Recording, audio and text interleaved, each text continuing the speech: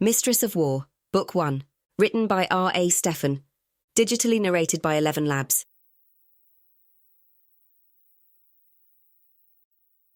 One. When an assassin pulled a dagger during the middle of the Emperor's summer soiree, it was almost a relief. Now, to be fair, I had nothing against parties in general. I also had nothing against dancing at parties. I wasn't even totally averse to drunken strangers grabbing my arse while I was dancing. I did, however, draw the line when those drunken strangers were old enough to be my grandfather, and there had been a fair amount of that kind of thing this evening. Nevertheless, when I saw the dagger glint in the hand of an oily little weasel of a man making his way toward Emperor Kaeto's retinue, I did what any self-respecting hired dancing girl would do. I screamed, "Assassin!" at the top of my lungs. Then I grabbed the nearest burning oil lamp and hurled it at the man's head. The results were quite satisfying if you were into that kind of thing, which I strenuously maintained that I wasn't. The bronze lamp impacted my target's shoulder, dislodging its metal lid and splattering him with flammable oil. In a flash of luck, good or bad, depending on your point of view, the lamp's still burning wick slapped against the oil-soaked sleeve of his ornate embroidered robes. Flames whooshed, enveloping his left arm and spreading rapidly outward from there. The man shrieked, his dagger clattering to the marble floor as he whirled this way and that, slapping at his clothing and generally making the situation much worse than if he'd simply dropped to the floor and rolled around a bit to smother the burning cloth. Within seconds, several of the guards who'd been unobtrusively stationed around the grand space converged on him. One of them pulled a tapestry down from the nearest wall and bore the man to the ground beneath it, using the heavy woven cloth to stifle the flames. I hoped the tapestry hadn't been valuable. A familiar presence rumbled to life at the back of my mind, because of course I needed an uninvited second voice inside my head right now. "Fire good. Tapestry stupid," it said. Shut up, I thought. This isn't really the time. I received the brief impression of an amused eye roll before the presence quieted, and I was once more able to turn my full attention outward. It was a testament to how desperate the partygoers were to make a good impression on their emperor that most of them hadn't immediately stampeded for the exits. Either that, or it was a testament to how common assassination attempts had become in the Illyrian Empire of late.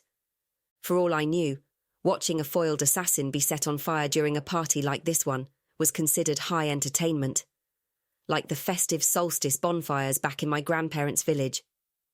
Whatever the case, most of the guests and entertainers had only retreated to the edges of the room. Once it became apparent that the fire was under control and wouldn't spread, the buzz of conversation swelled as they pressed forward to ogle the aftermath. In the general scramble to get out of the way, I'd been left standing alone in the centre of the atrium, abandoned by my fellow dancers as well as the musicians who'd been playing for us. In my experience, when you were the hired entertainment, being singled out by powerful people wasn't usually a good thing. Under the circumstances, though, I felt like my odds were decent. A moment later, a sandy-haired guard who'd smoothly stepped in front of Emperor Kaeto during the confusion lifted his sword to point at me. "You, young woman, approach us." Even if I hadn't already learned his name from palace gossip, the guard's tone of understated command would have marked him as a high-ranking tribune. Aelio, the others had named him. The Emperor's personal guard. A fair man, but don't cross him. Behind him, Kaeto's grey gaze was cool and assessing as it swept over me from head to foot, taking in my skimpy dancer's garb with a raised eyebrow. I jerked my attention downward to my own feet before I could accidentally offend him. According to general opinion, the new emperor was better in some ways than his warmongering father had been, and worse in others. He was also, by all accounts, quite a bit prettier to look at. I could see the appeal of those sharp hawk-like features, topped by waves of thick raven hair tucked beneath his gold crown. That didn't mean staring at him openly was in any way a smart idea. I kept my gaze fixed on my bare toes as I walked forward, dropping into a low bow a few paces away from the tribune's polished leather boots. "Your Imperial Majesty," I murmured to the floor. "Rise, girl." Kaeto's voice was as sharp as his features. "You did a service to your emperor tonight. Go with my guard. I would have him speak with you." I glanced up, rising to my feet with what I sincerely hoped was a dancer's grace. At Aelio's crooked finger, 2 more guards approached to flank the Emperor, replacing him as he sheathed his sword and gestured me to precede him toward one of the side exits. Heart thudding, I made my way through the soaring archway. Aelio indicated a room off the elegant portico, away from the excited buzz of the party. I entered, putting my back to the wall and once more lowering my gaze in respect. I could feel Aelio's heavy regard on me, and when I chanced a glance from beneath my lashes, his brow was furrowed in concentration. He cleared his throat. The Empire owes you a debt, miss, He said with polite formality. Your actions tonight were brave. I didn't even think, I lied. I just saw the dagger and panicked. Aelio made a humming noise. I see. Well, if your aim is that good when you're panicking, I'd hate to see what you could accomplish when your head is clear. I'm relieved I was able to stop him, I said, radiating innocence. How frightening it must be to know that random strangers want you dead, Vexing, certainly. Aelio replied. At any rate, I wish to offer you a boon at His Imperial Majesty's behest. Is there anything in particular that you desire? Money, jewels? Well, I began in a hopeful tone. I wouldn't say no to a job that doesn't involve inebriated old men pinching my arse all the time. Aelio let out a little huff that might have been amusement. That seems like an understandable ambition. I'll have a word with the palace adjunct and see what positions are available. Though I'd strongly suggest saying yes to the money as well, if you don't mind taking a bit of unsolicited advice.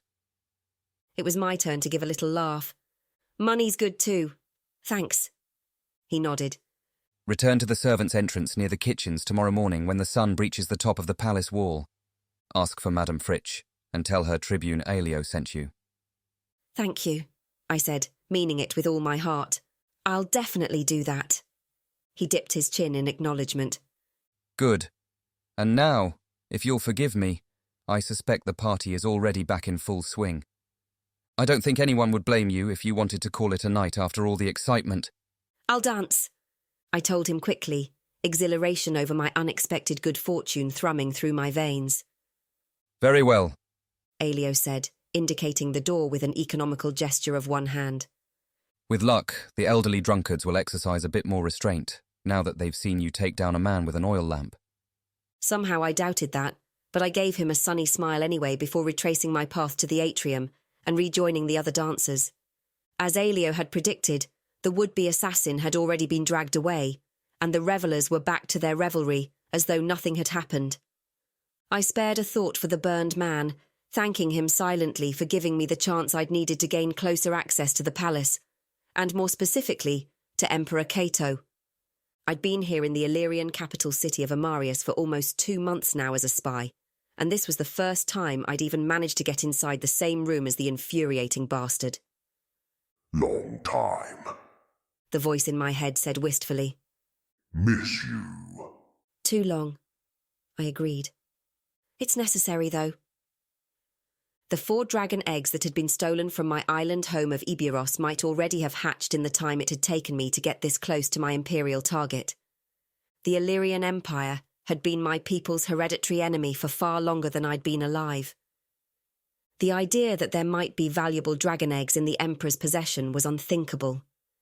If Kaeto managed to raise his own dragon army to combat ours, the fragile peace that had held for the past 2 decades would come crumbling down, plunging the continent once more into war. I had to get those eggs back. And now I finally had a way inside the stronghold of the man who'd ordered them stolen.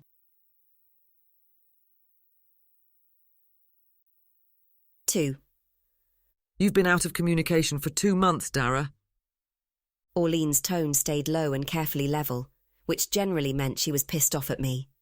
Even so, the words cut through the background noise of the squalid little tavern like a knife. I didn't take it to heart, despite the fact that the bulk of those 2 months since my foray into thwarting assassins had been spent drudging day and night in the palace, trying to get close to an egg-thieving emperor.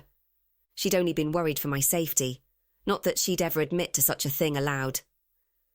I'm in communication with Zale, I told her, quite reasonably, I thought. Your dragons would have known if my dragon was upset about anything. Or if he was dead. Valif added under his breath, his distinctive white blonde hair and pale eyes shadowed beneath his hood. He had a valid point, but we'd known the risks when we came here to retrieve the stolen eggs. Orleen, Valif and I were all dragon-bound. It gave us the advantage of fast transportation across the narrow sea, separating Eburos from the continent, not to mention a form of mental communion with our mounts that transcended distance.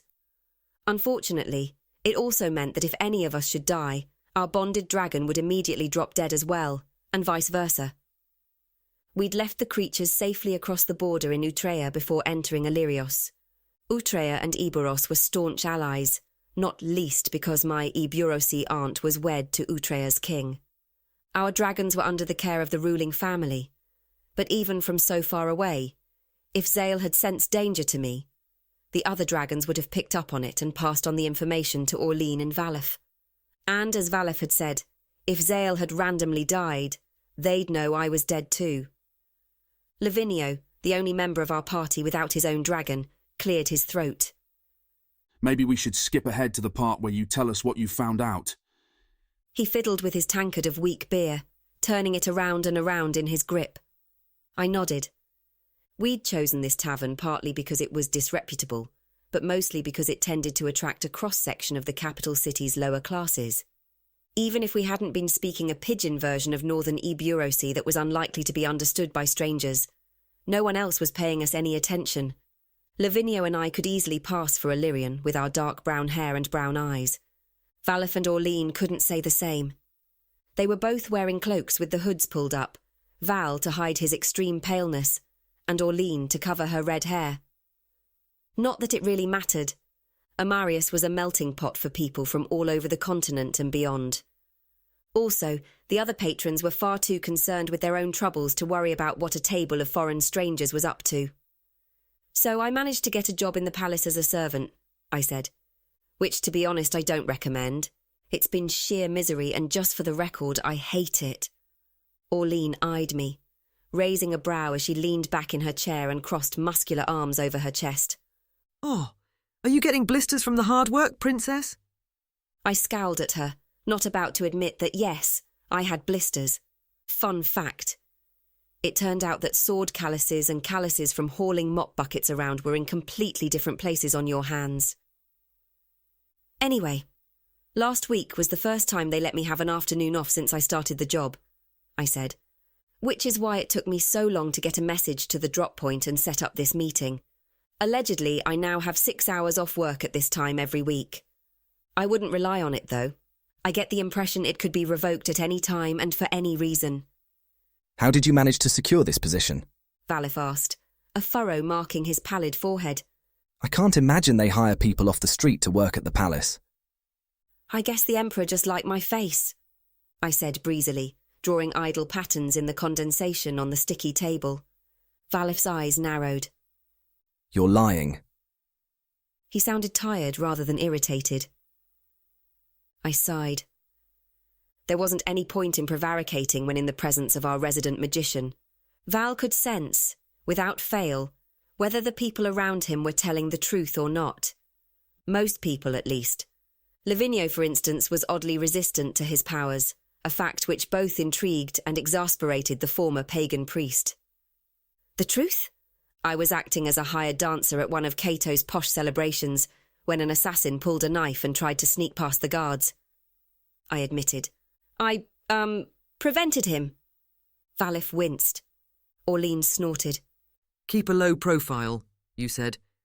It's important we don't draw attention, you said. I glared at her. It's not like I planned it ahead of time. Well, as long as it worked. Lavinio cut in, neatly heading off the argument. Next question. Have you learned anything useful in 2 months? The words tasted sour in my mouth. No, not a single bloody thing. There hadn't been so much as a hint of gossip among the servants about dragon eggs, dragon hatchlings, or dragon anything. And I hadn't had contact with anyone higher up in the imperial hierarchy than the dour Madame Fritsch, so servants' gossip was all I had access to. Bugger, Orleen muttered. It's still our best angle, I said doggedly. Unless the rest of you have found out anything while I've been stuck in the palace. Nothing useful, Lavinio admitted. And it's not for lack of trying, believe me. Gruff, middle-aged Lavinio had come along with us because of his years of experience with hatching dragon eggs and raising the tiny dragonettes to adolescence. He'd never bonded with any of his charges, claiming that he preferred to dedicate himself equally to all the hatchlings in his care, rather than focusing on only one dragon. Nevertheless, his experience made him a useful addition to the group, even if it meant he had to ride double with someone when we were travelling by dragonback.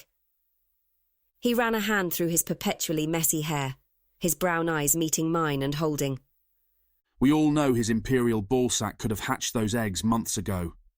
Yes, I'm well aware, I snapped, not needing the reminder that with this whole operation taking so long, Kaeto might already have hatchlings growing safely in hiding somewhere. But Lavinio raised a placating hand, palm out. All I'm saying is, maybe keep an ear out for anyone talking about a wildfire. Hatching those eggs would require a big one. People might notice. I took a deep breath and let some of the frustration flow out of me. No, you're right. That's a good idea. Both Utreya and Eburos had tested several methods for hatching dragon eggs. Bonfires, blacksmith forges. You name it. Someone had probably tried it over the years since dragons had returned to the skies. The only thing that had ever worked was starting a forest fire around the cave where the nest had been laid.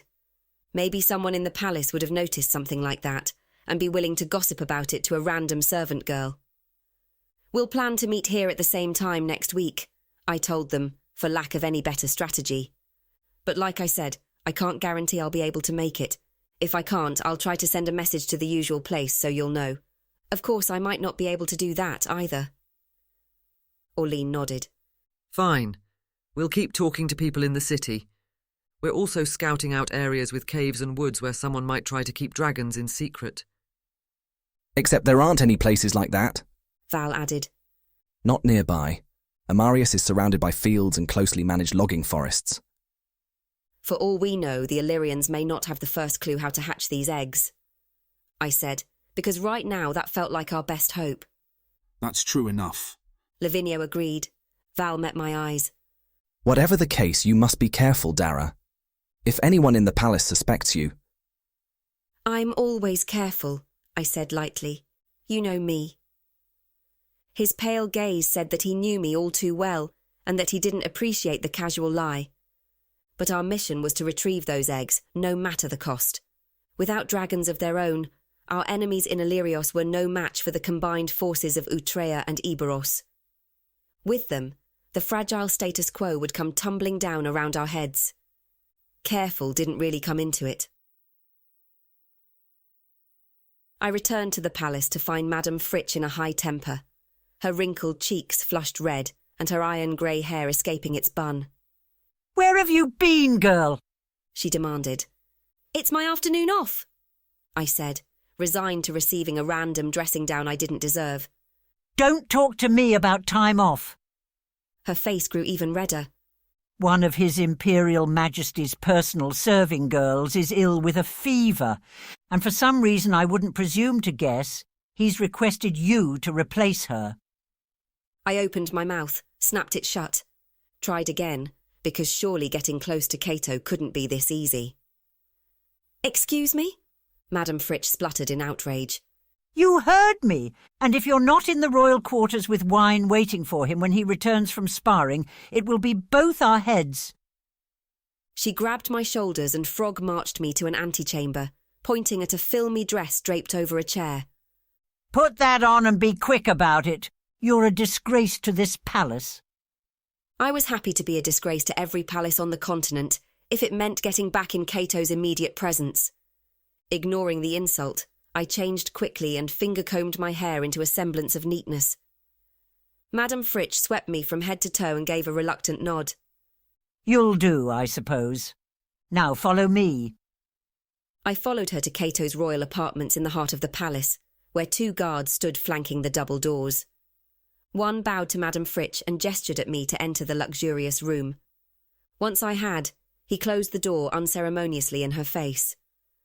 "Could you show me where the wine is kept?" I asked as meekly as I could manage, then set myself to pouring a goblet once he obliged.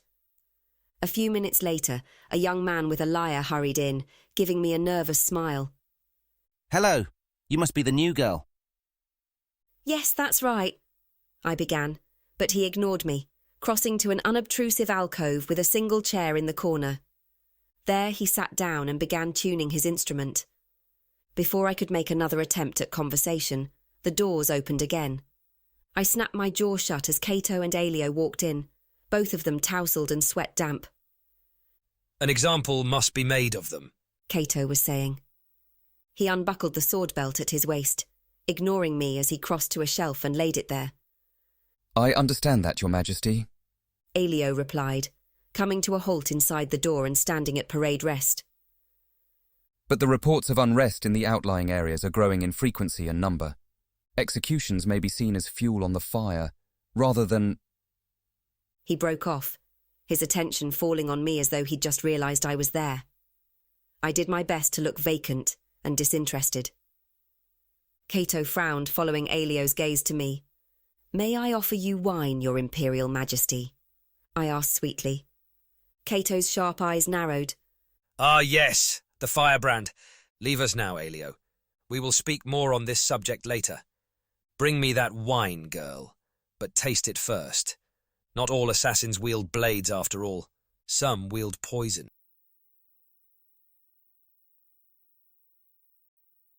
3. Kaeto's palace had a number of security measures in place to ensure his safety, the occasional random assassin at a party notwithstanding. Working in the background as a servant, I'd seen many of those measures in action firsthand.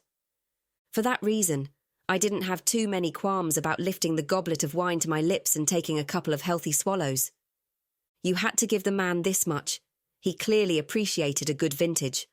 I took a split second to savour the rich, oaky sweetness. Then I crossed to place it on a side table next to the cushioned chair where Kaeto had settled himself. Bowing my head, I pointedly turned the goblet so that his imperial lips wouldn't land in the same place my lowly servant's lips had. He made no immediate move to drink it, presumably because he was waiting a few minutes to see if I started vomiting uncontrollably or collapsed into violent convulsions. Instead, he began to remove his leather gloves in a deliberate manner, one slow finger at a time. I took in his languid pose with my peripheral vision, not looking directly at his face. The prickle of awareness on my neck told me he wasn't offering me the same courtesy. Musician, he said, play the Ballad of Armatiza. Immediately, the haunting sounds of a lyre in skilled hands filled the elegant room, neither too soft nor too loud. You are a dancer, are you not? Kaeto asked. When you aren't burning men alive, that is. As a dragon rider, the irony of the words wasn't lost on me. But on the positive side, I'd apparently made an impression on him. For now, I was more than content to exist in Kaeto's awareness, as that crazy woman who took out an assassin with an oil lamp. I am, Your Imperial Majesty, I replied. Would you like me to dance for you? He made a wordless noise that I chose to interpret as an affirmative response. When I risked a full glance at him as I straightened from my respectful bow, it was to find that he'd discarded the gloves next to the wine. His head had fallen back to rest against the cushioned top of the chair, and his eyes were closed. The overall effect was one of combined exhaustion, tension, and performative indifference to his surroundings. My gaze couldn't help catching on the exposed arch of his throat. His features truly were too sharp to be considered classically handsome, but there was something dangerously appealing about him all the same. Since I enjoyed keeping my head attached to my shoulders, I made no mention of how wasteful it seemed to ask someone to dance and then not even bother to watch them. I moved silently to the open area at the centre of the room, gauging how much space I had to work with, and swept into a simple, flowing series of movements that complemented the mood and tempo of the music. I was enough of an Eburos barbarian girl at heart that I would have preferred dancing barefoot to the silken slippers Madame Fritsch had dressed me in, but at least the gauzy dress had been designed with freedom of movement in mind. It swirled and wafted around me in a most satisfying way as I lost myself to the physicality of the moment, awaiting whatever happened next. I'd received many gifts from my dear mother, but a love of dance was perhaps foremost among them. It might have taken 24 years before it became a truly important skill in my life. But if Kaeto wanted a servant girl to dance for him, I'd happily do so for hours. As it happened, It didn't take hours. I watched Kaeto as furtively as I could while I spun and dipped, noting the way the tension gradually eased from his shoulders as music flowed through the imperial chambers. Before long, his striking grey eyes opened, fastening on my movements. I was careful not to examine him too closely after that. Finally, he let out a slow breath that seemed to come from down around his ankles somewhere. That will do, musician. You are dismissed. The flowing notes quieted to a skillful conclusion, and I followed them down to stillness, my body supine on the floor, arms artfully outstretched. My thanks, Your Imperial Majesty. The musician murmured, and a few moments later, the sound of the chamber door opening and closing reached my ears. Aside from the nameless, faceless guard standing in the corner of the room, his features obscured by a metal helm, Kaeto and I were alone. I kept my face downturned, my forehead pressed to the luxurious rug, waiting. Come, girl, Kaeto said. sit by me. I rose smoothly and crossed to him, cognizant of the notable lack of other chairs nearby. In the absence of other options, I sank down cross-legged on the marble floor at what I judged to be a respectable distance. You dance well. Again, I felt the weight of his eyes on me, assessing. Thank you, Your Imperial Majesty, I replied, not looking up. Sire will do in here, Kaeto said. and you will not be whipped for looking upon my face, girl. What is your name? I looked up, relieved, since my neck was starting to develop a crick by this point in the proceedings. It's Dara, sire, I told him, safe enough, as it was a perfectly common name. Dara. He repeated, as though tasting the word. And where exactly do you hail from, Dara Firebrand? Your accent is unfamiliar to me. That stung a bit, actually, since I'd believed my Illyrian accent to be quite good, thank you very much. I grew up in a small village near the southern edge of the Utrian border, sire, I said, my fictional backstory at the ready. Sidrilla, by name, though I doubt you'd have reason to know of the place. He gave a hum of acknowledgement and picked up the wine goblet, drinking deep. Apparently enough time had elapsed without any horrific symptoms on my part for him to trust that the drink wasn't poisoned. Sidrilla? No, I can't say I've heard of it. He set the wine aside, tilting his head as he examined me. Would you say the people of your village are happy with their lot in life? I hesitated, because I hadn't put a lot of thought into the fictional, emotional state of my fictional home village. Frankly, it wasn't the sort of question I'd expected to have to answer. I would say that some of them are happy and some of them are not, I replied carefully. Largely in response to the trials and bounties common to any small settlement reliant on the vagaries of weather and the one god's will, my family was content enough most of the time. His gaze on me didn't waver. And yet, you felt moved to uproot yourself and travel hundreds of leagues to a new city. That doesn't sound like the actions of someone content with her life. For this, at least, I'd rehearsed an answer. I snorted softly. It sounded more appealing than staying and marrying the obnoxious prat my parents had promised me to, sire. He gave a small huff of amusement. Avowed willfulness is not generally a desirable trait in a servant, you realise. Perhaps not, I agreed. I'm hoping that being a good dancer and occasionally throwing things at would-be assassins is enough to tip the scales in my favour. At that, he chuckled aloud, the sound low and full-throated. I see. He rose from his chair, stretching from side to side to ease his spine. Now, Firebrand, I desire a bath after the torture session that Tribune Aelio calls sparring.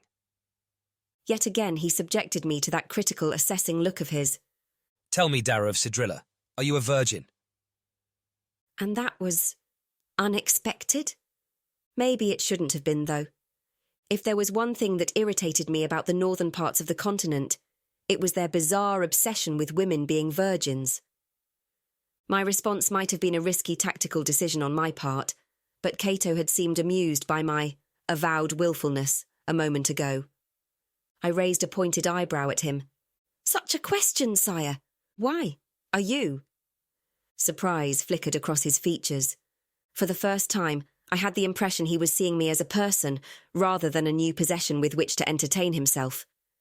It was only an instant, and then the cool mask of Emperor cloaked his expression. I wish only to know whether you are likely to shriek and faint at the sight of a nude male body, girl, he said. As I see that you are not, you may attend me. Come then, I grow weary of my own filth. I rose and followed him to the attached bathing room without comment, wondering idly if the title of Imperial Serving Girl was expected to come with sexual favours attached. Even though I assumed such a man would be an entitled prick about sex, I couldn't say I was actively averse to the idea. He really was surprisingly easy on the eyes. With more curiosity than trepidation, I trailed into the lavish marble room off the main chambers, readying myself to disrobe and bathe the ruler of an empire. In the back of my mind, a distant dragon rolled his eyes at me, long-suffering. Pretty doesn't mean safe, Zale sent through the bond. That's all right, I sent back. We both know safe is boring.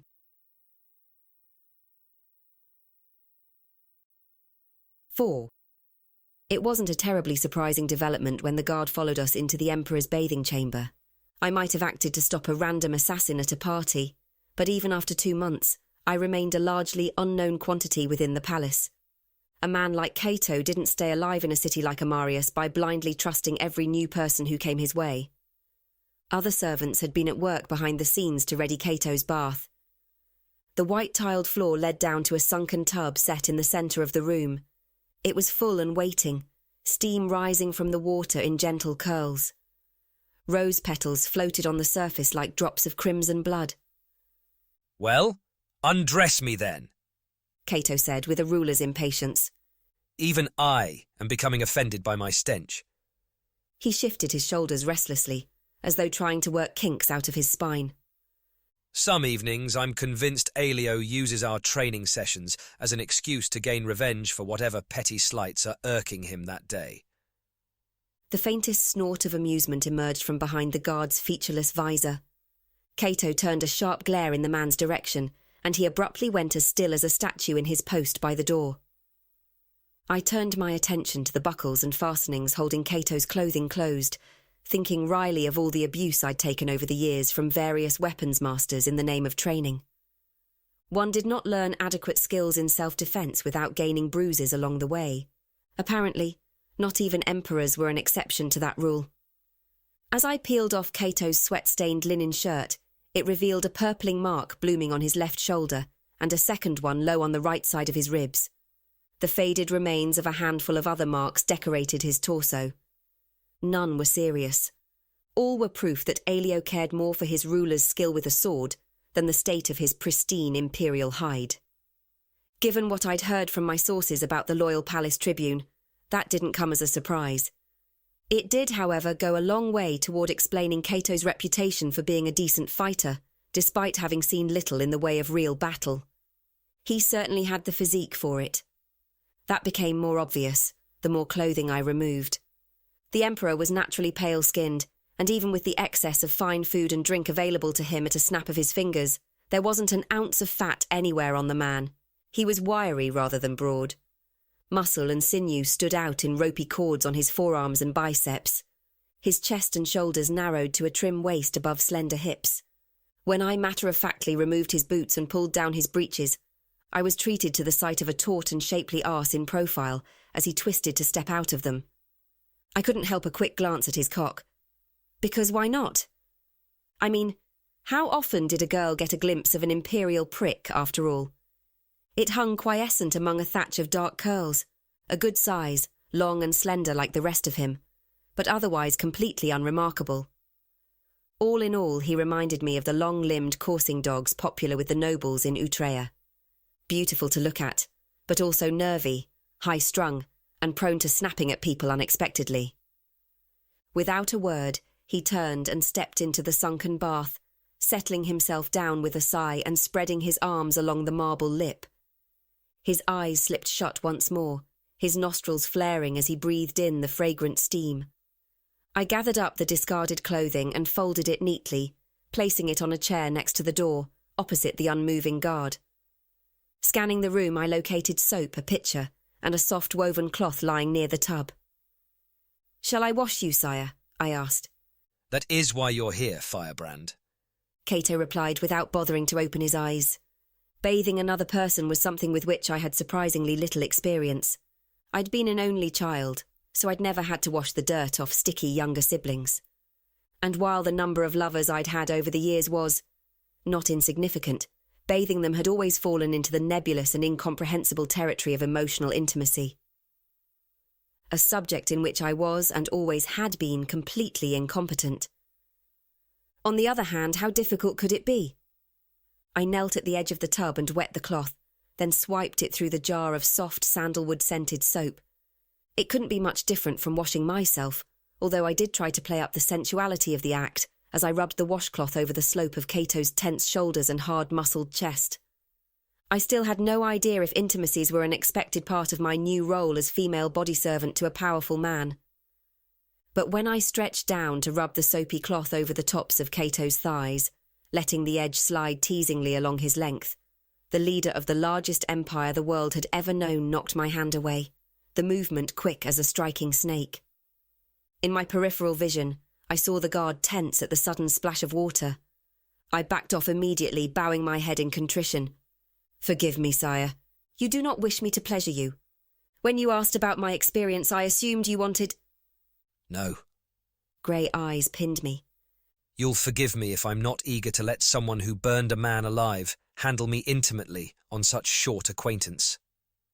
Bad tactics on my part. A stupid mistake to make. Of course not, sire. I humbly beg your forgiveness for my presumption. Kaeto retrieved the fallen rag and took up his own ablutions. His eyes never left me while his expression grew speculative. Did the bloody man never blink? If you are so eager to prove your worldliness, Firebrand, then put your fingers to work on yourself. Since you're so eager, I'm more than content to observe from a distance. And, yeah, I hadn't seen that one coming either. Once again, he'd surprised me. There were potential pitfalls here. I'd already noted the value Illyrians placed on so-called feminine purity. On the one hand, I wasn't sure what my acquiescence to putting on a public show for Kaeto and his guard would mean for my reputation in the palace. On the other hand, the Illyrian Emperor had just ordered me to do it. In the end, I was only a servant as far as anyone here was concerned. I didn't have much of a reputation to start with. On a personal level, I couldn't care less if they wanted to ogle me while I got myself off. Hell, it could even be fun, under the right circumstances. But I was still playing a role here, and that role wasn't island barbarian girl with loose morals. I looked uncertainly toward the guard. "Sire, we're not alone."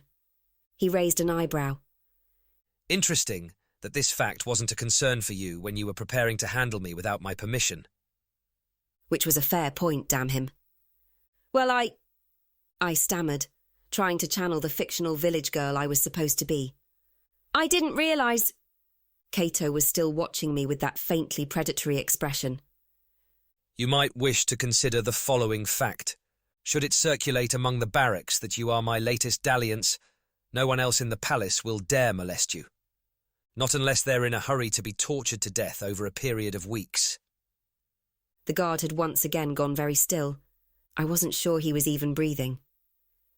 He had the air of someone hoping that if he emulated a piece of statuary effectively enough, it would somehow make him functionally invisible.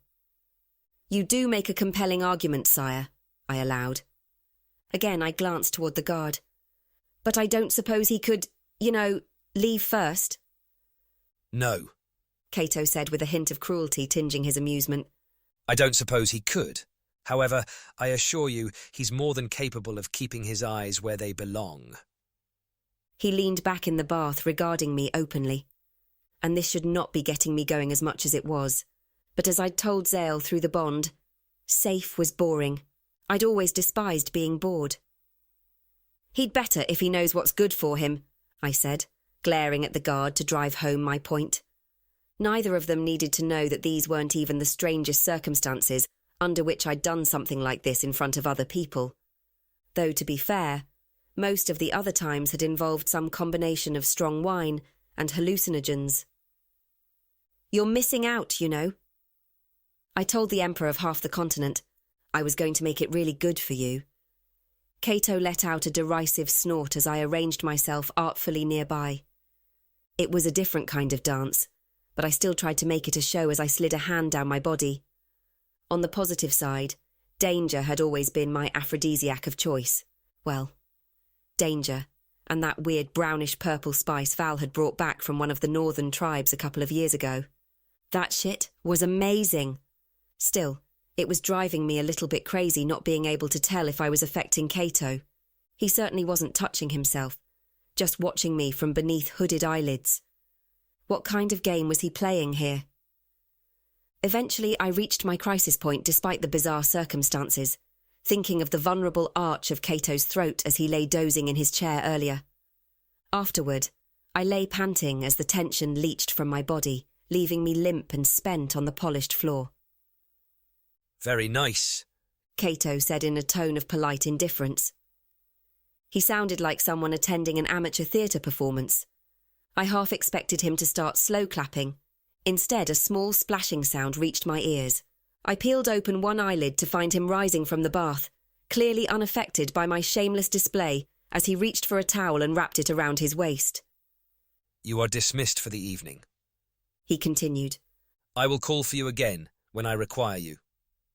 I stared at him for a blank moment, aware that asking, "Wait, what in the gods' names just happened here?"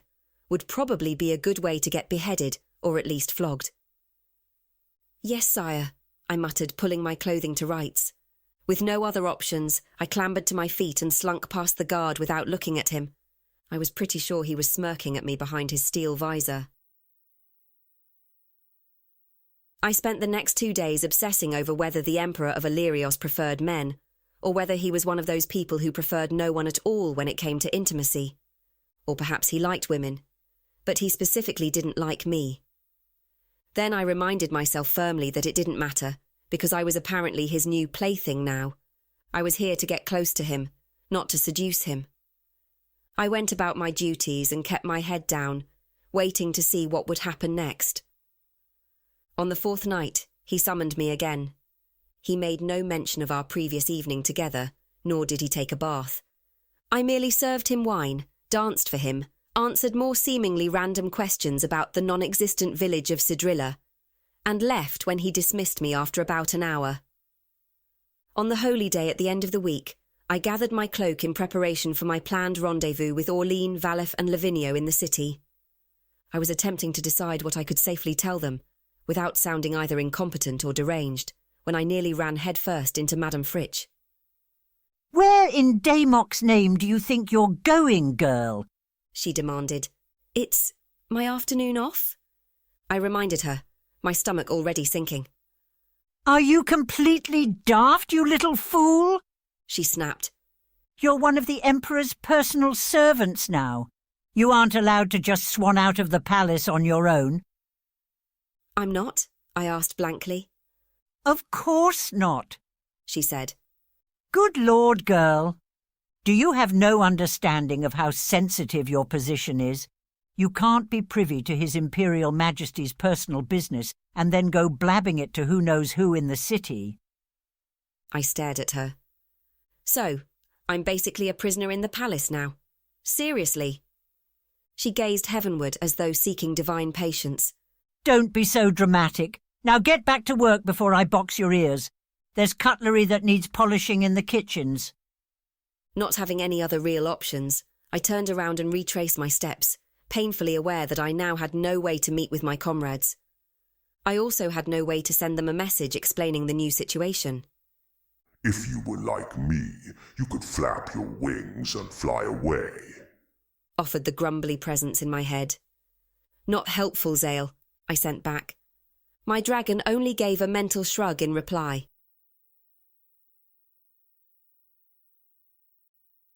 5. It took the better part of another week to sweet-talk one of the stable boys into delivering a message to the city for me. There was risk in the gambit, to be sure. I doubted the lad's loyalty to a pretty servant girl he'd only met a few days ago would stand up to much in the way of pressure, should he be caught and questioned about his actions. The note was written in pidgin Eburosi, relying heavily on symbols and pictograms since written language had only come to my island home a few decades earlier. Most educated people there use the Illyrian language for written communications, ironically enough. That meant my native scribbles should be obscure enough on their own. I'd also kept things vague to the point of near uselessness, trusting my comrades to read between the lines. I was sorry I'd missed our planned meal together. I'd received a highly desirable new position that meant I needed to stay in the palace until further notice. But I was so happy for my unexpected good fortune, and I hoped they would be too. They'd figure it out, I was fairly certain.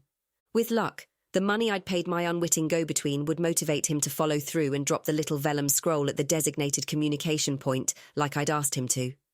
I didn't really have a way to follow up and confirm it, unfortunately. Back home on the Kaeto front, things were progressing at a snail's pace, and that was being generous. I couldn't seem to figure out his angle. Not that I was an expert in getting inside people's heads. That was more Val's specialty. In some ways, it was a pity our walking truth detector's unusual looks made him a poor candidate for blending into the background as a palace spy. However, the truth was that I hadn't wanted it to be anyone other than me. If I got myself killed during this mission, it would be my own foolish fault. If someone else got killed while under my command, it would eat at me for the rest of my days. I could practically hear old Caius lecturing me on the importance of using one's assets to their full advantage during wartime. But the Caius in my head could go hang, because this wasn't a war, not yet. Besides, it wasn't as though any of the others could have ended up this close to Kaeto without arousing suspicion. I was making progress even if it didn't feel like it. The Emperor continued to summon me at regular intervals, occasionally multiple times a day. No one in the servants' hall seemed to be talking about the sick girl I'd replaced.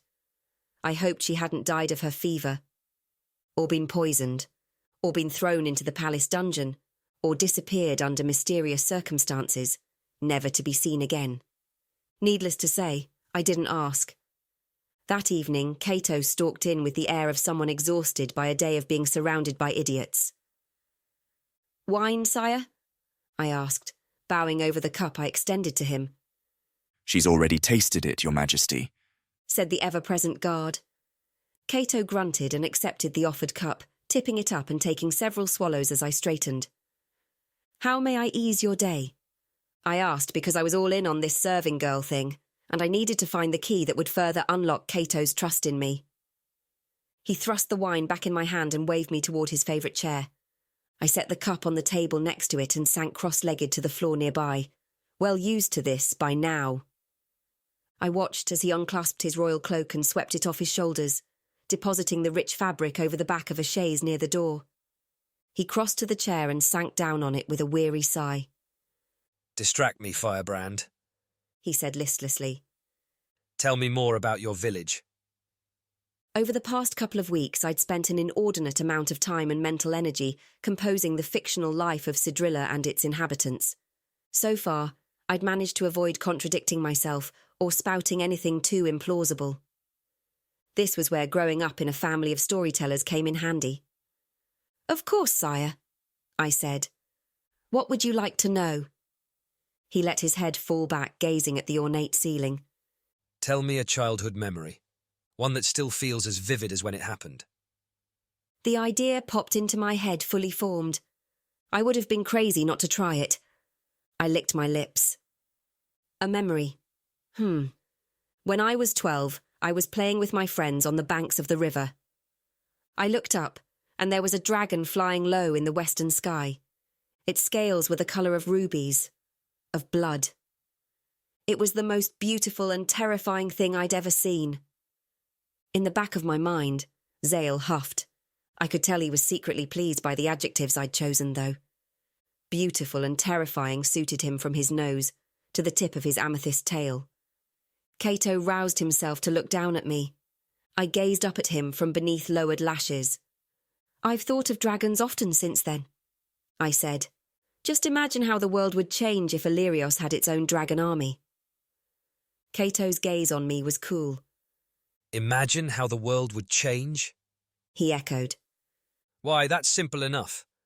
There would be a war to end all wars, and when it was finally done, the cartographers would have to redraw all their maps." A faint chill shivered down my spine. He knows, I thought. The spies were right. Kaeto was behind the theft of the eggs, and he wanted to wipe Eburos and Utreya off the face of the world. I'm sure you're right, I managed. Do you think it will ever happen? His cool expression never wavered. Who can say? Perhaps it will one day. This was closer to my goal than I'd ever come before, but Kaeto wasn't exactly going to come out and tell me he had 4 dragon eggs hidden in the foothills. As much as I wanted to, I didn't dare push the subject any further. So what about you, sire? I asked. What's your most vivid childhood memory? Kaeto's face remained unreadable, and he was silent for long enough that I worried I'd overstepped. I was 9 years old, he said, and I'd just realised that my older brother was a sadistic monster. A sadistic monster who would one day rule the Illyrian Empire, if I didn't do something about it first. I bit down hard on, so sadism runs in the family then? I already knew that it did. I'm sorry, I offered. That must have been an awful thing to face at such a young age. He waved a hand as though batting my words away. At his gesture, the strange intensity in the room's atmosphere dissipated. Had I appreciated the amount of tiresome peacocking involved in rulership, I might have walked away and wished him joy of it. Kaeto said. Which reminds me, I will shortly be required to travel to the shipyards in Helluva to christen the first of a new class of warship. You will travel with me, in case I have need of entertainment while we camp. As you command, sire, I said, dipping my head to hide the way my thoughts had started racing. Helluva was a river port several days' ride to the south. The overland route traversed rough territory through the mountains, sparsely populated and largely unsuited for agriculture. During the winter, most people who had the means would make such a journey by boat. But during the summer, the biting insects made river travel through the lowlands nearly unbearable. I had no doubt that Kaeto would be riding with a large retinue for protection, but the fact remained that he would be far more vulnerable outside of the palace walls than inside them. And I would be with him, a dragon rider whose mount could find her anywhere using their bond. A dragon could swoop down on a guard escort and throw a camp into disarray with a single burst of flame from above. Zale stirred with interest in the depths of my thoughts. So, how would you feel about abducting an emperor and threatening to flambe him unless he tells us where he's got the dragon eggs stashed? I asked silently, aware of how crazy the idea sounded. Dragons couldn't smile, but the slow wash of satisfaction through the bond conveyed Zale's feelings just as clearly.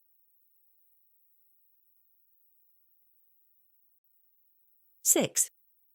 Fortunately, I'd had several days to refine my plan of kidnap Kaeto and threaten him until he tells me everything. The original iteration had included a couple of glaring flaws, the main one being that it would immediately spark a war with the Illyrian Empire. That one was, surprisingly, the easiest to remedy. My stable boy/messenger had proven himself trustworthy, at least so far. When I'd sent him with a follow-up message a few days after the first, he'd returned with a note the others had left for me at the drop-off point. It wasn't terribly helpful or illuminating, the rough translation essentially consisting of, "Great, fabulous, well done you. Now what the hell are the rest of us supposed to do?" I hadn't had a good answer at the time. Now I did. My next message was more difficult to compose, simply because being ridiculously vague wasn't going to cut it, for this. I'd have to rely on the impenetrability of written Eburosi to the average Illyrian citizen and hope for the best. "Return to the others," I wrote. "Tell my aunt to spread the message of a rogue barbarian warrior girl who escaped with a you-know-what and is acting on her own, without official sanction from the tribal council. Have her contact my family and get them to spread the same story from Eburos." I could only imagine the creative cursing Orlean would come up with in response to the orders to return to Utreya and reunite with their dragons, or the way Val would shake his head and cover his face in despair. I thought maybe Lavinio would understand the necessity, though. I was more than willing to throw myself under the wheels of the metaphorical wagon if it meant getting those dragon eggs back. Or in a pinch, destroying them. Doing so would rip my heart from my chest, but I would destroy the eggs as a last resort before I let Illyrios have them. Distress flooded the dragon bond and my heart twisted further. Zale didn't understand or care about human territorial politics. Frankly, I envied him that indifference. He understood good hunting and the joy of flight. He understood loyalty and adventure, and the satisfaction of a healthy clutch of dragonettes in the ware. If it came to crushing the eggs, I'd have to do it myself. And then, it was very possible I'd find out what it was like to be soulbound to a creature who was furious with me. Hopefully, it wouldn't come to that. There weren't so many dragons in the world that we could afford to lose 4 of them. My plan was to grab Kaeto, try to get the information from him, and use Zale to force my way into wherever the eggs were being kept, so I could retrieve them, safe and intact. I even had a backup plan in place. If threatening Kaeto directly didn't work, I'd pretend to be part of an imaginary Illyrian faction and try to ransom him in exchange for the eggs. Either way, Zale could outdistance any pursuit by land or sea. I'd head east, away from both Utrea and Eburos, then fly the eggs to my island home only after throwing the Illyrians off our scent. The remaining important question was whether to kill Kaeto or leave him alive. If I left him alive, there was no guarantee he wouldn't try to steal dragons again in the future. But if I killed him, it wasn't at all clear who would take his place, and whether we'd be better or worse off than before. You like him, said the unhelpful presence in my head. That doesn't really come into it, I shot back. The day of our departure dawned grey and windy. I was happy to be an afterthought, barely more than another piece of luggage in the Imperial retinue. It gave me a chance to observe. There were surprisingly few servants accompanying the entourage, fewer than 6, and that included the ones responsible for wrangling the pack animals. A cook, a few grooms, and little old me, the Emperor's new toy. Combined with Kaeto, the 36 soldiers forming his Imperial Guard, Tribune Elio, and a couple of hangers-on from court, the entire group numbered less than 50. I was relying on my memorization of the Illyrian maps that had been available in my home city of Rythe, combined with the chatter among the retinue, to plan my attack. You mean my attack? Zale grumbled. I ignored him, eyeing the little ambling pony I was expected to ride. Looks tasty, Zale offered. Slow and easy to catch. He was needling me for a reaction, which tended to be what happened when a battle dragon spent too long stuck in an unfamiliar ware without anything to do except offer snide mental commentary to his absent rider. Don't eat horses, please, I replied, refusing to be baited. Even slow ones. The pony sneezed, spraying me with a fine mist of snot. I could reconsider, I told it evenly. It shook its head, sending the bridle's hardware jingling. At least I wasn't expected to ride double behind a soldier. Madame Fritsch had outfitted me with a modest split skirt that accommodated riding astride, and someone had thoughtfully covered the saddle with a thick layer of sheepskin to save my delicate dancer's thighs. Never mind that those dancers' thighs had straddled a dragon during day-long patrols over the Southern Sea on a regular basis for several years now. To be fair to them, this journey wouldn't be an easy ride, slow-gated ambler or no. We would start off travelling parallel to, but upland of the river that ran south from the port city of Amarius. On the 3rd day, we'd veer east to reach the closest pass through the mountains that separated northern Illyrios from the more southerly river port that was our destination. The River Uvi had carved a path through those mountains over the eons. But travel upstream by water was slow, and rivergoers risked contracting swamp fever from the massive swarms of biting insects endemic to the area during the summer. That worked out perfectly for me. My mentor Caius, who'd been an Illyrian soldier for decades before running afoul of the imperial family and escaping to Eburos, had travelled these mountains many times. He'd drilled me on Illyrian geography for weeks before this mission had started, and I had a pretty good idea of where to stage my imperial abduction. The pass we'd be traversing wove through broken land that included a dry canyon barely wide enough for 6 horses to ride abreast. Once the column rode into that canyon, they'd be easy pickings for a dragon on the wing. All I needed to do was get close to Kaeto as we entered the ravine and call Zale in after us. With the soldiers in disarray, I was pretty sure I could overpower Kaeto, who wouldn't expect me to pose a threat. It sounded simple enough. separate him from the rest of the column, at knife point if necessary, and wait for Zale to land nearby, holding the guards at bay with his fiery breath. The narrow gorge would make it a squeeze for Zale to take off again while carrying 2 people, but I was confident he could do it. Easy. Zale snorted. "What? I can't help it if I'm a natural optimist," I told him, and swung up to sit in the pony's saddle. The first 2 days were the same combination of boredom, tedium and inconvenience as all overland journeys tended to be. The pack mule train ensured that even on the well-travelled flatlands south of the capital, our speed was limited to a slow plod. This probably made my borrowed mount happy, since plodding seemed to be his natural speed. On the first and second nights, we stayed in decently sized towns along the route, where the inn owners stumbled over themselves to provide hospitality and good food for the imperial retinue. I bathed Kaeto in the evenings and dressed him in the mornings, but beyond that, he apparently hadn't felt the need for my entertainment, as he'd put it. The third day saw us parting ways with the river route, and with it, most signs of civilization. I hadn't been certain what sort of travel the mountain pass saw at this time of year. The answer was some, but not much. We occasionally met trade caravans coming from the other direction, but they were small and infrequent as the day rolled on. They inevitably gave us a wide berth, not that I could blame them, with the soldiers bristling weapons. I held my breath, but none of them came running over to us to blather about having seen a riderless dragon wheeling in the sky. I'd called on Zale to fly in from Utreya first thing that morning. I told him to find an inconspicuous place to hide among the peaks, looming above the northernmost ravine along the pass. Well out of sight of any passing riders, but only a couple minutes' flight away from where I would need him at the canyon entrance. As the sun passed its zenith, the terrain around us grew craggier, and my nerves grew taut with anticipation. "Be ready," I sent as the slopes on either side of the trail closed in, steepening to sheer walls ahead. Kaeto was riding with Elio and 2 courtiers in the centre of the column, while I rode with the other servants toward the back. The mule train was behind us, followed by a small rearguard of 6 soldiers. I relayed this to Zale, intending to have him strike as the guards in front of the small servant group entered the ravine, splitting the column and panicking the pack mules. This would hopefully remove the 6 rear guards from the equation, as they tried to deal with the confusion of escaping animals outside of the canyon's confines. It really was a perfect place for an ambush.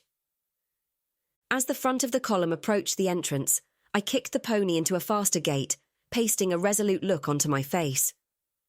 "Excuse me," I said, weaving past the soldiers' larger horses as I headed for the centre of the group.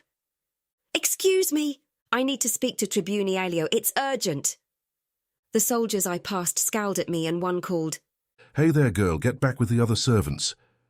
But none of them physically tried to stop me. I reached my targets just as we entered the enclosed walls of stone. "Ready," I warned Zale, and was aware of him leaping from his perch, his great wings spread wide. "Tribune Elio," I called. "Forgive me, sir, but it's urgent. There's a problem among the servants." Both Elio and Kaeto turned to look at me, frowning in confusion. Before I could draw breath to come up with some other nonsense to spout, a jolt of alarm echoed through the bond. "Unknown riders," Zale sent sharply. "Too many, descending the slope behind you." I had a moment to think, what the actual fuck? Followed by a flash of realisation. It really was the perfect place for an ambush. Apparently, I wasn't the only person who'd thought so. Well, shit. The distant echo of thundering hoofbeats, muffled by the stone walls surrounding us, filtered to my ears past the familiar sounds of the column. "Change of plan," I told Zale just as the first shouts of "Ambush! It's a trap!" erupted from the soldiers forming the rear guard.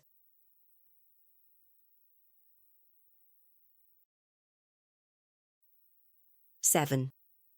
There are armed riders descending from the mountains behind us," I shouted, immediately ditching my original "there's a problem with the servants" angle and hoping everyone would be too distracted to pick up on it. Both Elio and Kaeto fastened their attention upon me like hawks preparing to dive for the kill. "How many?" Elio demanded, all business. Couldn't count them, I said breathlessly. Lots, though. Too many. Too bad we don't have any oil lamps for you to throw at them. Kaeto's tone was waspish, but he transferred the reins of his fine buckskin stallion to his left hand and drew his sword with his right. No time for banter, Elio barked. We'll try to outdistance them through the ravine while the guards hold the rear. You 6! He pointed toward the milling guards closest to us. Lead the way. Ride as hard as you can without breaking a horse's leg. Trying to outrun the riders behind us was a desperate gambit. Any organised attack worth its salt would have more riders waiting ahead of us to cut off our escape, and Elio had to know that, as well as I did. But there were only 2 directions to go, and the echo of screams and clashing steel was already approaching us from behind. Elio swept his gaze over the 2 aging courtiers in the group before it landed on me. Keep up, we can't slow down for you. I returned a curt nod and spurred my pony forward as Elio and Kaeto wheeled, galloping after the guards. The pony gave a startled crow-hop in response to the press of my heels before launching itself past the courtiers' larger horses, hot in pursuit of my quarry. It was like riding a very small and very unhappy earthquake, but short didn't always equate to slow. The pony had a surprising turn of speed, although endurance might be another matter entirely. Behind us, the courtiers' panicked cries of, "Wait!" and "Slow down!" were already growing fainter. The pair would realise soon enough that Elio hadn't been lying. As the Amarian Palace Tribune, his only concern was for the safety of his emperor. The rest of us would have to keep pace with them, or be sacrificed to the larger goal of protecting the empire's ruler. The pony's hooves skidded on shale, and I grabbed mane as the animal bobbled alarmingly before righting itself. "Stick to riding dragons," muttered the presence in my head, as the pony recovered in time to hurtle over a poorly placed boulder in the path. "It's safer." "Not helpful," I sent back. "Why are you never helpful when I'm in situations like this?" Sure enough, we'd barely gone half a league when Elio let out a sharp curse. He and Kaeto were perhaps 5 horse lengths ahead of me, but I could hear the same thing he must have heard, a cacophony of hooves echoing against the canyon's high walls. Far too many to be the forward guard's horses, and they were growing louder. Elio held up his hand for a halt. I reined in the fractious pony, barely avoiding crashing into Kaeto's lathered mount. That put me close enough to hear Elio's murmured, I'm so sorry, sire. Before he drew steel and bellowed, Protect the Emperor! The 6 guards shouted a ragged battle cry, following their commander as he charged toward the unknown danger with his sword held high. Kaeto's face might have been carved from the same stone as the ravine. I drew breath to speak, only to be interrupted by the noisy arrival of one of the lagging courtiers. Of the other one there was no sign. He might have fallen, or perhaps he'd panicked and turned back when he heard the fresh threat approaching from the canyon in front of us. It didn't matter. "You might want to get off your horse now," I told him, suiting action to word as I dismounted and let the pony run loose. "What?" panted the old man, clutching his reins in white-knuckled fingers. Get back on that pony, Firebrand. Kaeto snapped. What are you doing? I ignored him, grabbing the buckskin's reins in one hand and the hem of Kaeto's ornate tunic in the other. "Come and get us, please," I told Zale, jerking the stallion's head around at the same time I yanked with all my strength, dragging the startled Emperor from the saddle. Kaeto crashed to the ground with a shout, his sword flying free of his hand. I kicked the weapon out of range and stepped back before he could recover enough of his wits to try and take me down with him. "Stop! Stop!" bleated the useless courtier. "Traitor!" "Not exactly," I told him, as the rush of unnatural wind whipped at the escaping tendrils of my hair. To be a traitor, I'd have to be Illyrian, and just for the record, I did warn you to dismount while you had the chance. Great wings thumped through the air above us. The buckskin stallion and the pony panicked and bolted, heading back the way we'd come. The courtier's mount screamed in terror and reared as its rider wrestled with the reins. Its hind hooves slipped and scrabbled on the rocks, sending it crashing backward to the ground. It flailed for a moment before regaining its feet and galloping after its herdmates, leaving the broken body of the crushed courtier behind. Blood spread slowly outward from beneath the man's head, in an ever-expanding crimson puddle. A great amethyst-coloured dragon dropped into the canyon in front of us, looming over the still-winded Kaeto. He'd made it part-way upright, balanced on a hand and a knee as he gasped for breath, but at the sight of the scaly creature looming over him with its serpentine neck, gimlet eyes and razor-sharp teeth, he fell onto his rump and started trying to crab-crawl backward, away from Zale's beady regard. I let Kaeto run into my legs, halting his frantic scramble. I doubted he was even aware I was still here. He gasped and craned around, taking in my utter lack of concern about the massive dragon menacing us. I pulled the wicked little paring knife I'd liberated from the palace kitchens out of its hiding place in my belt and dragged Kaeto to his feet, pressing the blade to his throat. Behind us, a thunder of hoofbeats approached from the direction of the first attack, the one that had come from the mountain slopes. "You've got two choices, Your Imperial Majesty," I said. "Don't worry, though. This is an easy one. You can either come with me or you can die where you stand."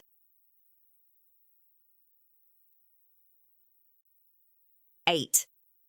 I had to give Kaeto credit. He stared at me for a beat. Then he stared at the dragon, eyeballing him with an inscrutable expression that might have meant anything from, "This is boring," to, "I wonder how you'd taste barbecued." Next, Kaeto's sharp grey eyes scanned our immediate surroundings, empty of other people if you didn't count the body of the elderly courtier. The usual reaction to the sudden appearance of a dragon was panic. I could see the Emperor shoving that panic aside in favour of the kind of practicality that would save his life. "This beast is yours, Firebrand?" he asked, as though to confirm it. "What do you mean? No, we've never met before." I quipped, because people who stated the blindingly obvious were tiresome. His eyes narrowed. It was a look that said flogging might have been involved if we'd been back at the palace. Unfortunately for him, we weren't at the palace. And he had no guards, no useful weapons, and a small army bearing down on him that apparently meant business. "I choose to go with you, in that case," he said. "Though I suppose I see now where your penchant for burning people alive comes from." "See? I told you it was an easy choice," I replied. "Zale?" The dragon huffed a billow of smoke and lowered his bulk onto the canyon floor. I tugged Kaeto over to his shoulder and stuck the paring knife back in my belt. Weaving my fingers together to form a stirrup, I jerked my chin to indicate he should let me help him onto Zale's back. "If future imperial heirs are a concern, make sure to find a place to sit that isn't pointy," I counselled, hefting him up like I was giving him a leg up onto a horse. Kaeto snarled a curse as he apparently landed someplace that was pointy, then he shifted back a few inches to a better position. I let Zale give me a boost up with his scaly snout, taking a seat behind the Emperor, because I sure as hell wasn't going to give him my unguarded back. "You might want to hold on to something," I told him, as enemy riders rounded the canyon bend behind us. Taking my own advice, I gripped tight with my knees. Zale reared up and launched himself into the air, his body lurching beneath us as powerful wings caught the stiff breeze flowing through the canyon. The dragon's muscles twisted and bunched as he navigated the narrow ravine, and I silently cursed the unfortunate logistical challenges that meant he had no saddle. I was confident enough of my own ability to stay on, but it would be more than a little awkward if the Emperor Valerios fell off and went splat while I was trying to kidnap him. Figuring the likelihood that he'd pull a hidden dagger and stab me through the hand was acceptably low, I wrapped one arm around Kaeto's chest from behind. Reaching past him with my other hand, I grasped a conveniently placed chitinous spine and anchored us both in place as best I could. He stiffened, but he had more sense than to protest this gross insult to his imperial personage under the circumstances. Beneath my hand, his heart thundered like the receding hoofbeats of the approaching riders far beneath us. Maybe it was stupid of me, but I guided Zale along the path of the ravine rather than immediately veering back up to the mountain peaks. In my defence, the riders approaching from the rear had already seen us. A huge amethyst dragon crouching in the centre of the canyon wasn't exactly something you could miss or mistake. Elio had been a staunch friend to my mentor, Caius, before Caius had fallen afoul of court politics and been forced to flee Illyrios. I'd have had a hard time ever looking the old Imperial commander in the eye again if I fled without checking on his comrade's fate. None of the troops below us would be armed with dragon harpoons. There was no reason they would be, and anyway, those infernal war machines were far too unwieldy for terrain like this. It would be safe enough, and it wouldn't give the attacking forces any information they didn't already have. They'd seen us. They knew that Kaeto had escaped on Dragonback. The Imperial Guards and the second group of attackers had clashed less than half a league ahead of us. The first flyover only offered an impression of violent confusion, though it was clear that Aelio's forces had been quickly overpowered. When we circled back, slowing to a glide, more details became evident. Half a dozen men had converged on a magnificent bay courser that lay downed on its side, its legs flailing weakly. They were pulling a limp figure free from the animal's saddle. Kaeto drew in a sharp breath, his chest rising jerkily beneath my hand. Several people on the ground started shouting, pointing up at us and gesturing excitedly. Then jagged rock walls cut off my view once more. I was pretty sure I'd recognised the unfortunate bay horse, but Kaeto's reaction confirmed it. "Take us down!" he shouted, the words blown back to me on the wind. "Not a chance!" I shouted, veering Zale farther up the mountain slope, as I probably should have done from the beginning. I felt Kaeto's answering growl more than I heard it, but he wasn't exactly in the best position to impose his will on the situation. Sure, Zale could have gone down there and flash-fried everyone, but Aelio was right in the middle of a knot of enemy fighters, and it wouldn't be practical to transport a third person on Dragonback, much less someone who was injured. Assuming the Tribune was even alive, of course. That wasn't a foregone conclusion by any means. Though it would have gutted him to do so, I was confident Caius would have told me the same thing. The mission was the mission, and it had gone surprisingly smoothly, given the unexpected appearance of a hostile army on our tails. The next stage of the plan was a little bit murkier. I didn't dare take Kaeto to either Utrea or Eburos. That would be the spark that ignited the war we were all trying to avoid. We had to get out of the skies as fast as possible, though. I need someplace remote enough that no one will stumble across us, but still well inside Illyrian territory, I told Zale. Preferably with potable water and foraging, since I'm not sure how long we'll be there. I received the dragon equivalent of a thoughtful grunt in reply, and Zale veered right, his wing dipping as he banked through the air. Kaeto was still rigid beneath my looped arm, his breathing coming fast and ragged. I really hoped he didn't try to do anything stupid before we reached wherever we were going. Thankfully, he didn't. Zale eventually descended into a sheltered valley, located some distance west along the same mountain range we'd been traversing. The area appeared largely arid, but a strip of green meandered along its centre, signalling the presence of a waterway large enough to support vegetation. Foraging might be a challenge, but there would at least be some game nearby. Zale could hunt meat for us if it came to that. The dragon swooped in for a landing on a flat patch of ground not far from the stream. I braced for the familiar double thump as his hind legs hit the ground, followed by his front legs. I was off Zale's back before Kaeto finished righting himself from where he'd nearly impaled his own chest on the sharp spine he'd been using as a handhold.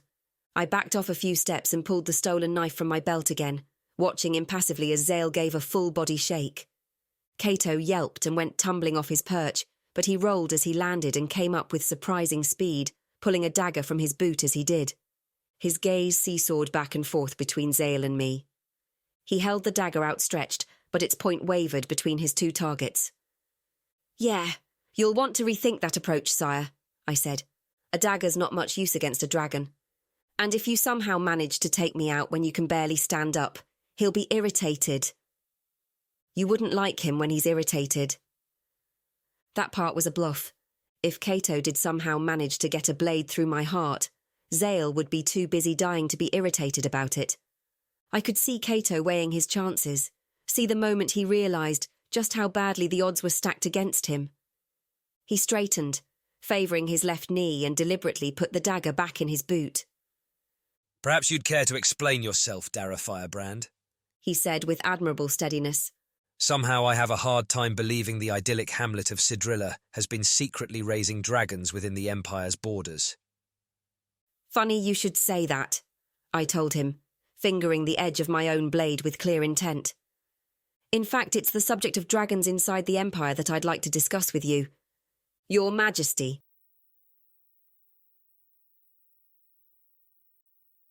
9.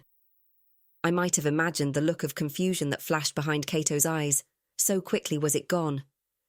In less than a second, it was replaced by the all-too-familiar smooth mask that was the Emperor's normal public face. I dare say you're far more of an expert on the subject than I, he said. What are you? Eburosi. I thought there was something odd about your accent. My accent is excellent, thank you very much, I snapped back. And in case you haven't noticed, I'm the one asking the questions. I hadn't, since you've yet to ask me one, he replied coolly. Perhaps you'd care to remedy that. Gods, the man was infuriating. Even at dagger point, I donned my own mask of indifference, watching him carefully as I spoke. You're hiding 4 dragon eggs stolen from an Eburosi where? I require their location. Kaeto froze, the barest hesitation. You require it, or your government does? His eyes narrowed. And that still wasn't a question. This was the place where things got tricky. The moment I'd decided on this course of action, I'd forfeited any direct connection with the Eburosi Tribal Council. If they were smart, they'd disavow all knowledge of me, along with any connection to the abduction of the Illyrian Emperor. I fully intended to ensure they never had to make that decision, though. No government, I lied. I represent, shall we say, private interests. There are other groups that want dragons, and you have 4 that aren't being guarded by either Utreya or Eburos.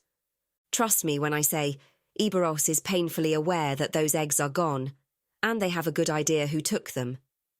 I just happened to be a bit faster off the mark than they were. Kaeto's body was so still he might have been carved from rock. Would it not be simpler to breed your own? His gaze flickered to Zale before returning to me. Sure, I told him, as soon as we acquire females. It's not like Zale's going to be laying any eggs. He doesn't really have the plumbing for it. The dragon's mental huff was sour. Breeding was a bit of a sore point for both of us. There were few enough dragons in the world that we couldn't afford to waste a healthy male of breeding age. But Zale had never shown interest in mating with any of the available females. That's because they're not very interesting. I sent him a quelling thought in return. I'll tell Rensa you said so, shall I? Not that Valif's little white female dragon had eyes for anyone except her bronze companion Panosh. That was a whole other issue.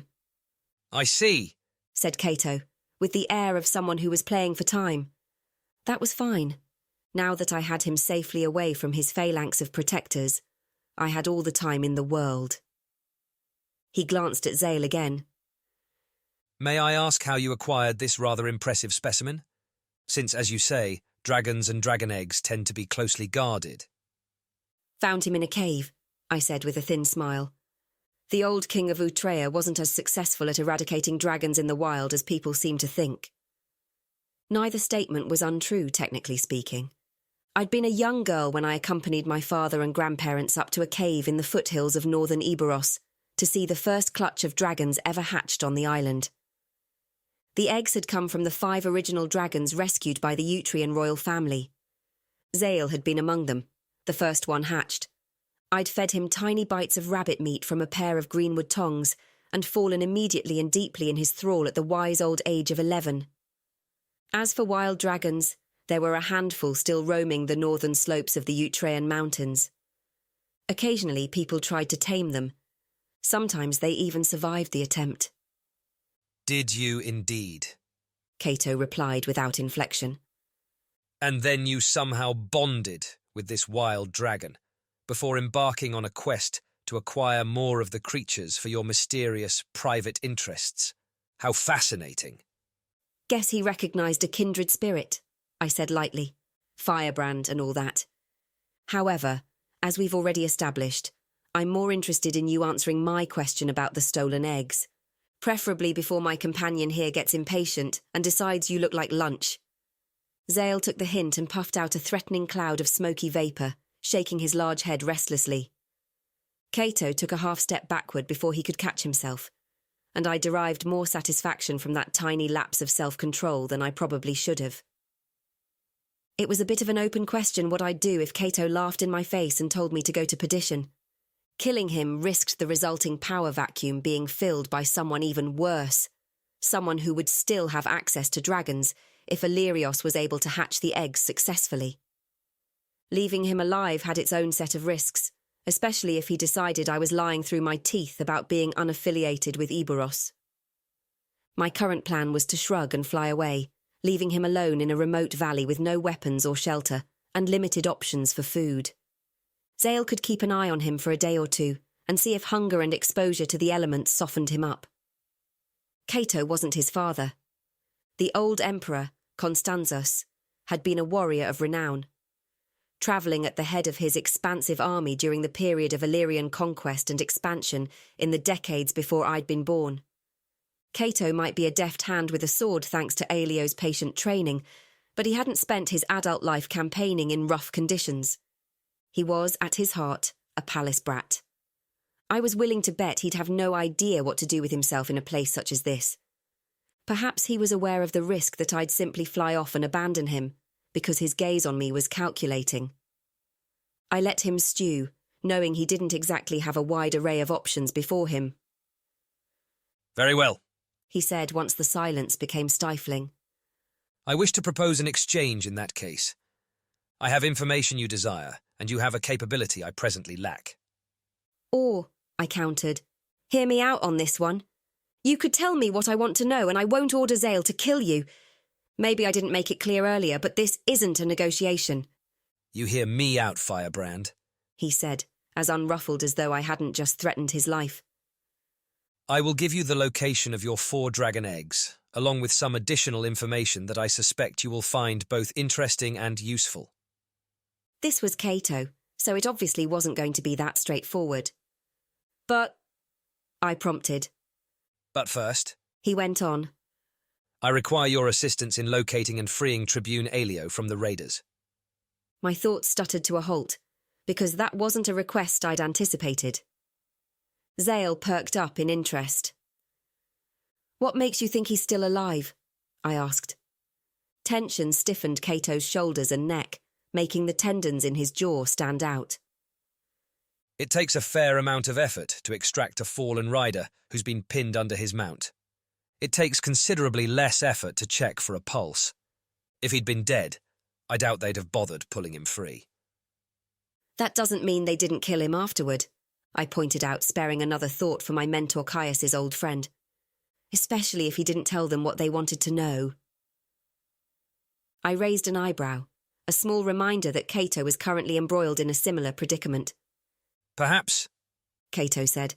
But for a group seemingly bent on attacking the Imperial retinue, the Palace Tribune would have far more value as a hostage than as a corpse. You think the raiders knew who they were attacking? I said. Kaeto's expression soured. The massive banners flying at the front of the Imperial retinue tend to be a bit of a giveaway. In general, they act as a deterrent, but in this case... Not so much, I finished for him. Duresta's flaming tits. I was actually considering his proposal, wasn't I? Of course you are, Zale sent.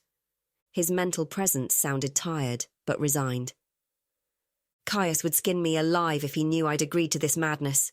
He'd also do the exact same thing I was contemplating, if he were here in my place. The noble old bastard. All right, I said with a sigh, gesturing at a nearby flat boulder jutting out of the ground. Have a seat. Let's figure out what a plan to raid the raiders might look like.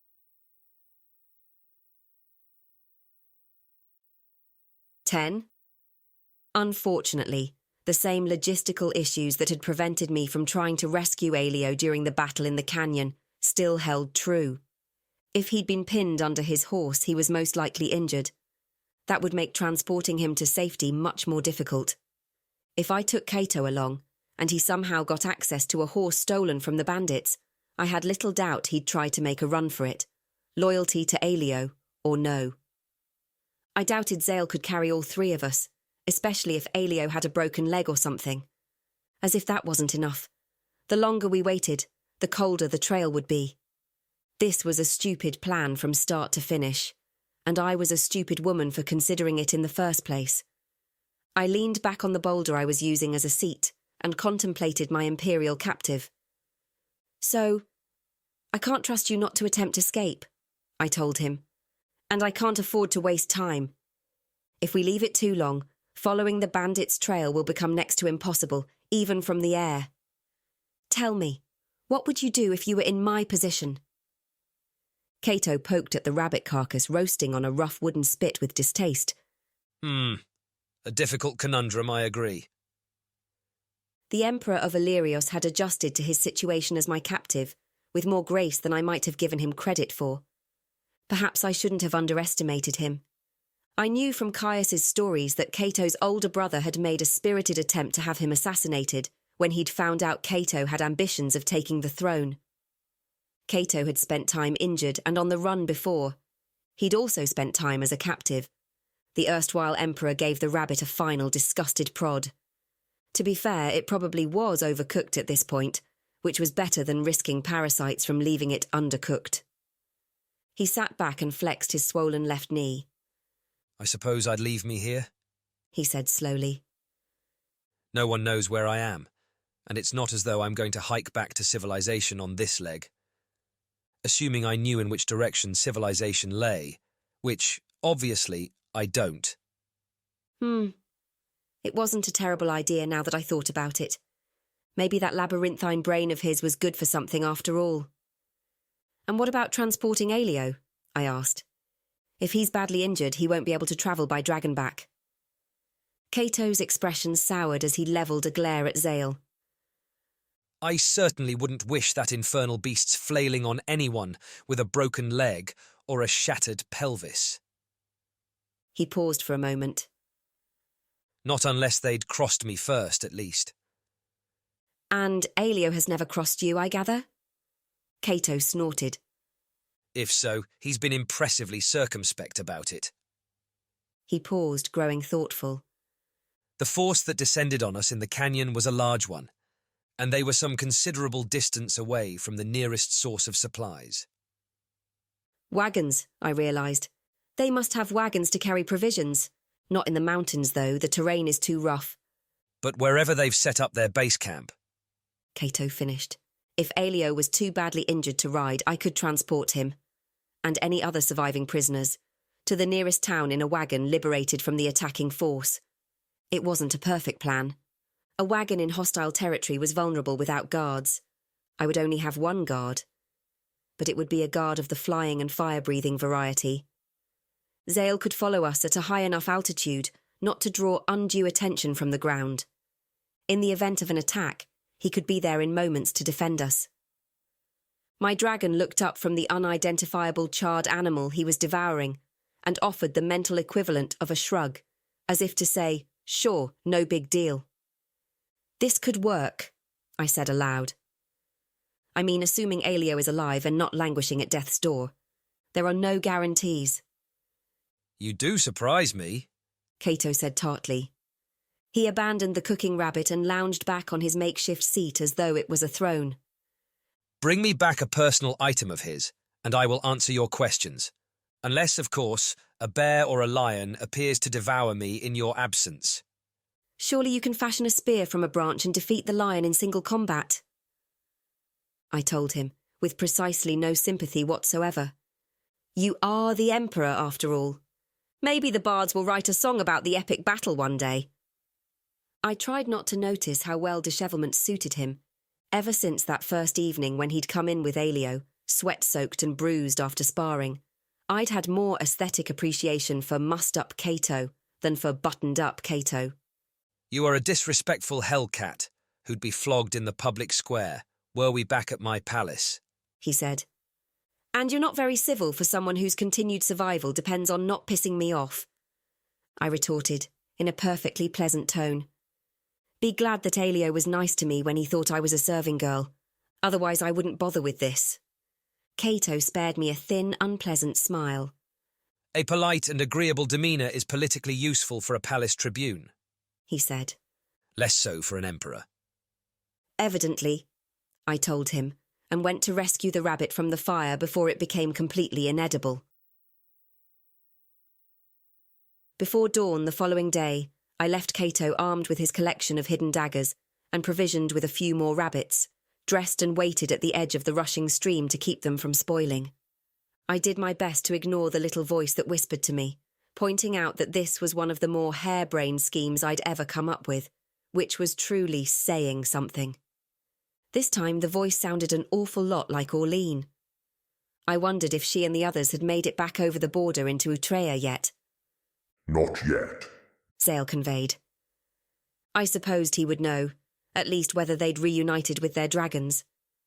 Even without a mating bond, dragons in close-knit combat groups seemed to have a sixth sense for their compatriots' emotional state.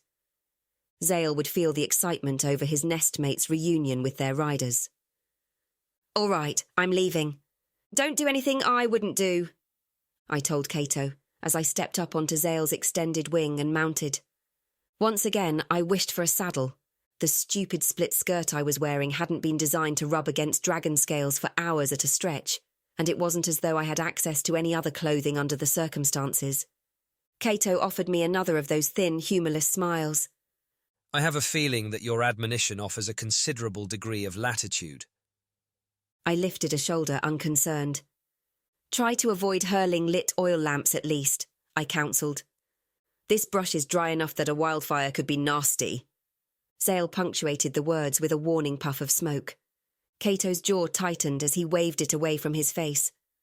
I'd noticed that he no longer flinched whenever the dragon looked at him sideways, which was interesting. "Good luck," he said, as though the words had been forced from him. "If only because I have no desire to starve to death on stringy rabbit meat if you get killed." I placed a hand theatrically over my heart and bowed low over Zale's neck, as though deeply touched by his words. "Your Imperial Majesty honours me," I replied, in a tone of deep sarcasm. "I'll be back as soon as I can with news one way or another." With that, I urged Zale into flight, taking no satisfaction whatsoever at the way the downdraft from his massive wings sent Kaeto staggering. The flight back to the area where the attack had taken place seemed to last twice as long as it had the first time. It gave me plenty of time to second-guess every single decision I'd made over the course of the past few days. On the positive side, the calm weather meant that the tracks left by the passage of dozens of horses hadn't been blown or washed away yet.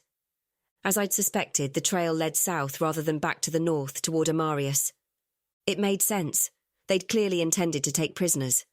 There was no benefit in dragging those prisoners through the larger melee that had been taking place at the rear of the retinue. The sight of the ugly two-pronged battle was a mess. I hoped, with a little pang of guilt, that the plucky pony I'd been riding had successfully escaped the carnage. My quick and dirty body count from the air showed that there were roughly 6 dozen dead, and no one had cared enough to bury them. They lay where they had fallen. The death toll seemed to be roughly equal between the two sides. The attackers had prevailed mostly thanks to weight of numbers, from the look of things. Aelio definitely didn't number among the abandoned corpses in the ravine. I'd made sure of that much before I committed to continuing the mission. Kaeto's party had been nearly at the halfway point along the canyon trail when Zale arrived to extract us from the battle. The mass of horse tracks emerging from the far end of the ravine continued south along the same route we would have traversed toward Helliver. Only when the mountainous terrain gentled to foothills did Zale swerve off the beaten path, following the trail into the gently rolling landscape. The bandits' camp lay in a verdant valley, and it had an air of semi-permanence to it. Tents vied for space with round, wood-framed structures stretched with hide walls and thatched with native grasses. There were, in fact, several wagons parked in the flat, central area of the settlement. More importantly, there were a handful of slumped figures tied to the wheels of those wagons. Figures wearing the distinctive leather armour of the Imperial Guard. My heart lifted in relief. "Bullseye!" I muttered, and swung Zale around for a final approach.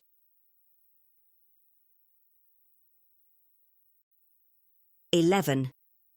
With an unprepared force lacking appropriate dragon harpoons for defence, it should be simple enough to drive off everyone in the camp who wasn't tied to a wagon. "Try not to torch everything," I ordered Zale. "I want to raid their supplies before we leave." The dragon's mild disappointment flared through the bond, but he dutifully swooped down from above, letting loose with a piercing shriek that would have woken the dead, much less a few dozing guards. Within moments, panic erupted below us, people running out of structures with weapons in hand, only to realise that swords and pikes weren't going to help them much against this enemy. Can't I burn it just a little? Zale's mental voice sounded plaintive. Maybe a few of the tents on the downwind side, I allowed, figuring that if nothing else, that would get the camp moving faster. But for the God's sake, please don't roast the horses. We'll need them. With another gleeful shriek, Zale banked sharply. I gripped with my knees, vowing to liberate a decent pair of trousers, preferably from someone with a small enough build that I wouldn't swim in them. Zale arched his neck, his ribcage swelling beneath me as he opened his jaws and breathed fire. The alarm below turned to screams. Humans ran from the flames in one direction, while several horses broke their tethers and galloped off in the opposite direction. I sighed, ducking close to Zale's neck to avoid the blowback of heat and smoke. I had a feeling I was going to be trekking through the valley to catch a team of panicked draft horses for the getaway wagon before this mission was over. "No survivors except the captives," I ordered. Mild surprise threaded through the bond. As well it might. I was always the one telling Zale not to cause mayhem. It wasn't the first time we'd killed humans. It would be the first time we'd killed them on this large of a scale. I prodded cautiously at my own feelings, finding sick queasiness swirling together with military practicality. These people had seen Zale. They'd seen Emperor Kaeto flying away on dragonback. There was no guarantee that a messenger hadn't ridden out to report to someone after the battle in the ravine. But it would still be a hell of a lot easier to keep the news of a dragon causing mayhem inside the borders of Eburos contained, if most of the eyewitnesses were dead. Predictably, the panicking bandits fled from their tents and buildings to open ground. In the absence of useful cover, and very little cover was useful during a dragon attack, they died in a hail of flame from above. I locked the echoes of agonised screaming in a little box, and then I locked the little box away in the dark space behind my ribs. The resulting grass fire crept toward the edges of the makeshift settlement, but the passage of feet and horses had trampled the area around the structures down to bare dirt. The wind was light enough that it probably wouldn't blow any sparks onto the thatched roofs. I brought Zale in for a landing, far enough from the parked wagons to hopefully prevent any of the bound Imperial captives from succumbing to a heart attack at our sudden nearness. "Cover me," I ordered, jogging forward to scoop up a sword that had fallen from the hand of its fleeing owner. The hilt was designed for a man's grip, but I had long fingers. If nothing else, it was definitely a step up from the stolen paring knife I'd used to kidnap Kaeto. Any bandits who'd stayed quiet and hidden inside their tents were likely to be the smart ones. It still wasn't a great strategy during a dragon attack, but it at least showed a little bit more foresight and self-control than charging into an open field to die. I twisted my wrist, gauging the balance of the blade. It was low quality. Poorly made. But if you slashed it across a man's throat or stabbed it between his ribs, it would get the job done all the same. Giving the layout of the settlement a quick once-over, I spared only the briefest glance at the bound captives by the wagons. There were 3, and one of them was, indeed, Tribune Aelio. I had the fleeting impression of ghastly pale skin and a leg that looked not quite right. Starting at the edge of the camp located farthest from the burning tents, I crept up to a doorway and flung back the flap, my sword held at the ready. After confirming it was empty, I moved to the next, and the next, and the next. When I reached the more permanent-looking structures near the centre of the encampment, I found that the first 2 contained supplies. Burlap sacks of grain and flour lay stacked on wooden planks to keep them off the ground. Weapons hung from the walls. I resisted the urge to go knife shopping before clearing the rest of the camp, but it would be nice to be properly armed when I left. The third building held a similar cache of supplies. It also held 2 bandits who shrieked deafening battle cries and lunged for me as I poked my head through the doorway. I danced backward with a curse, not willing to clash in the confined space of the entryway. "Bit of help here," I snapped, trying to call up the muscle memory for defending against multiple opponents. A feint missed my shoulder by inches as I was busy blocking my other opponent's lunge. Despite the poor quality of their weapons, these weren't conscripted farmers or shopkeepers. These men had been soldiering long enough to know what it meant to fight for your life. I ducked and spun to the side, a grunt of pain escaping me as a sword hilt grazed my temple, an attempted knockout blow. It was enough to get the second attacker behind me, though. In the normal course of things, purposely putting an opponent behind you was, shall we say, not recommended. When you had a dragon watching your back, however. Crunch! The scream of a man getting his spine crushed between sharp-toothed jaws cut off abruptly. The attacker who'd nearly taken my head off paused for a critical moment, gaping at his companion's grisly demise in horror. I wrenched the poorly balanced sword into position and stabbed it into his gut. An ugly, clumsy thrust that would have had Caius marching me straight back to the training yard for a week of drills. Still, you couldn't argue with results. My opponent's weapon fell from suddenly nerveless fingers. He gagged, blood spilling from his mouth, and doubled over. I twisted the blade and wrenched it free as he crumpled slowly toward the ground. Kicking him over to sprawl on his back, I finished him off with a slash across the throat. A look around reassured me that no one else was rushing out of hiding to attack me. A fact which might have been related to the presence of a massive dragon standing over the crushed body of one of their comrades. My head rang like a bell after the blow I'd taken. Fortunately, my vision wasn't blurry, and I didn't feel dizzy, so it didn't seem like any serious damage had been done. Hardest part of your body, Zale suggested. Oh my gods, Zale. Fuck you and the egg you hatched from. I sent back. I ignored the smoky snort of amusement that generated, in favour of grimly continuing my tent-to-tent search of the camp. When I failed to turn up any additional bandits, I moved to the 3 bedraggled and injured prisoners. In addition to Elio, there was a guard with his left arm tied up in a makeshift sling, and another with half his face swollen black and blue, who didn't really seem aware of his surroundings. You could tell because he was just sort of sitting there, staring into the middle distance, while the other 2 darted wide-eyed gazes between me, the dragon, and the flames crackling merrily around the edges of the camp. Elio's face was tight with pain and weakness, but he was the first to successfully unstick his tongue. Dara? He rasped. Is that you? Or do you perhaps have a twin sister I should know about?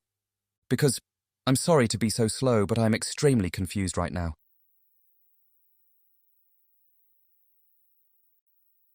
"12. Hi, Elio," I said airily, crouching down to examine him properly. "No twin sister, just me. Bit of a long story and one we don't have time for right now. Short version, the Emperor sent me after you. He's safe. Well, he's got a bruised knee after taking a tumble, but nothing compared to this." I jerked my chin at his right leg. While the Tribune was still bound and couldn't make a fuss about it, I deftly liberated a beaten metal pin formed in the shape of an eagle from his jerkin. I'd noticed he regularly wore it back at the palace, so it should suffice as proof for Kaeto when I returned to him later. Elio was still in shock, but he scowled at me as I casually pocketed it. "Sorry, but I need a personal item to show the Emperor," I told him with a thin smile. "Now we're going to get you and the others safely to the nearest town, and I'm pretty sure that's Helliver. You can return to Amarius when you've recovered from your injuries. Is it just you 3? In response to the question, Elio's frowning expression turned bleak. I wouldn't have thought it possible for him to go any paler than he already was. I'd have been wrong in that assumption. It was the guard with his arm in a sling who answered.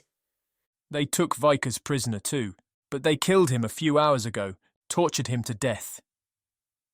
His voice was rough with anger, and possibly grief as well. They thought to loosen my tongue. Elio's words were soft, distant. By making me watch. I covered a wince. Clearly it hadn't worked. What did they want to know? I asked, unable to stifle my curiosity. From the beginning, this entire attack had felt subtly off. These men had been more than simple bandits, that much was certain. They wanted details on the number of city guards and palace guards stationed in the capital. Elio said, still in that deceptively mild voice that covered deeper emotions. For that reason, I must insist that you return me directly to Amarius. Not happening, I told him. You'll have to travel by wagon because of your injuries, and a wagon won't make it through that mountain pass we traversed. There's a garrison stationed at Helliver, isn't there? I'll make sure you arrive safely, and I can pass on your report to the Emperor when I return to him. Aelio's exhausted eyes moved past my shoulder, to the looming reptilian presence behind me. You have a dragon, he said, as though he hadn't quite felt ready to broach the subject before now. Yes, I replied. Zale arched his neck, preening. How do you have a dragon? Aelio pressed with admirable patience given the circumstances. Dara, you're a serving girl. Nothing about this situation makes the tiniest amount of sense. Part of that long story I mentioned, I'm afraid, I said. I'd advise you not to get too close to the dragon or try to hold eye contact, by the way. The young guard with the injured arm jerked his wide-eyed gaze away from Zale abruptly.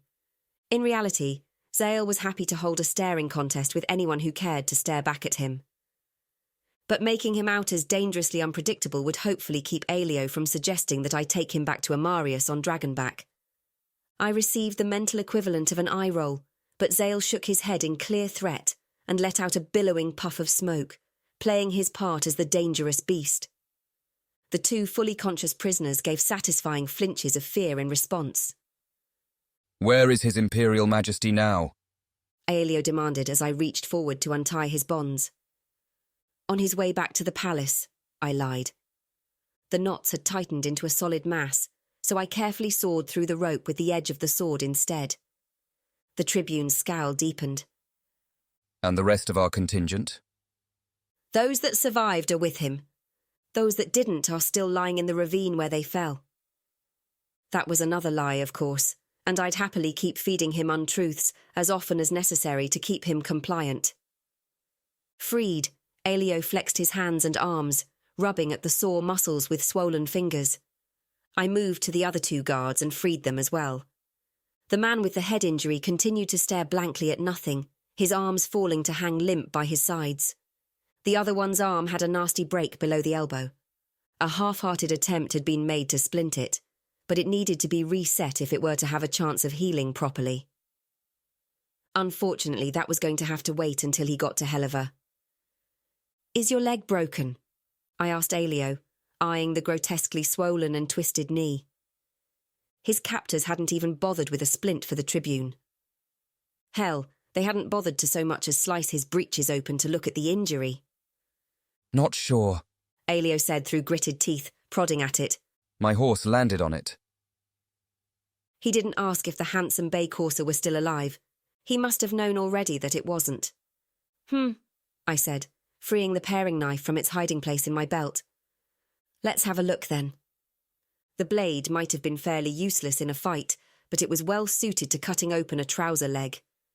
Aelio hissed as the procedure tugged and pressed on the injury, but he didn't protest. For now, I cut the fabric around the top of his boot, knowing that if I tried to remove his footwear, it would be agonizing. The leg was a mass of bruising and the knee was swollen to grotesque proportions. Even so. That looks decidedly, wrong, I said, battling an unexpected surge of nausea. Sorry, Aelio, but I think it really is broken. I tilted my head, trying to make sense of the odd bulge on the outside of the joint. The guard with the broken arm crouched across from me, grimacing in pain. Nah, that's a dislocated kneecap is what that is. See? He pointed to the odd divot at the front of Aelio's knee with his good hand. Aelio gingerly pressed against the bulge, his pallid complexion taking on a greenish cast. He's right, I think. Bloody hell. Sure enough, the little bone that should have formed a knob at the front of the joint had been wrenched to one side beneath the force of the fall, or possibly the weight of the horse. You can usually push it back into place if you're careful, said the guard. Probably would have been easier before the swelling got so bad, though. You've seen it done before? I asked. Can you talk me through it? I wasn't about to touch an arm with a compound fracture. I knew enough about injuries to be aware that I could easily leave the man's hand permanently paralysed if I failed to set the bones correctly. But if there was a relatively simple procedure that could improve Aelio's odds of healing well, I was willing to try it. The guard nodded. My father was a physic. Sometimes I went with him on calls when I was young. Aelio? I asked. Are you game? Aelio gave a tight nod. If it's possible, I'd prefer to have my kneecap back where it belongs. Thank you very much. I let out a slow breath. Right. Better take your belt off in that case. As a soldier, Aelio knew exactly what I meant. While the guard explained the best way to push the kneecap into position, Aelio fumbled it off and doubled the thick leather, biting down on it. With the guard leaning over my shoulder to offer commentary, I lifted Aelio's leg, bending the joint to a right angle. Supporting his calf with one hand, I tightened my jaw against a fresh surge of queasiness. Then I pressed the dislocated bone toward its correct position, while carefully straightening the leg at the same time. Aelio groaned around the strap, the noise sharpening to a muffled cry as the patella popped back into place on the now extended leg. Panting, he spat out the belt, his face grey-tinged and beads of sweat standing out on his forehead. His eyes rolled up, eyelids fluttering as he fought to hold on to consciousness. "It'll need to stay splintered, so it doesn't slip out of place again," said the guard, who looked none too steady on his own feet. I nodded. "I'll find some lengths of wood. We can use your belts to hold it in place." I indicated the third man, who now slumped against the wagon with his eyes closed. "What about him? Do you know anything we can do for his head?" The guard looked abruptly exhausted. "If we had some ice, then maybe. But we don't. He's been in and out of things since the battle, mostly out." "We'll get him to some better help." Aelio's voice was reedy with pain. I slipped away to scavenge some boards from one of the semi-permanent structures, grabbing a couple of promising daggers and a scabbard for my stolen sword while I was at it. When Aelio's leg was splinted straight with the soldier's belt strapping everything in place, my focus turned to getting a wagon ready for travel. The fires had thankfully burned themselves out in the absence of a breeze. As expected, I had to go trekking out into the valley to retrieve 2 horses, along with a third to tie to the back of the wagon as a spare. "I should stick you in the harness instead," I grumbled silently to Zale. The dragon scoffed, stretching his wings languidly. "I'd like to see you try. 2 legs." I chose the wagon that seemed to be in the best condition and loaded it up with provisions, along with a pile of blankets and empty sacks to cushion the third guard's ride. Separately, I made up 2 sacks of supplies that might be useful for someone stuck in a valley with the sarcastic twat of an emperor. Tying the tops of the bags together, I slung them over Zale's shoulders, hooking them over a convenient spine. To my immense irritation, the smallest trousers I could find to replace my ridiculous split skirt were still much too large. I rolled up the cuffs and tied a length of twine around the waist to keep them from sliding down. After the shock of having his kneecap shoved into place started to wear off, Aelio began to rally. He and the conscious guard both ate and drank something, managing to get a bit of watered wine and a few bites of bread into the man with the head injury. As I was hauling the third man into the back of the wagon in preparation for departure, I could feel Aelio's eyes on me like a physical weight. I ignored the feeling as best I could. But that only worked until he grasped my arm as I walked by him, bringing me to a halt. He was using the side of the wagon as a brace to remain upright, and it wouldn't have taken much for me to free myself and send him tumbling. I held very still, waiting to see what this was about. But my nerves thrummed a warning. Aelio hadn't risen to his station as palace tribune through luck alone. He was a formidable soldier and a formidable strategist. "You're lying to us," he said quietly enough not to carry to the guard with the broken arm, who was working one-handed to help organise the supplies. "About a number of different things, I suspect." I met his stormy blue eyes and held them. "Withholding information isn't the same as lying," I told him, though of course I was lying about that as well. "Consider the possibility that you don't know every single thing about what's going on behind the scenes at the palace. You said it yourself. This wasn't a simple bandit attack." A furrow of frustration formed between his brows in response to my stonewalling and misdirection. "More importantly," I went on, "your choices right now are basically to stay here and die, or accept my help and get your men to safety. I'd suggest you focus on the details of the report you want me to pass on to the Emperor. We leave at midday."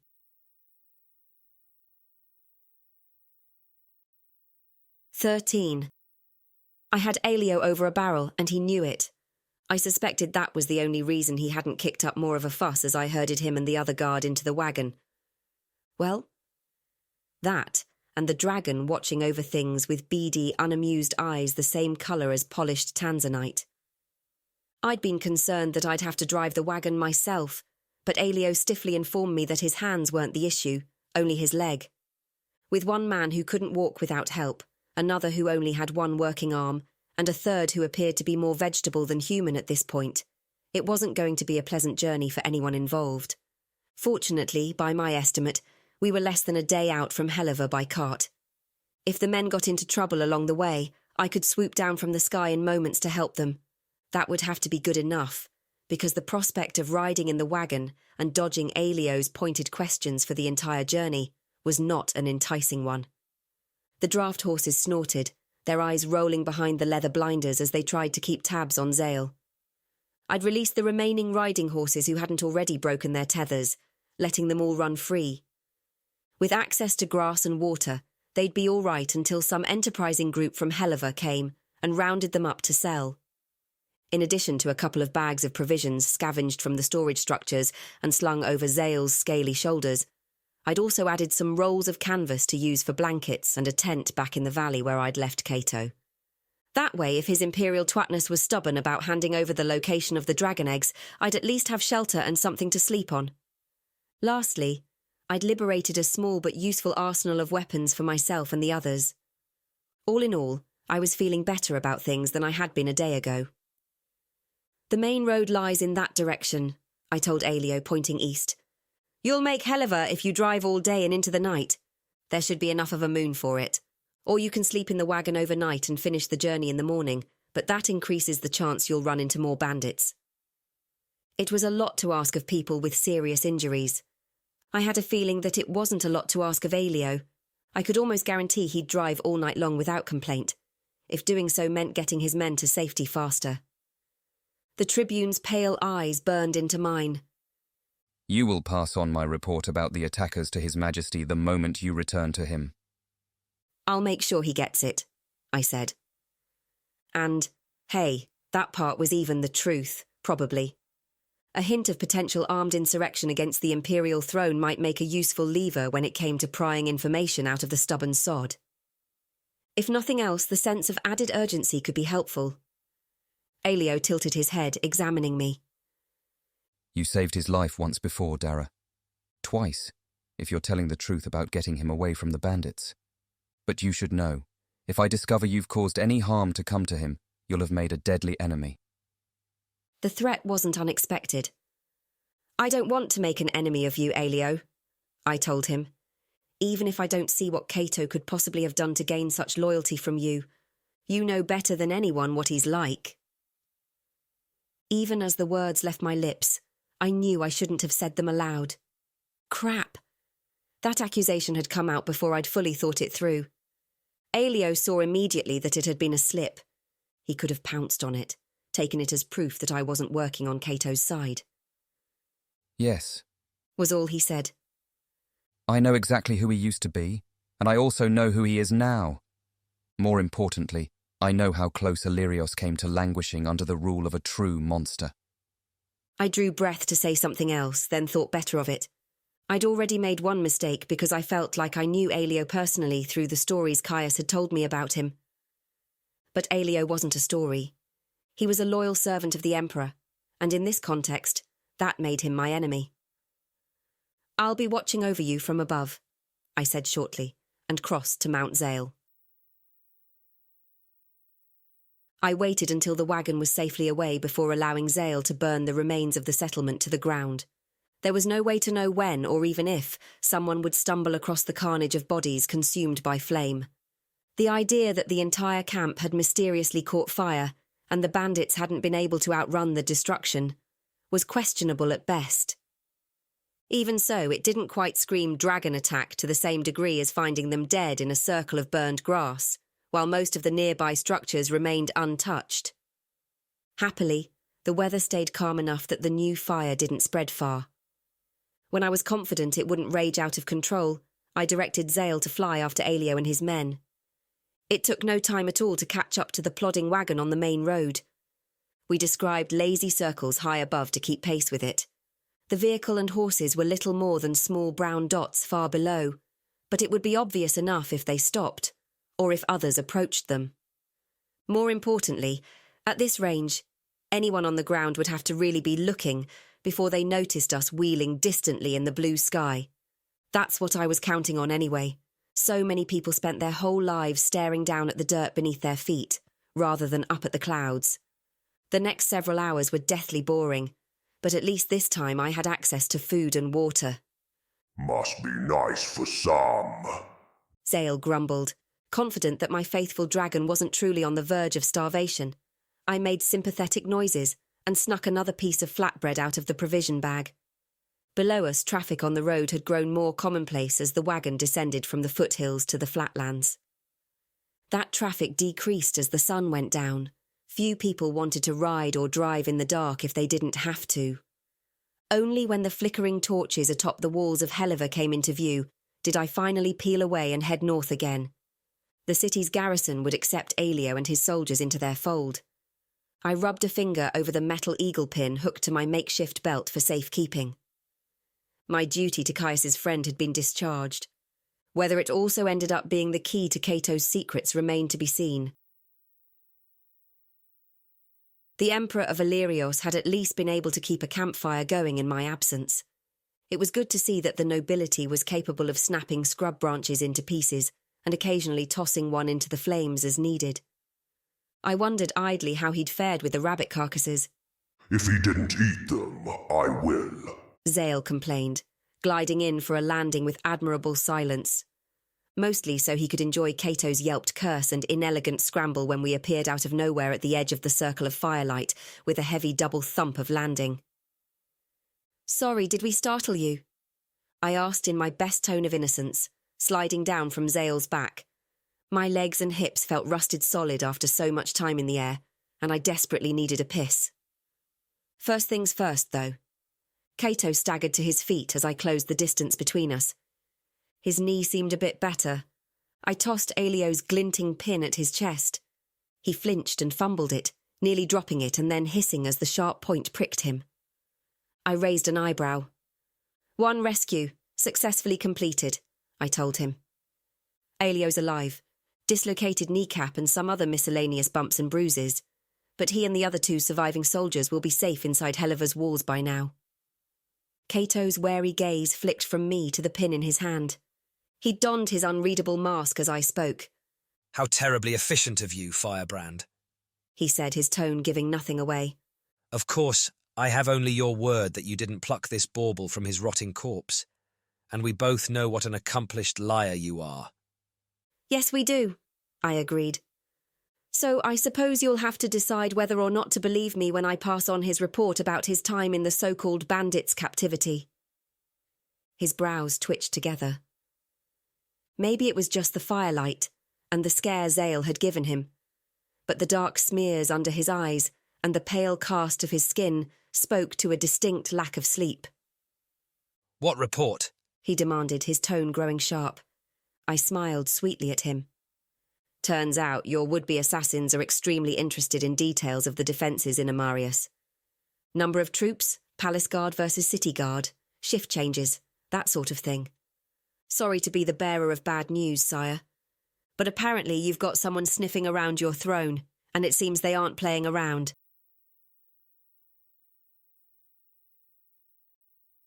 "14. The fire behind Kaeto's grey eyes, which had been banked to embers since his capture, flared to violent life.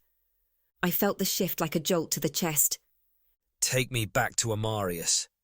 The words were ice. "Now." "Tell me where you're hiding the dragon eggs, and I'll consider it," I retorted. Kaeto's fixed stare felt like standing under a tree in the seconds before lightning struck. He twitched toward me, as though he might attack. I stood my ground, aware of Zale's head snapping up behind me in response to the hint of aggression. Kaeto froze, not yet moved to suicidal behaviour apparently. I could see the seething frustration behind his stony expression, his absolute fury at his own impotence.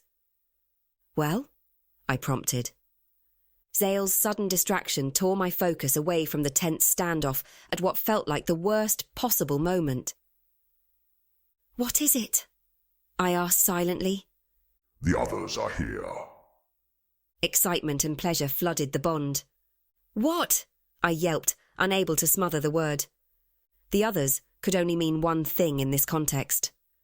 In disbelief, I craned to look up at the night sky. You will at least give me the courtesy of your attention when you're threatening me with a bloody dragon. Kaeto snarled. A sudden downdraft sent him stumbling back a step, the disturbance announcing the arrival of 2 more bloody dragons. Heavy wings cut through the air, Rensa and Panoche coming in for a landing on either side of Zale. Kaeto gaped at them. What the hell, Firebrand? He snapped, his voice like a whip. Orline and Valif slid smoothly down from their mounts, entering the circle of firelight. What the hell, you two? I demanded, unconsciously echoing my captive. You're supposed to be... I cut myself off, aware that I couldn't exactly shout, You're supposed to be on your way to Eburos, in front of Kaeto. Not here, I finished lamely. Friends of yours, I take it? Kaeto said through gritted teeth. Oh, good. My evening is complete. Who is this person? Valef asked cautiously, eyeing the dishevelled Emperor with clear misgivings. You may address me as your Imperial Majesty, Kaeto said coldly. Silence fell, broken only by the crackle of the campfire. Dara, Orline said slowly. Please tell me I'm misreading this, and you haven't kidnapped the Emperor of Illyrios without telling us first. My jaw worked, my teeth grinding together unpleasantly. I prefer to think of it as having rescued the Emperor of Illyrios from an organised attack of bandits, which may well be connected to an attempted coup in the capital. An interesting interpretation of events.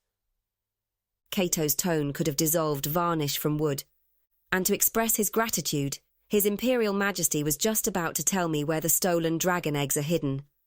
I went on, as though he hadn't spoken. That got the others' attention. Was he indeed? Valif murmured. How terribly forthcoming of him.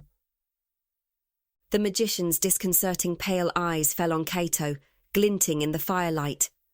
Orline still looked like she wanted to drag me out of Kaeto's earshot and tear metaphorical strips from my hide. But at that, she too turned her glare on my captive. For his part, Kaeto appeared to be calculating fresh odds like a seasoned gambler at the gaming tables. Ah, yes, he said. The eggs. As you have surmised, I have them in safekeeping, hidden deep in the catacombs that run beneath the Imperial quarter in Amarius. You will not be able to reach their hiding place. The tunnel entrances are too small for your dragons to breach, and the eggs are too well guarded for you to fight your way to them on foot. My stomach sank. Kaeto lifted his chin. Return me to the palace, and I will take you to them. If my throne is at risk, perhaps we can come to a mutually beneficial arrangement. He's lying, Val said. I frowned. Which part? Val tilted his head, bird-like. His gaze never left the Emperor. All of it, interestingly enough. My attention jerked back to the Emperor. Unease had crept behind Kaeto's mask. Is he now? I narrowed my eyes at him. Better try again, sire. He glared at me. You take the word of this peasant freak over mine? Orline snorted. Well, yeah, we kind of do, actually. I gave Kaeto the feral smile I'd inherited from my lion-shifter father. Interesting fact. Our esteemed associate possesses magic. Specifically, the ability to know instantly whether someone is telling the truth or not. Also, and I do mean this with the utmost respect, Majesty, you're a venomous serpent, and I wouldn't trust your word as far as I could throw you one-handed. Kaeto jerked back as though he'd been slapped. Pagan nonsense. Such superstition is nothing but the imaginings of the mentally deficient. Uh-huh, I said, nodding. Sure, tell him what you had for your last meal. A hint of uncertainty flashed behind Kaeto's anger. Fish. Lie. Valif said, sounding bored. Berries. Kaeto said. Lie. Overcooked rabbit. Truth. Val raised an eyebrow. How did you and I meet?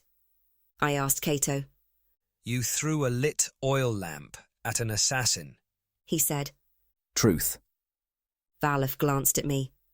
An oil lamp? Seriously, Dara? I mean, seriously? I glowered. What? It worked, didn't it? Gods give me strength, said Orlean. Right. What was the name of your first horse? Kaeto's lips were drawn back over his teeth. He was breathing heavily. Nightmare. Valef sighed. Lie. Storm. Lie. Basilisk. Lie. A heavy pause. Peony. The word sounded like it had been pulled from Kaeto's lips by force. Truth. Ah, said Orlean. That's actually adorable. Kaeto was pale as a ghost in the flickering firelight. A man surrounded by enemies, whose only remaining weapon had been taken from him. How is this possible? He rasped. I couldn't hold back an irritated grunt. I might have lost my own magical heritage as a side effect of my dragon bond with Zale, but Kaeto's willful expression of ignorance still rankled like a burr under the saddle blanket. You brokered peace between the daemonists and the pagans of Amarius. Don't pretend you've never seen magic before, Kaeto. If you do, Valef will just tell us you're lying. If anything, Kaeto went even paler. So let's try this again, I said, with as much patience as I could muster. Where are the bloody dragon eggs? For a moment, Kaeto's mouth opened and closed like one of those fish he hadn't eaten for dinner. Then he swallowed, straightening his spine and squaring his shoulders. I have no idea what the hell you're even talking about, he said. I growled at him in frustration. Right, I swear to the gods I'm going to let one of these dragons tear your arms off. Slowly. He's telling the truth, Val said quietly. I whirled on him. He's... what? He's telling you the literal truth, Val repeated. He doesn't know. Of course I'm telling the truth. I have no idea where these thrice-damned dragon eggs of yours are, Kaeto said tightly, beads of sweat shining on his brow. Since I'm not the one who ordered them stolen. So, if you could please take me back to the fucking palace now, maybe I can stop whoever's plotting against the Empire before they succeed in taking my fucking throne.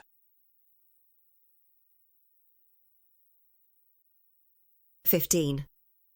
This was a serious wrinkle, to put it mildly. Everything we'd done had hinged on Kaeto being behind the dragon egg's theft. You're sure he's not lying? I demanded, aware that my voice had gained an unpleasant, faintly hysterical note. Not a single word, Val said, peering at Kaeto like he was some kind of clever puzzle box before returning his attention to me. Out of curiosity, how long has he been stringing you along? I thought back to the dangerous retrieval mission I'd undertaken in exchange for Kaeto's promise of the truth. He'd bluffed me without holding a single card in his hand. Son of a bitch. And yet, I couldn't fully regret the rescue. Not when it meant Aelio's life had been spared. Long enough, I growled. If Kaeto wasn't our target, we were back to square one. Worse than that, even. We had no clues whatsoever. The eggs could be anywhere on the continent, anywhere in the world. So, now what the fuck do we do? Orlean said, neatly echoing my own thoughts. Might I suggest, said the Emperor, in the tone of someone reining in his temper with great difficulty, that it would be a startling coincidence if the theft of multiple dragon eggs from Eburos and someone attempting to take over the throne of Illyrios were unconnected. All three of us turned to look at him. You think? I said slowly. Whoever organised that raid on the Imperial retinue also has the eggs? That's quite a logical leap. Valef was frowning, but he sounded uncertain. Is it, though? Kaeto shot back. Illyrios does not have political coups. Whoever is behind this must have a reason to think they can hold power, assuming they managed to grasp it in the first place. You staged a coup, I reminded him blandly. You killed your own brother to keep him off the throne. I am an exception, Kaeto said haughtily, to many things. Orlean gave a derisive snort. Clearly not an exception to the cliché that the nobility are full of themselves.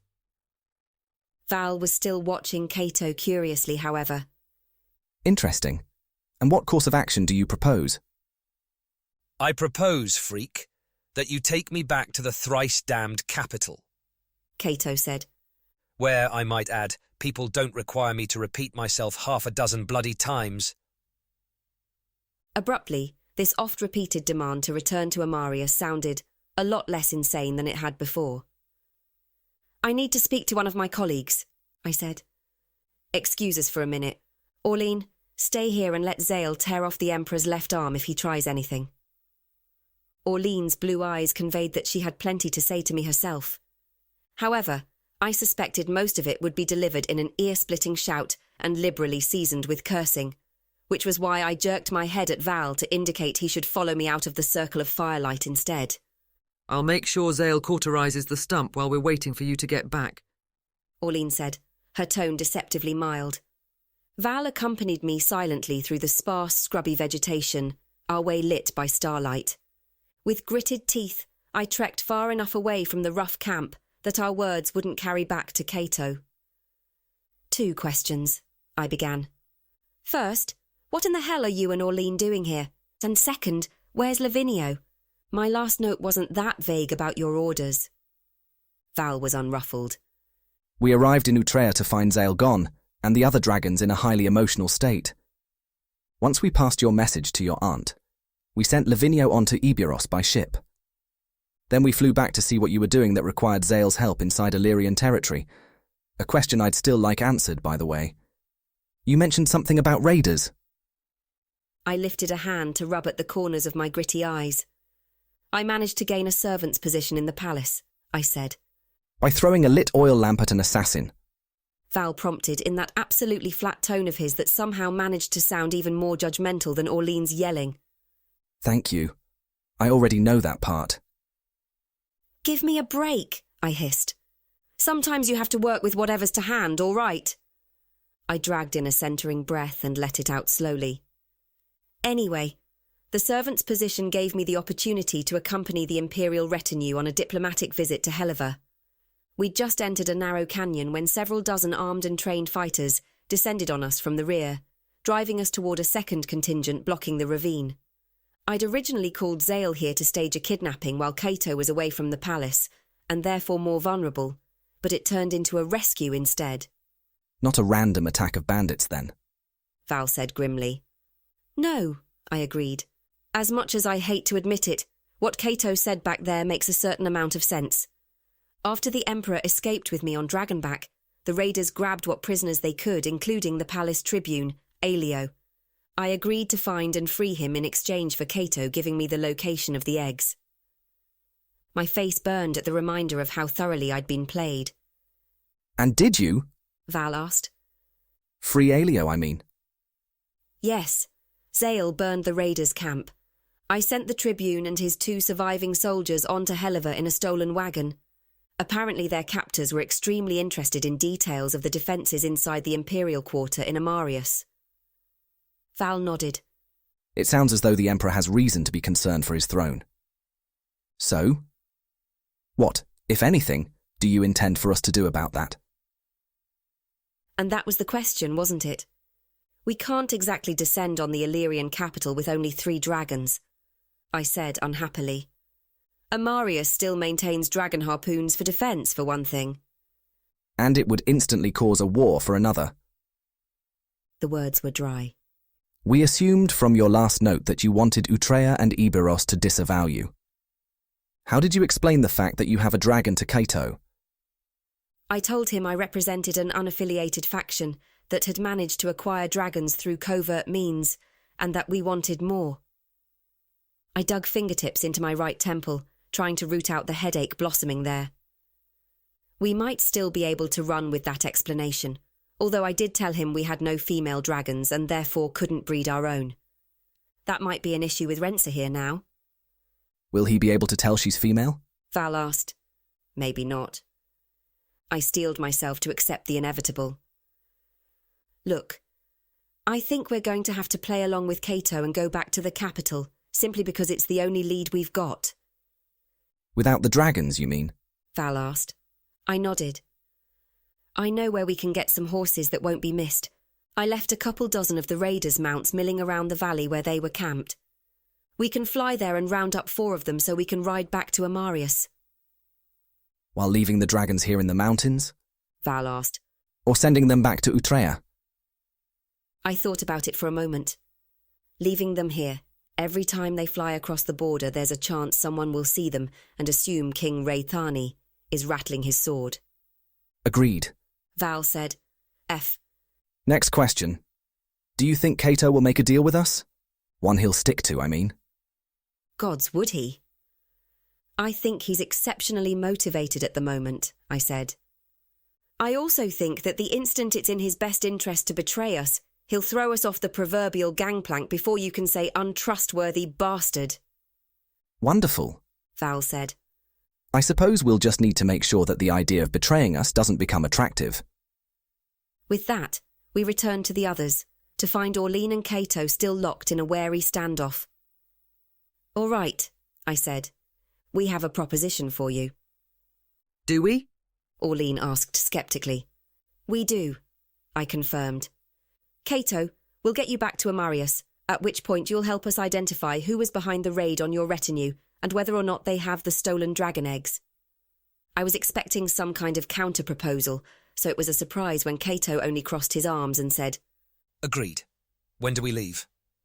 In the morning, I said, recovering quickly. We'll have to fly to the valley where the raiders were camped and steal some of their horses for the journey. The Emperor of Illyrios raised an eyebrow. Why not fly directly to Amarius on Dragonback? That would presumably be both faster and more impressive. Because Amarius has dragon harpoons, and I'd prefer not to be shot out of the sky the moment we're spotted, I said. It's horses or nothing, sire. Kaeto looked sour, but he nodded. Very well. He ran a beady eye over the 3 of us. I hope you're comfortable with fast riding in that case, because I won't be slowing down for you. I matched his dark expression. Don't worry. I think we all want answers as soon as humanly possible, I said.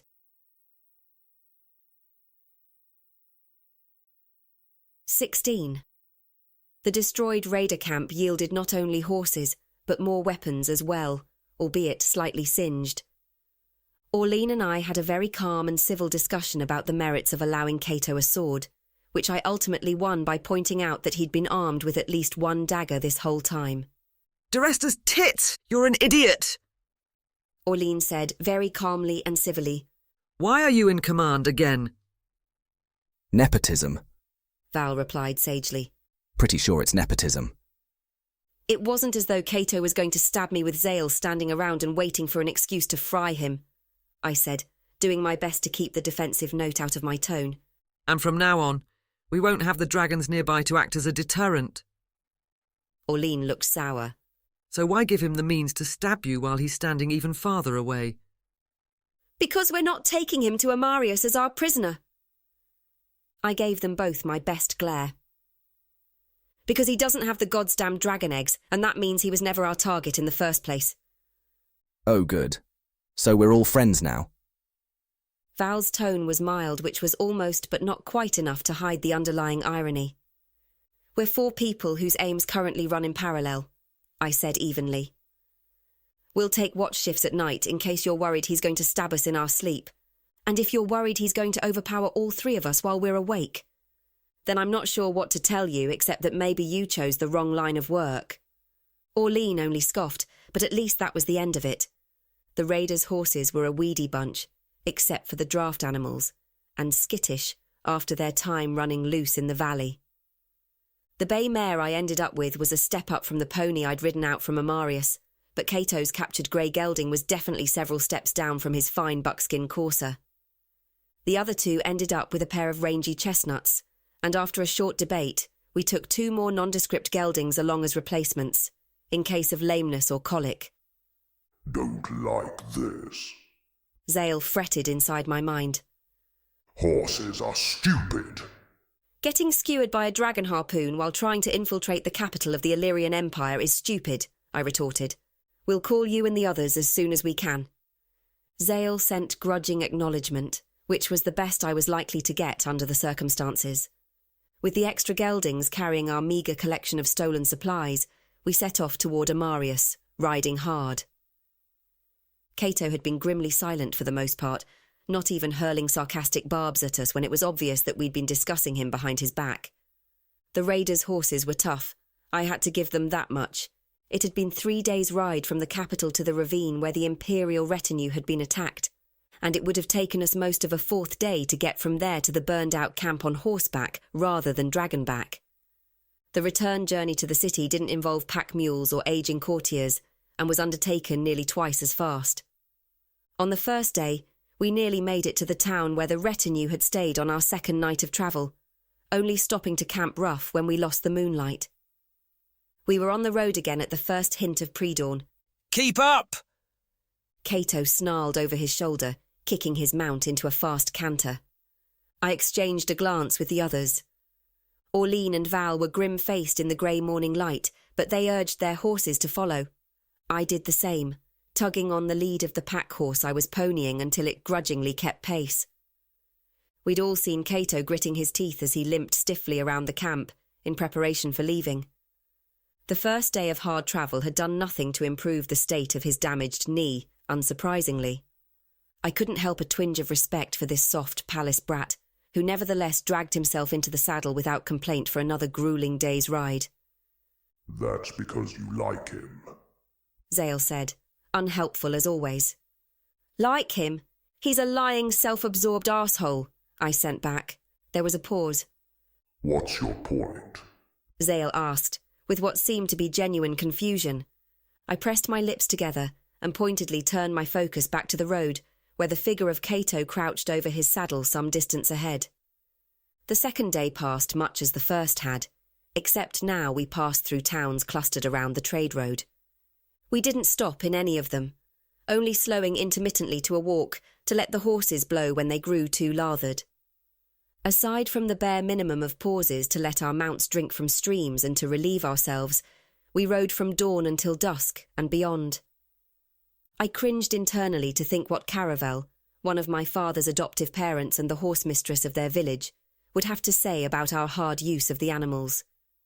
But despite their coarse appearance, the raiders' horses were rugged and sturdy. None of them had yet to take a lame step.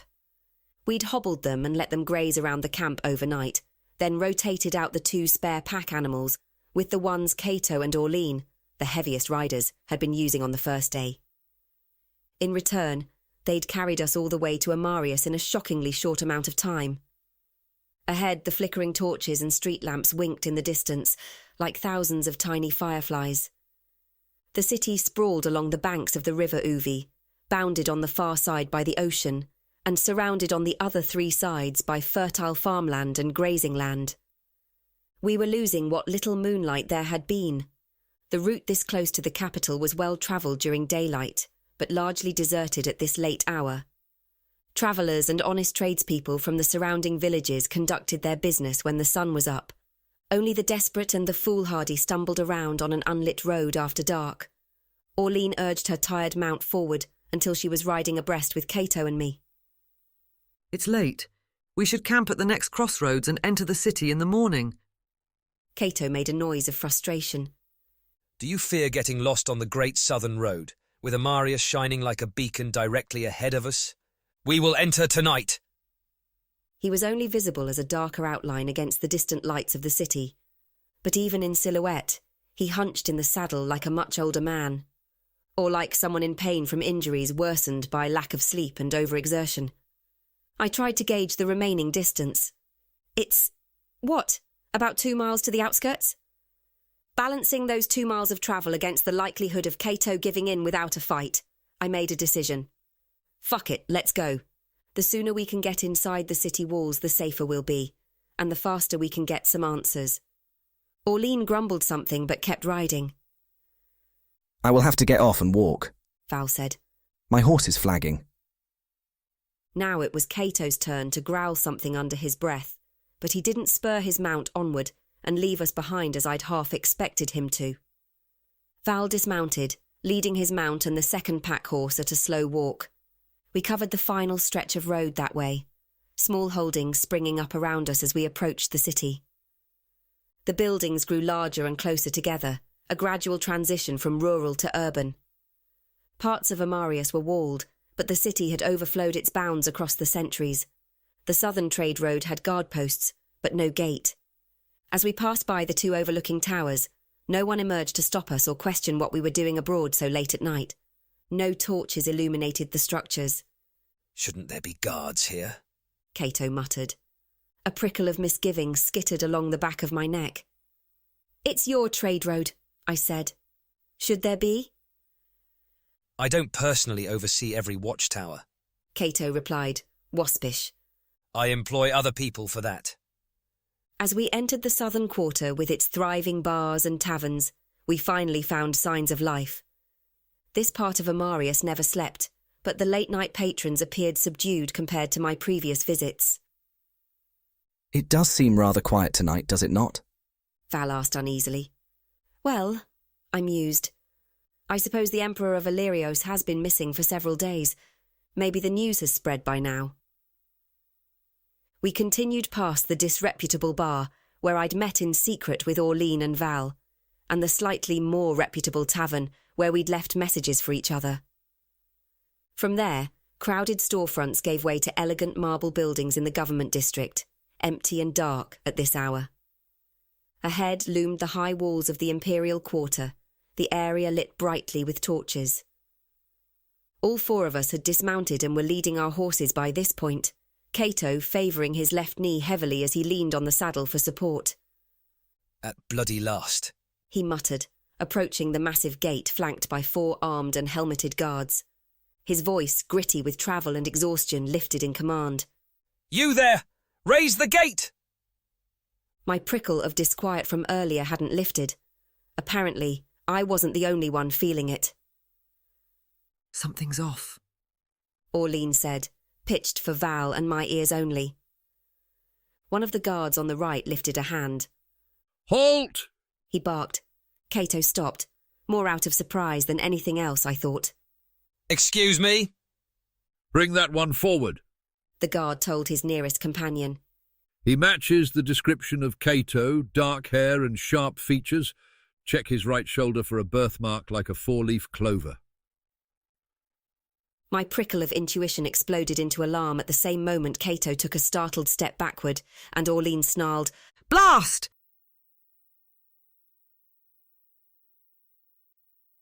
"17. "What are you doing?" Kaeto demanded, alarm and outrage battling for supremacy in his tone. "I am your emperor!" The first guard grunted. "Right. Guess that simplifies things. Take him, men. The orders are dead or alive." Kaeto, to his credit, was already going for his sword. So was I. Orlean was a heartbeat ahead of us, having already pulled hers free of its scabbard. Val, whose talents didn't lie with a long blade, skipped backward to get out of our way. One of the guards who'd hung back bellowed for reinforcements, and my sinking stomach made an even deeper dive. Orlean, Val and I might have managed to vault onto our exhausted horses and flee before we could be caught, but Kaeto could barely walk unaided. A week ago, my mental calculations would have looked very different when it came to the injured Emperor. When I'd believed him responsible for the theft of the dragon eggs, I'd needed him. It was true. But back then there had been alternatives. Though the number might be small, other people had to know about the eggs as well. If something had happened to Kaeto, I would have grumbled over my job being harder, but it wouldn't have been the end of the world. Now Kaeto was our best hope, mostly because the list of suspects had expanded to include pretty much everyone in Eburos, and the eggs themselves could be absolutely anywhere. Having the Empire's ruler nominally on our side might give us our only edge. Plus, there was the small matter of the complete destabilisation of the continent if he was successfully deposed and executed by whoever had taken control of the city. Which is how I found myself fighting shoulder to shoulder with my people's hereditary enemy, guarding his weak left side as 2 soldiers made a spirited attempt to kill us. Right then, I really wished the quality of the raiders' weapons had been a bit better. Even with old poorly balanced swords, though, it was disconcerting how easily Kaeto and I fell into sync. He'd given me a startled sideways glance when I slotted myself in beside him, and nearly got his head sliced off for his trouble. But then he yielded his flank to me, clashing blades with the guard on the right while I took the one on the left. The major downside to this was that it meant the other 2 men were going after Orline. In the normal course of things, this might not have been an issue. Orline didn't particularly like men, and when they pointed weapons in her face, that dislike tended to manifest as berserker rage with a lot of blood and lopped-off body parts involved. But like the rest of us, she'd just come off a brutal 2-day ride that had culminated with a couple of miles walking on foot. I heard her snarled curse over the ring of steel on steel, and my heart lurched with worry that she'd been injured. I couldn't afford to split my attention, though, a fact which very nearly got me killed a moment later. The only warning I had that one of Orline's opponents had successfully broken free of the fight was a whisper of air to my left. An instant before the 3rd guard's sword would have sliced through the juncture of my neck and shoulder, Kaeto's blade whistled behind my head, missing me by an inch. Metal clashed as he turned the strike away, the parry leaving him wide open to the 1st guard's attack. With a shout of dismay, I ducked under the 2nd guard's wild swing to block a lunge that would have gutted the Emperor like a fish. I kicked out, hoping to catch the man in the groin, but my exhaustion and the confusion of the fight meant I only landed a glancing blow to the top of his thigh. Clear! Val shouted in Eburosi. Instinct took over. I grabbed Kaeto and dragged him sideways and down, rolling both of us to the side, where we ended up in a tangled heap. A flaming cloth bag flew through the air, where we'd just been standing, and hit one of the guards square in the breastplate. The flimsy bag burst on impact, fine grey powder exploding out of it and instantly catching fire with a massive whoosh. The 3 guards who'd been attacking us screamed, dropping their swords to claw at their burned faces. A cry came from Orline's direction, the remaining guard falling to the ground with a wet gurgle as she took advantage of the confusion to run him through. What the hell was that? Kaeto wheezed, his voice rising to a startled pitch. I ignored him and pushed myself off his chest, grateful that he'd at least broken my fall. Shouts and hoofbeats were approaching from inside the Imperial compound. Explanations later, Val said, hauling me to my feet and helping me get Kaeto upright as well. The horses, I rasped, scanning the area. Tired as they were, they'd still bolted for safety when the fire powder had gone off. Over there, Orline said, pushing me out of the way to haul Kaeto's arm over her broad shoulders. I followed the jerk of her chin to see the horses milling together about 50 paces away. Val grabbed my arm as though he thought I needed support as well, and the 4 of us staggered toward the exhausted animals. Fortunately, these horses had been the easiest ones to catch back in the Raiders' Valley. That's why we'd chosen them. Combined with the fact that they were nearly ready to drop after the journey, it meant that Val and I were able to grab the nearest 2. Orline practically threw Kaeto into the saddle of the 1st horse and mounted the 2nd horse herself. Val and I darted past them to grab the other 2 that were wearing saddles, climbing aboard just as the heavy gate started to rise with a laboured clank of machinery, revealing reinforcements massing on the far side. Back to the southern district, I ordered. We'll ditch the horses and hide out there. Assuming the horses don't drop from exhaustion before we make it, Orline said grimly. I spared a glance at Kaeto, hoping he'd just had the wind knocked out of him when we went down, as opposed to cracking ribs. He was hunched over his mount's neck, one arm wrapped around his ribcage. His lips pulled back in a grimace, but he yanked the horse around and put his heels to its sides. The rest of us followed suit, the sound of horseshoes on cobbles ringing through the night. The 2 pack horses followed their herdmates into a reluctant canter, despite the fact that we hadn't taken the time to catch them. It was no coincidence that the area around the Imperial Quarter was open and free of buildings. That, along with the high walls spaced at regular intervals with arrow slits, constituted the main defence against any invading armies bold enough to beard the Illyrian lion inside his den. The defending forces had cover, the approaching forces didn't. That was bad for us, since it meant we had no place to hide until we made it farther into the city.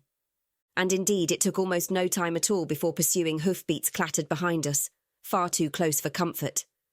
The guards would be riding fresh horses. There was no way we could outrun them. I exchanged a questioning look with Val, who nodded grimly and reined his horse in, falling behind us. Be ready for your horses to bolt. I called in Illyrian, mostly for Kaeto's benefit. It took an alarmingly short time for Val to end up only a few lengths ahead of our pursuers. What do you...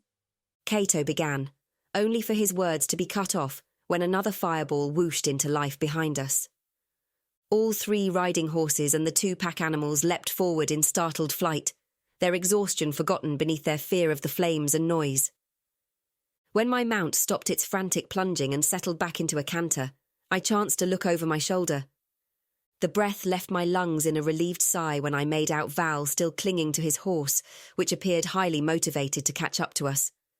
Kaeto had lost a stirrup and was heaving himself back to a centred position in the saddle with his 2-handed grip on the animal's mane, cursing fluently. Orline was bent over her mount's neck to reduce wind resistance. I braced for another fire-powder bomb behind us, but none came.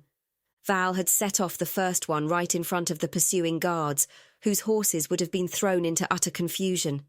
Their fresh mounts would be far more reactive to the explosion of flame than our exhausted ones. Val caught up with us, and we continued as fast as we could through the towering edifices of the government district, back into the confusion of twisting streets and alleys that was the Southern Commerce District.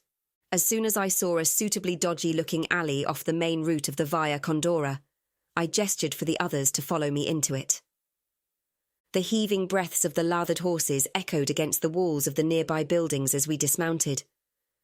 "We're ditching the horses," I said. "Take what you can carry and don't leave anything incriminating behind. I think it's about a mile from here to the Via Meretricia. That's where we're going." Kaeto, pale-faced with pain, growled, "Why there? That area is a seething pit of pagan malcontents." I smiled broadly, aware that it probably looked more like a rictus. "Let's just say I know a brothel owner or 2. We need a place to lie low."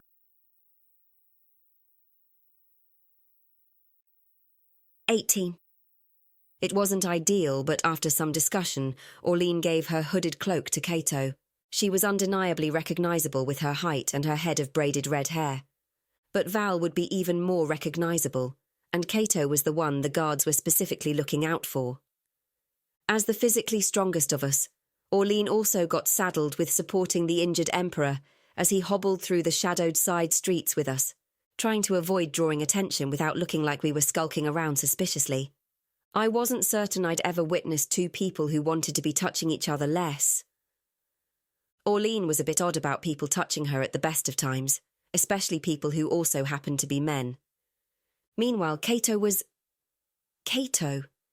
He was probably afraid that Orline's Eburosi peasantness would rub off on him or something.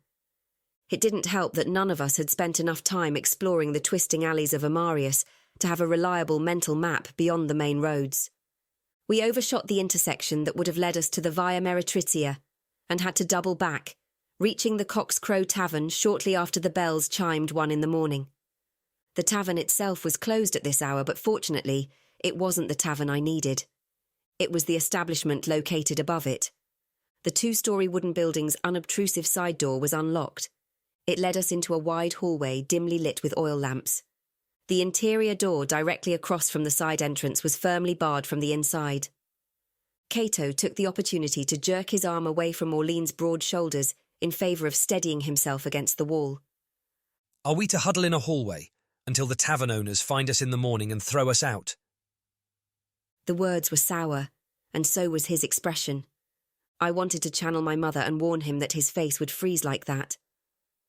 But realistically, if it were going to, it already would have done so years ago.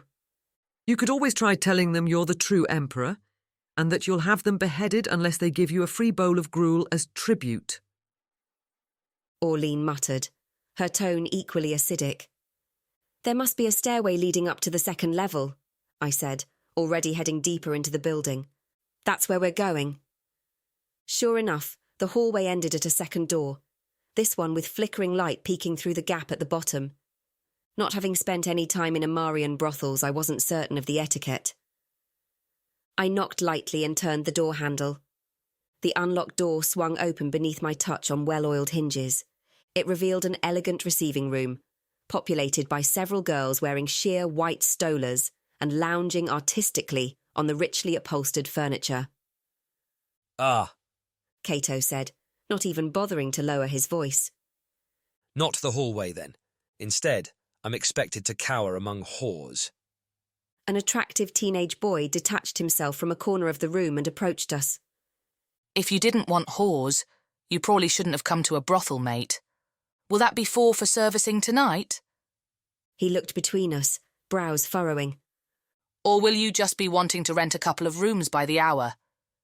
Kaeto visibly swelled with outrage next to me. How dare you, you insolent whelp! The boy took a step back, raising his hands. Oi! Didn't mean to offend, good sir. You'll find no judgment here, but I can't help you unless you tell me what it is you're after. I resisted the urge to reach over and throttle the Illyrian Emperor, in favour of grabbing him by the bicep and squeezing hard enough to make him hiss. Sorry about our companion here, I said, ignoring the sense of Kaeto puffing up like an angry rooster beside me. It's his first time, I'm sure he's just a bit nervous. Actually, we need to speak to either Celine or Zuri. We can wait if they're, otherwise engaged. I had no idea if the brothel's owners still saw clients of their own. I'd met the pair only once back on Eburos, when they'd been visiting Caius and acting as unofficial envoys between the pagans of Amarius and the southern Eburosi port city of Rythe. It had been Caius who'd given me the address of the brothel and told me to go to them if I ever needed help in the capital. In hindsight, I probably should have approached the couple earlier, before things started imploding, to see if they remembered me and feel out their willingness to assist with my mission. On the other hand, doing so would have given them the option to laugh at me outright and slam the door in my face. The pair had been embroiled, not entirely by choice, in the last Illyrian coup, the one that had put Kaeto on the throne in the first place. Their work with the pagans aside, it was quite likely that they wanted nothing more to do with imperial intrigue. The lad's frown deepened, but he said, I'll see if they're available. He turned to one of the girls decorating a low couch. Marla, would you go and check for me? I can't leave the parlour unattended. Marla made an unimpressed noise, but she peeled herself off the furniture and headed for a staircase at the back of the room, giving us a free show of her very attractive arse through shifting gauze as she left. I'll need your weapons, please, said the boy. You can't go upstairs with them. I obligingly unbuckled the sword belt I'd scavenged from the raider camp, sending a glare in Orlean's direction when she balked. Val gamely started handing over a seemingly never-ending collection of daggers and throwing knives from the depths of his loose clothing. I pulled out my various concealed short blades as well, while Orlean relinquished her wickedly curved sword and parrying dagger. Another glare, and Kaeto reluctantly disarmed along with the rest of us, until the poor teenager was almost comically overloaded with a pile of pointy objects. I didn't have the heart to tell him that Val still probably had at least one fire-powder pouch in his possession. That could burn this place to the ground before anyone could start grabbing buckets of water. Happily, even if Celine and Zuri did toss us out on our collective ears, malicious arson wasn't part of the plan. Just as the boy was depositing the mass of metal and leather behind a counter in the corner, Marla returned. She leaned over the stair railing, looking down at us. Celine says I'm supposed to bring you to her office. You'd better follow me. I shared a glance with the others and headed up the staircase, my body feeling as though it had aged 3 decades in the last couple of days. Told you horses are stupid, came a familiar mental voice. I could have had you there in no time, and burned down the palace gate for you when we arrived. Only because dragons don't understand the words international incident. I thought back. Hopefully I was successful at stifling the little voice in my head that whispered about how that didn't sound like such a bad idea right now. Apparently I hadn't been, since Zale only snorted.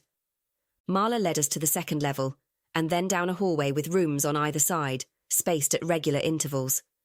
The exaggerated sounds of prostitutes pretending to enjoy sex came from behind several of the closed doors, and Kaeto made a barely audible noise of disgust. Exactly how well do you know these people? Val asked, for my ears alone. Don't ask questions you don't want the answers to, I told him. I'm sure it'll be fine, though. Past the money-making part of the operation lay a larger room with communal tables and benches taking up much of the space. And beyond that lay a plain wooden door that lacked the carvings and ornamentation of the client rooms. Marla stopped in front of it and knocked. Yes, yes, show them in, came a muffled tenor voice from inside. Marla cleared her throat and leaned close to me to murmur, She's in a foul mood tonight. Fair warning. And you should know that she doesn't like having her time wasted. Good to know, I said wryly. It sounds like we'll get on quite well in that case. Marla opened the door and waved us into a space that would have been cramped for 3 people, let alone 5. Every horizontal surface was piled high with scrolls, ledgers, and sheaves of unbound vellum. In combination with the lamps and candles illuminating the room, one wrong move felt like it might result in accidental arson, even if malicious arson was still off the table. A tall, angular figure unfolded from behind the large desk near the far wall, brushing waves of thick black hair threaded with silver over one shoulder. What can I do for you? Celine asked, in the same no-nonsense, slightly impatient tones I remembered from our previous brief meeting. If it's about unusual sexual predilections, Radil downstairs can get you sorted out. I stepped forward into a circle of brighter light, drawing breath to reintroduce myself and beg her help. Before I could, Kaeto dragged the hood of his cloak back almost violently, his grey eyes snapping fire. You! He barked, even as Celine's eyes went wide. She took a startled step back, nearly hitting the wall behind her. You! Then she seemed to rally. Whatever the question is, the answer is no. Find another damn brothel. I'm not interested in getting pulled into another crusade, no matter how much of a grasping prick your younger brother is. I blinked, momentarily rendered speechless. You, know each other personally, then? I managed, looking between them. Sure sounds like it, Orlean muttered from behind me. This godless heathen was part of the insurrectionist army that captured me after I fled Proclus's assassination attempt. Kaeto snapped. Apparently uncowed by the presence of a deposed emperor in her office, Celine leaned forward, hands flat on her desk, and glared. The same army that helped install you on your older brother's throne, your Imperial Majesty. She snapped back. I raised a finger like a student seeking the tutor's attention. If we could maybe back up a bit. Celine's gaze, a darker and stormier shade of grey than Kaeto's, pinned me. Her eyes narrowed. Wait a minute, I recognise you. You're from Eburos. Holy gods, is Caius behind this mess somehow? Didn't that old fool learn his lesson about playing dice with the Illyrian throne the last time? On hearing Caius's name, Kaeto inhaled sharply. I resisted the urge to wince and slap a hand over my face to cover it. I'd been extremely careful not to let slip anything about my connection to the former palace advisor, knowing any mention of him in front of Kaeto would be akin to waving a red flag in front of a bull. What did you just say? Kaeto demanded in a dangerous tone. To say that he and Caius hadn't parted on the best of terms was a disservice to understatement.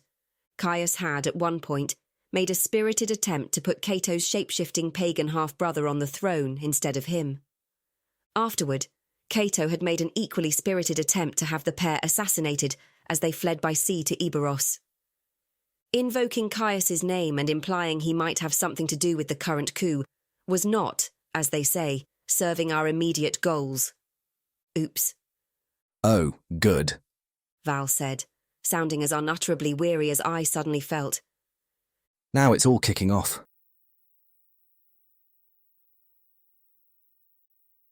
"19. Kaeto, Celine and I all started talking at once. Or rather, I was talking. They were yelling, which meant that my contribution disappeared beneath the noise. I caught Orlean's eye before things could escalate from verbal to physical evisceration. Orlean shot me a sour look, but she pushed past me to stand in the middle of the room and bellow, "Quiet!" It was a bellow that had been honed on battlefields and training fields alike, and it was considerably more impressive than either mine or Valif's. It worked. According to Caius, Celine the brothel owner had once been Salieri the mercenary soldier. Reacting immediately and instinctively to parade ground bellows tended to be a rather important aspect of that line of work.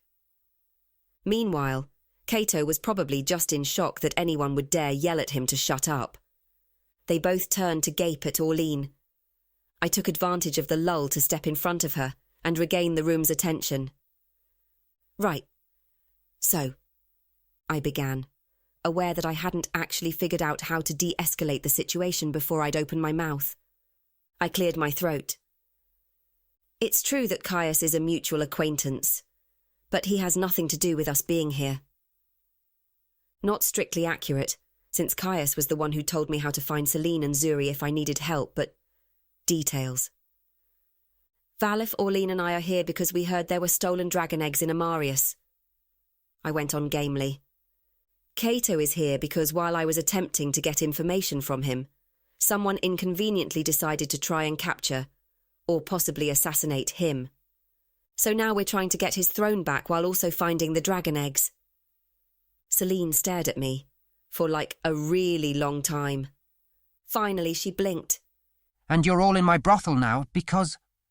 Because the guards at the gates of the Imperial Quarter have orders to capture or kill Kaeto and anyone with him on sight. Which, we found out the hard way about an hour ago. Celine's gaze narrowed. That is not an answer to the question I asked. There was no good way to sugarcoat this next part for Kaeto's benefit. We're here because Caius said I should come to you and Zuri if I was in danger. He said you'd help. The office door swung open, revealing a dark-skinned woman with short-cropped hair in the doorway. What's going on in here? The newcomer demanded in a pronounced Kulawi accent. I heard shouting. Then her gaze fastened on Kaeto and she froze. Celine sighed in clear disgust. Zuri, my love, I'm so glad you're here. We appear to have a new problem. After a quick recap of the relevant facts, Zuri sagged back against the wall next to the door. Well, that's put us right back in the shit, now hasn't it? She said. I was beginning to worry about the fact that Kaeto hadn't started yelling again. His face had a pale, pinched look that I didn't much like. It was the sort of look someone might get after riding almost non-stop for 2 days, being thrown unexpectedly into a sword battle, and then walking a mile on a half-healed leg injury in the middle of the night. I turned over the attempts at diplomacy to Valif, since he was better at it anyway. He'd been a terrible priest by all accounts, but some aspects of his previous life had stuck with him nonetheless. Talking to people without immediately pissing them off was one of the skills that had transferred successfully to secular life. You mentioned the younger brother, Brucius. He was saying. He is the person behind the coup? He marched in with an army, claiming this one was dead. Zuri said warily, tilting her chin to indicate Kaeto. In the absence of an imperial heir, he's next in line for the throne. According to the gossip, it didn't require much persuasion for the court to let him take the reins, at least provisionally. And once they let him get a proverbial foot in the door, he wasted no time in ousting anyone in the palace who showed loyalty to Kaeto and replacing them with his own men. Celine added dryly. I see. Val said. We regret bringing trouble to your doorstep. However, I'm certain you can understand the gravity of our situation. May we prevail upon you for safe haven tonight? The Emperor's face is well known in the city. Our options are limited. As far as compelling arguments for why I shouldn't tell you all to go fuck yourselves, I've heard better, Celine said. I drew breath to reply, but Zuri got in before me. You say Brucius's guards from the palace pursued you? She asked. We lost them in the southern quarter, I said quickly. Which only means he'll have men out searching the area for you. Celine snapped. Now that he knows Kaeto is back in Amarius, Brucius can't afford to have him running around at large. She eyed Kaeto's pasty face with a look of intense irritation. Though the running around part might be optimistic from the look of things. You are flirting with treason, you unnatural pagan harlot. Kaeto took an aggressive step forward with his bad leg. The remaining blood drained from his already pasty complexion. He gasped, his eyes rolling up behind the lids, and crumpled slowly toward the floor. I was already in motion, lunging forward to grab him before he could face-plant on one of the overburdened tables. I realised 2 things in quick succession. First, that the bastard was surprisingly heavy, and second, that everyone else seemed perfectly happy to let him brain himself on the furniture. I ended up half-pinned beneath his limp body on the floorboards, the breath knocked out of me. Hey, thanks so much for the help, everyone, I wheezed. Zuri said philosophically. Now I suppose we'll have to let them stay the night. The next time I see Caius, Celine muttered, I will kill that man in the most painful and imaginative way possible. We ended up borrowing 2 of the unused client rooms. Orlean and Val were in one, where they were ostensibly trying to get a few hours of rest before we figured out what to do next. I was in the other with Kaeto, who'd been deposited on the bed, still unresponsive after his earlier faint. I'd wrestled his layers off, leaving him in only his small clothes. The lamps in the room had not been arranged with medical care in mind, but even in the low, moody lighting, I could see the problem well enough.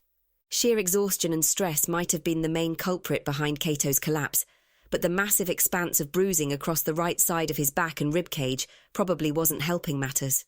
Part of it was sickly yellow, green and brown, a memento of when I'd dragged him off his horse in the ravine, or possibly when Zale had shaken him off his back in the valley.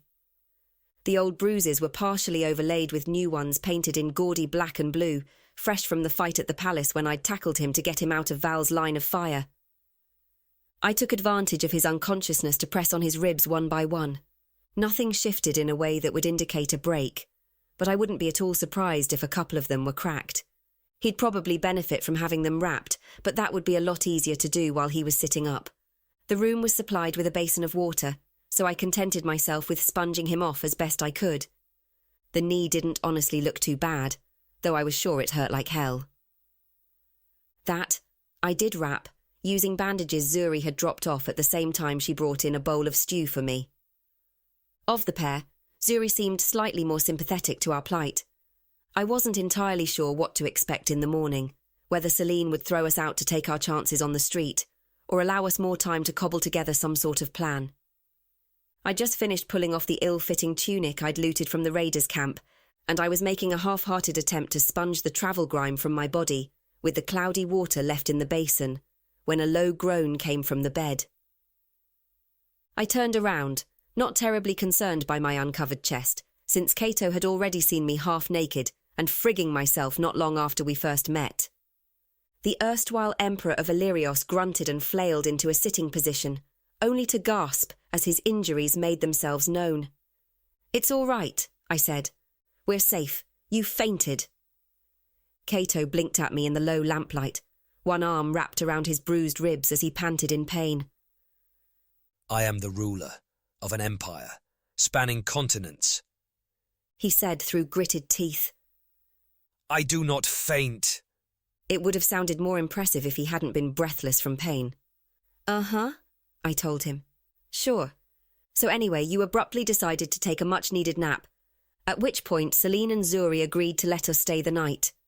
Presumably that was because no one wanted to haul you down the stairs, and I guess tossing you out of a convenient window would have attracted too much attention." I could see he wanted to argue about it some more, and I was somewhat surprised when he didn't. Instead, he was quiet for several moments. "We have no actionable strategy for removing my brother from the throne," he said eventually. I turned around and resumed washing off the road dust. "Not as such, no. Although, if Brucius is claiming you're dead, then it seems like showing up alive would be a good start." Kaeto shifted position in the bed, sheets rustling. "The unnatural harlot who owns this place is unfortunately correct. Now that Brucius knows I am here, he will devote every resource at his disposal to finding and eliminating me." Yeah, he probably would at that. "We need to find and consolidate any forces that are still loyal to you," I said, letting the sponge fall back in the basin with a small splash. "Even if he's taken over the palace guard, surely he can't have purged the entire city guard in such a short time." "Perhaps not," Kaeto allowed. "But contacting them will be risky. He may have placed spies among them, or—" The muffled sound of crashing and shouting filtered up to us from the ground floor. Heavy bootsteps pounded up the stairs, mingled with feminine shouts of dismay and anger. "Search every room," came a deep male voice. "Kick down the doors if you have to." "Fuck!" I cursed. Kaeto lunged to his feet only to catch himself on the bed frame when his legs refused to hold him. "Weapons!" he hissed. "Downstairs," I reminded him. "Val might still have a fire powder pouch hidden away, but—" I trailed off because he probably wouldn't set fire to the building we were all currently trapped inside, along with a bunch of innocent prostitutes and customers. The sound of doors crashing open at the far end of the hall reached us. My mind raced in circles. The window. No, Kaeto would never be able to climb out from the second story in his current condition. I glanced down, suddenly far too aware that my boobs were on display. Except... oh, my breath caught. "Get back on the bed and follow my lead," I said, fumbling for the knot of the drawstring holding my too large trousers up. "And I swear to the gods, if you make a fuss about this, I will smack you upside the head so hard that you won't even notice when the guards barge in and kill us."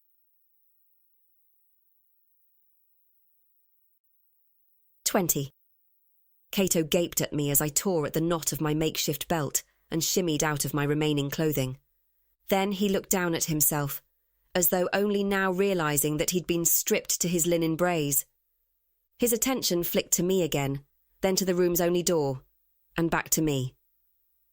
"You intend to—" I crossed the space separating us, shoved him onto the bed, and climbed on top of him.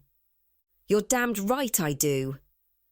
Tugging a blanket free, I dragged it up far enough to hopefully hide Kaeto's low-slung undergarments from view. I'd say something about your virtue being safe with me, but no, shut up. They're here. He'd drawn breath to say something, but the thudding footsteps were right outside the door. I slapped a palm over his mouth to prevent him from blurting anything stupid, while the men outside might hear. Then I grabbed the wrist of the arm he raised to fend me off, slamming it down on the mattress above his head and pinning it there. "Open up!" came a deep, muffled voice, followed by a fist pounding heavily against the wood. "Ooh!" I moaned, ridiculously loudly. "Oh yes, Daddy, you're so deep. Give it to me harder." Kaeto made a stifled noise of protest, which was honestly a bit reassuring, because you. Still, the satisfying combination of shock, outrage, and a tiny sliver of fear swirling in Kaeto's grey gaze might almost make up for the prospect of being horribly murdered while pretending to bump uglies. "Yes! Yes!" I squealed, rolling my hips against his like someone trying to stay with a runaway horse. "Oh my God, don't stop!" Wood splintered as the doorframe gave way beneath a solid kick. I manufactured a scream of surprise, playing the unlikely role of a professional whore who'd been too lost in pleasure to notice the sound of guards breaking down doors along the hall. Both Kaeto and I craned around to stare wide-eyed at the intruders, as two very large men in palace livery shouldered into the room. I kept my hand clamped firmly over Kaeto's mouth, muffling whatever words were trying to escape. Incriminating ones, probably. "What are you doing in here?" I shrieked. "Get out! Some of us are trying to make a living, you perverts!" Unfortunately, the men didn't seem fazed by my contrived hysterics. They scanned the room as though expecting someone else to be hiding in the corner. The taller guard pointed at Kaeto and said, "That one kind of fits the description." Kaeto made another muffled noise of outrage, and I squeezed the tendons of the wrist I was pinning until he shut up. His hips bucked beneath me, as though he couldn't control the reaction. I experienced the sobering realization that it would have felt really good, if not for the whole possibility of imminent death thing. "What description?" I demanded, still in my best shrill, harpy voice. They continued to ignore me. The broader one shook his head. "Nah. Everyone knows that little prick is impotent. Always pretending to have a mistress, but none of 'em ever get pregnant." Beneath me, Kaeto had stopped squirming and gone very still. The taller guard shrugged. "And no legitimate heir in sight. Yeah, you're right," he sniggered, directing a sneer at the man I was pinning. "Can you imagine? An emperor letting a woman take charge in bed?" Broadguard chuckled. "If he got caught like this, he'd probably beg to be executed." For the first time he addressed Kaeto directly. "Ah, well, don't feel too bad, mate.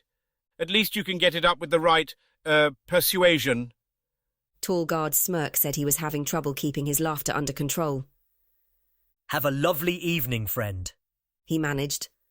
"So sorry to interrupt." His gaze travelled down to where we would have been joined if this had been real. pausing there significantly for a moment before the two burst into guffaws of laughter and withdrew, swinging the door closed to the extent the broken frame allowed. I didn't move, partly because I didn't want to risk anything giving the game away before they were well and truly gone, and partly because I was at a bit of a loss when it came to transitioning from borderline sexual assault, with a side of brutal humiliation by complete strangers, to whatever passed for normal between a deposed emperor and his erstwhile kidnapper. So we stayed there, unmoving, for what felt like a ludicrously long time while the last few doors were kicked open. The process culminated in some truly creative insults and cursing from Celine. They must have reached her office at the end of the hall. I winced, picturing the precarious stacks of ledgers and scrolls covering every available surface in the room.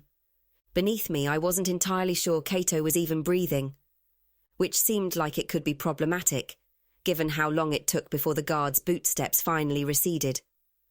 Around us, the brothel went ominously quiet. I peeled my hand away from Kaeto's face and sat up. He licked his lips slowly.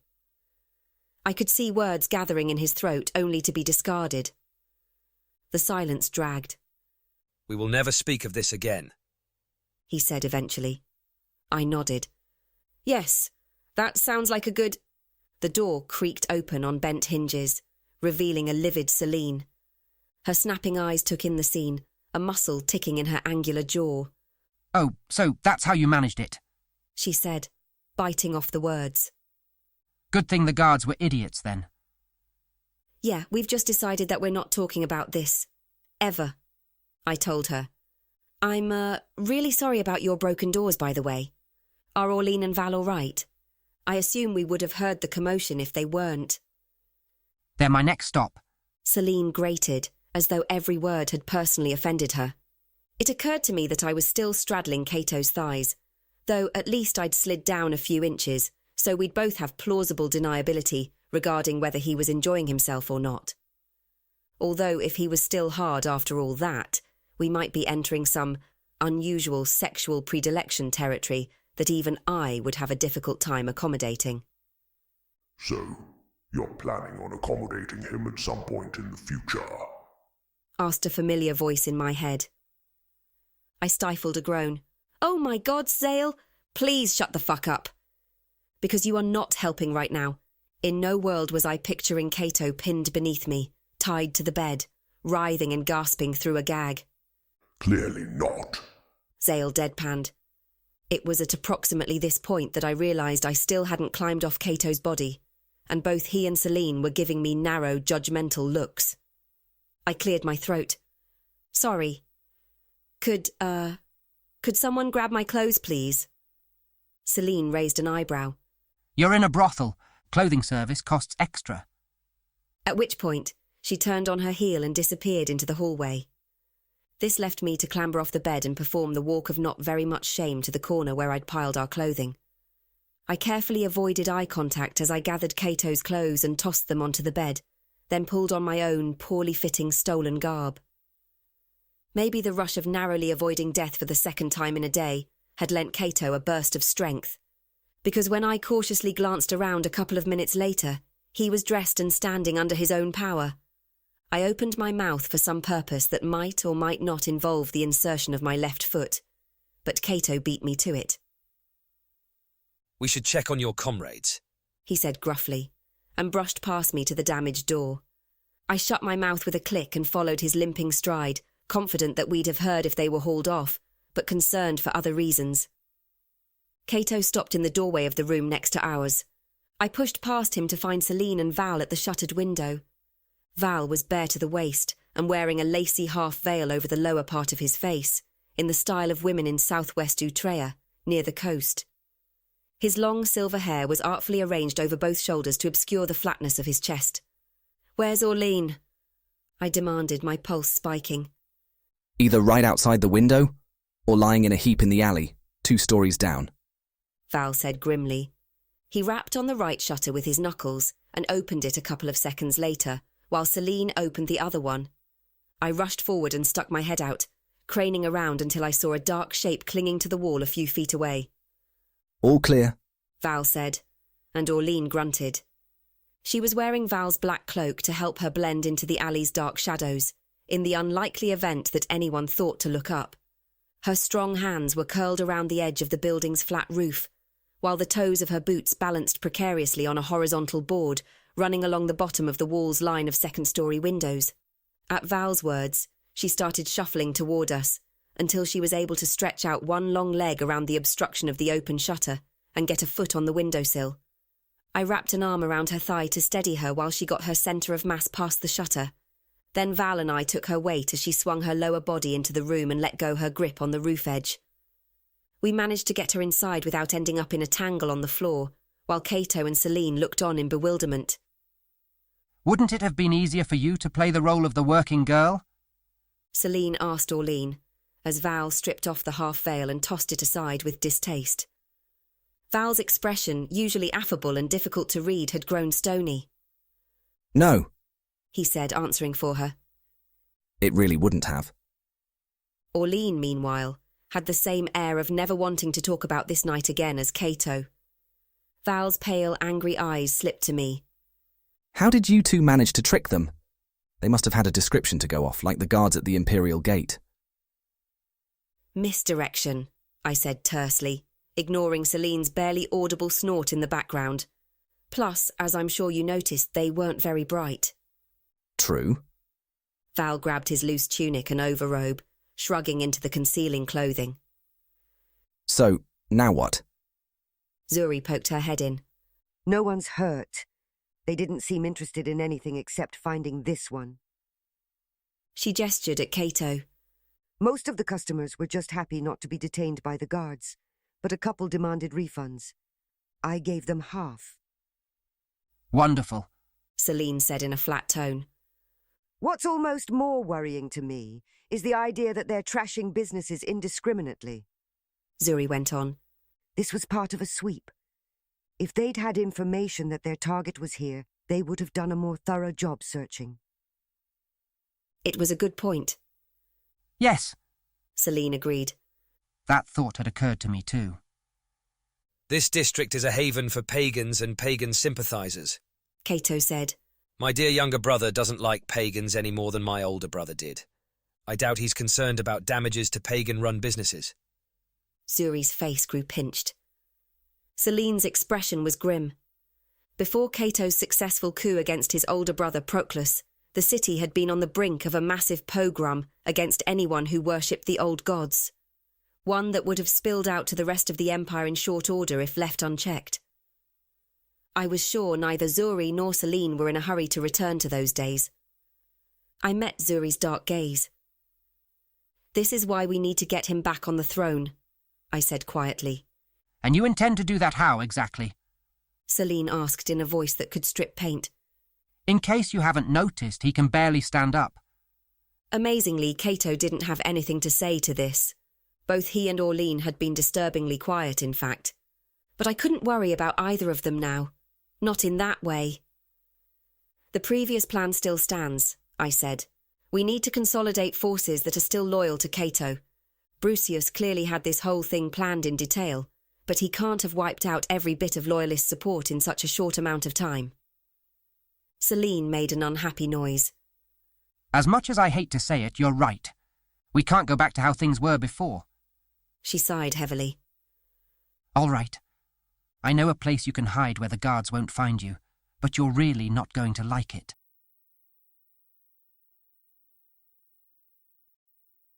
"21. A couple of hours later, I was forced to concede that Celine had been correct. I really didn't like this. Her much-touted place where the guards wouldn't find us had ended up being catacombs, and not just any catacombs. No, these catacombs appeared to be constructed using human bones as building materials, for the gods' sake. Because why make your corridors and arches out of bricks or timber when you could use skulls and femurs instead? Yeesh. Val, the former priest, had stopped cold when our oil lanterns first illuminated the stacks and stacks of empty eye sockets staring out at us from the walls. What? He stammered, and I wasn't sure I'd ever seen him so wrong-footed. Are those skulls human? Yes, Celine said grimly, not sounding thrilled about it herself. Val's colourless eyes jerked to land on Kaeto, flashing pinkish red in the lamplight like an animal's. But that's barbaric. Why were these people not given proper funerals and their remains cremated? There are hundreds of them. Thousands. Kaeto stared at him like he was an imbecile, and I braced myself for full-on cultural warfare. Tens of thousands, I dare say. Do you have any idea how much fuel it would take to cremate that many bodies? Illyrians bury their corpses rather than burning them, Zuri said, lifting her lantern to play its light over the geometric patterns of bone overhead. But in cities as big and old as Amarius, they eventually run out of space. At some point, someone decided this would be a good alternative. Orlean craned up to look at the corbelled ceiling above us. It's gruesome, certainly, but I suppose there's a kind of grim artistry to it as well. It was the most she'd said at one time since we'd left the brothel. I wanted to get her alone so I could ask if she was all right, but it didn't seem as though that was going to be in the cards anytime soon. I wasn't aware you even realised these tunnels existed, Your Majesty, Selene said. Even now she appeared constitutionally incapable of keeping sarcastic resentment from creeping into her tone when addressing Kaeto directly. You think I'm unaware of the catacombs beneath my own capital? Kaeto shot back. You pagans inhabited them like cockroaches during my brother's persecution. Half of the city guard was too superstitious to set foot inside them. It caused him no end of trouble. Good, Zuri said, with feeling. The warren of tunnels must have been extensive. According to Zuri, access was available via a number of secret entrances hidden in old buildings scattered around the commerce district. The one we'd used had been just across the street from the building housing the Cock's Crow and the brothel. It was little more than a hole in the foundation, strewn with rubble leading sharply downward into the inky blackness of this eerie, underground world. No effort had been made to arrange the chunks of stone and concrete into usable stairs, and Kaeto had mumbled curses as he navigated the precarious climb down the collapsed pile on his bad leg. I wasn't sure if I agreed with Selene's assessment of the catacombs as a safe haven for the four of us. After all, if Kaeto knew about their existence, it followed that Brucius did as well. Still, I suppose that the logistics of actually searching them made it impractical for a man who was already busy trying to consolidate power that rightfully belonged to someone else. Aside from the guards' unwillingness to enter in the first place, any intruders would be audible from some distance away as they approached through the echoing spaces. All we'd have to do would be to hide in the nearest convenient nook and extinguish our lights. Anyone searching would most likely blunder right past us if we stayed quiet. There were worse bolt holes, even if I suspected I'd never be able to sleep again without visions of blank-eyed skulls watching me. I shuddered. There's a stash of supplies in a vault not too far ahead, Zuri said, venturing deeper into the twisting maze.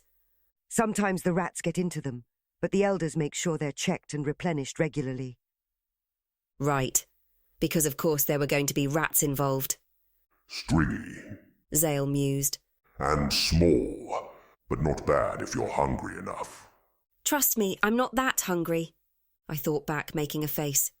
You do realise, Selene said tartly, that we're basically spilling all of our strategic secrets to the enemy. That brought my attention back to my surroundings with a snap. Surely the enemy is Brucius, I said. Kaeto made a disgruntled noise. Have I behaved so abominably toward the pagans during my reign to draw your ire in such a way? He snapped. No, Zuri said firmly, shooting Selene a quelling look. You haven't. Maybe not. Selene agreed, her tone still poisonous. Instead, you tried to have Caius and your half-brother killed, after they basically handed you the throne on a silver platter. I held my breath, still not convinced that we wouldn't have to drag these two off each other at some point. Kaeto stared at Selene as though she were a puzzle he couldn't work out. And my understandable desire to secure the throne against a potential pretender is honestly more important to you than the fact that I negotiated peace with the pagans and then enforced it against the radical daemonist religious backlash. He wasn't a pretender, Selene said. He was your father's rightful heir. Kaeto snorted. Yes, and how would that have ended up? An artless half-Kulawi pagan commoner, one who spent half his life in a prison cell, Sitting on the Illyrian throne? We'll never know. Celine snarled. Because he didn't want your bloody throne in the first place.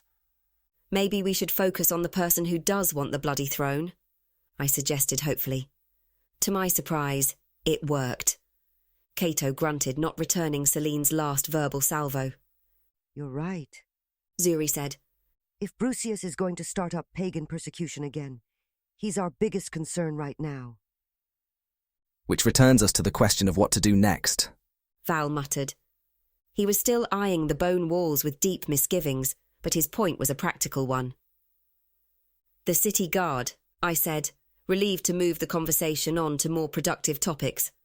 How loyal would you say they are? There was a pause, silence settling over the corridor except for our quiet footfalls and the soft sound of breathing.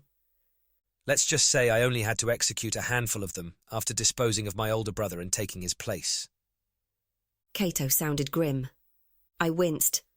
So, not very. Still, that was a different situation. You're not dead. Brucius is holding the throne illegally, right? Wouldn't that mean something to them? It would only take one greedy guard to run to the palace and rat him out, Val said. You can bet there's a hefty reward for information leading to his capture or death. No doubt, Kaeto said tartly. Let's keep moving. The vault is just through this archway, Zuri said, leading the way into a much larger space. Her voice echoed off the distant walls and ceiling. For now, let's just worry about... She stopped so abruptly that the rest of us nearly ran into her. Ahead of us, the edges of our combined lantern light illuminated a large group of robed individuals, several of whom were holding sharpened wooden spears and rough, homemade bows pointed at us. Son of a bitch! Orlean snarled, drawing steel. Kaeto and I were right behind her when it came to grabbing for weapons, while next to us, Val fumbled for his remaining firepowder pouch. Oh, you have got to be kidding me, Celine muttered. Don't move, shouted one of the cloaked figures. If you want to live, drop your weapons and kneel on the floor with your hands on your heads.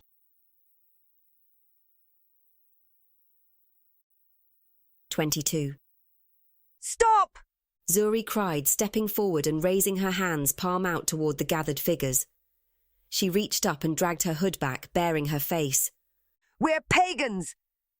I suspected Kaeto might have something to say about that. But while the erstwhile Emperor of Illyrios was many things, he wasn't a fool. There was a tense pause, broken only by low murmurs from a few of the armed group ahead of us. Stay where you are, called the apparent spokesperson. The scrape of flint strikers and the slide of metal against metal reached us as people lit lamps and opened the shutters on dark lanterns. Light flooded the shadowy vault, illuminating a ragtag group of perhaps 15 people. I steadied my grip on my sword hilt, aware that our only chance if violence erupted would be Val's firepowder bomb. The leader of the armed group studied Zuri for a moment before pushing back his own hood. He was older than I would have expected from his voice. I recognize you, he said, lifting a quelling hand to gesture at the crowd behind him. I've seen you at meetings.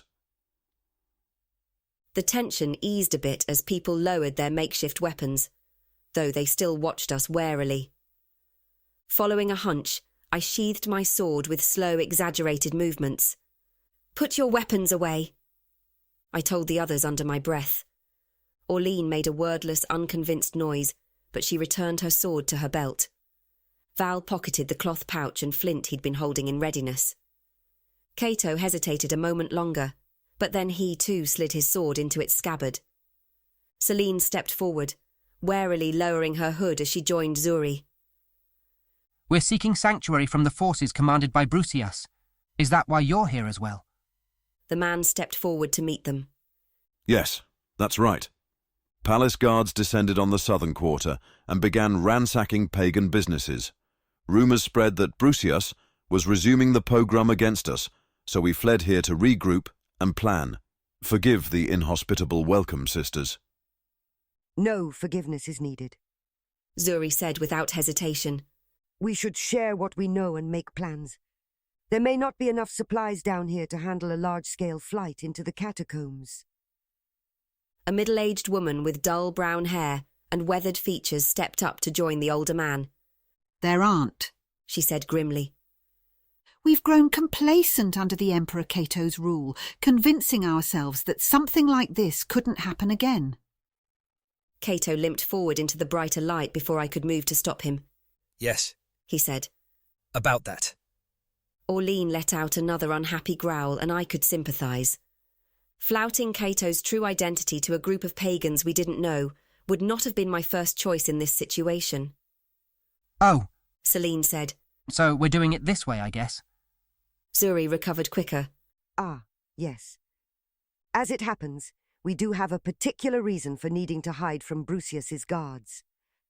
May I present the Emperor Kaeto, who, I will remind you, negotiated the truce between the daemonists and our own pagan brethren. There was nothing quiet about the confusion of startled voices that rose in response to her words. Please don't trouble yourself to kneel, Kaeto said tartly. The man and woman who'd been speaking for the group peered at Kaeto with clear misgivings. Forgive me, the man said. But we have been reliably informed that the Emperor Kaeto was killed by raiders in the mountains west of the river Uvi. Not so much killed as severely irked. Kaeto bit off the words. My treacherous younger brother is plotting to take my throne. If he is allowed to hold it, prepare yourself for the coming of a second Proclus, only with considerably less drunkenness and considerably more guile. The man and the woman shared a look of alarm, while behind them, the rest of the group went quiet. Kaeto's older brother Proclus had, by all reports, been a drunken lout. But he'd also dreamed of using his people's irrational fear and hatred of pagans to turn the empire outward to conquest once more. The theft of the dragon eggs had led the rulers of Eburos and Utrea to conclude that Kaeto might be harbouring his own dreams of fresh conquest. Now, it seemed far more likely that Brucius was the one turning his vision toward the free nations to the north and west. In which case, I sincerely hoped these people appreciated the fact that Kaeto was their best bet to maintain peace and safety in Illyrios. An old woman hobbled up to Kaeto from the rear of the group, her hunched back bent nearly double. She peered up at him with rheumy eyes, her wrinkled brow knitting in concentration. "This is the Emperor," she proclaimed. "I've seen him many times over the years when he rode past my shop as part of the royal retinue." Thank you, madam, Kaeto said, with more civility than I would have given him credit for. And that was something I needed to be careful of, because Kaeto might be a vicious arsehole in private, but he was also a skilled diplomat. He'd knitted a crumbling empire back together nearly single-handedly, using little more than the strength of his own charisma. The pair of pagan leaders exchanged another speaking look, then both of them bowed low. Your Imperial Majesty, said the man. You humble us with your presence. We know how much of an ally you have been to our people in recent years. How may we be of service to you? The tension in Kaeto's spine eased. First, you can dispense with the bowing and scraping. We are not at court, and I require assistance more than I require abasement. Brucius is aware of my presence in the capital. My esteemed allies. Celine made a tiny, barely audible choked noise. Suggested that the catacombs would make an effective bolt hole. The elderly woman snorted. "They were right enough if you don't mind living like a rat in a sewer." That is the next challenge, Kaeto agreed. Hiding in the dark will not remove my brother from the throne. Is the city guard still loyal, or has Brucius corrupted them, as well as the palace guard? I've heard no reports of the city guard harassing anyone, the female leader said, though her tone was uncertain. More than usual, you mean? Celine asked. She's right, said the man. Many in the city guard still harbour resentment toward pagans, even if the current laws constrain them from acting on it openly. My stomach sank. It would only take one rotten apple in the barrel to give up your location to Brucius if we tried to go to them. What other option is there? Val asked. I had an answer, but it wasn't going to be a simple one. Helliver. We need to get out of the city and go to Helliver. Kaeto shot me a glance sharp enough to slice through bone. I frowned back at him, not sure what that look was supposed to mean. "There's a garrison stationed there," I went on. "And once we're clear of the capital, we have other resources we can draw on." Oh, I'm a resource now, am I? Fortunately, Zale sounded more amused than irritated. "It's not like I can blurt out that we have dragons to every group of strangers we meet inside the creepy skull tunnel," I sent. "That's not a bad idea," Orlean said. "Assuming we can get out of Amarius without being captured." More conversation erupted in the main group. Then a woman spoke up. "My brother's family runs a freight business out of the city port. He might be able to smuggle you out, but you'd have to take the river route. There isn't much traffic on the Uvi in summertime." The reason for that was a good one. The river valley during the warm season was a seething mass of insect-borne pestilence. "I dislike the idea of leaving the capital," Kaeto said. "It smacks of abscondment." "And staying here helps us... How, exactly?" I prodded. "She's right," Selene said in a monotone. "I'd be thrilled if you all went as far away as possible." "Don't listen to her," Zuri said. "She's no happier at the prospect of Brucius on the throne than the rest of us. So, can we arrange this? What needs to happen to get the four of them on a barge heading south?" The others fell into intense conversation with the young woman who had the freight-hauling connections.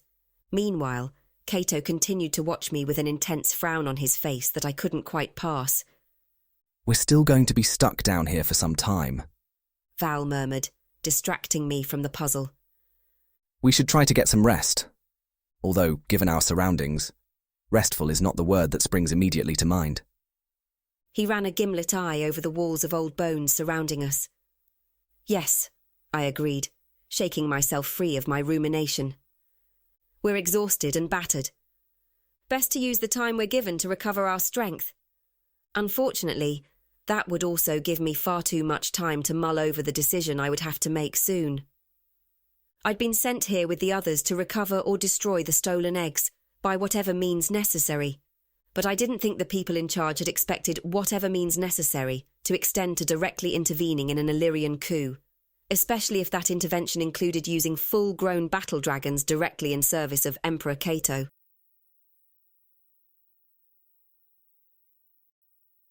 "23. One thing no one mentioned about underground environments was how cold and damp they could be. At least it certainly felt that way to my exhausted summer-adapted body. The stash of supplies in the vault was woefully inadequate for the number of people sheltering here, which meant not enough food and not enough blankets. The man and woman who seemed to be in charge, Jovis and Alcimene by name, apparently, assured us that additional provisions would be smuggled in the following day. Thanks to Zuri and Selene, we'd hauled in our own supplies of lantern oil, water, blankets, and a bit of food. Jovis had made a token attempt at diverting food and bedding to Kaeto in a nod to his imperial status. Surprising me once again, Kaeto had not only flatly refused it, but had directed our provisions to be added to the general stockpile and handed out based on need. The leaders ensured that the elderly and the very young had what they needed, and doled out the rest as best they could. The practical upshot was that Orlean, Val, Kaeto and I were down to 2 cloaks between us. That, along with the clothes we stood up in, were the only useful items we had. Well, other than the coin purses Val, Orlean and I carried, which didn't exactly meet the definition of usefulness in our current circumstances.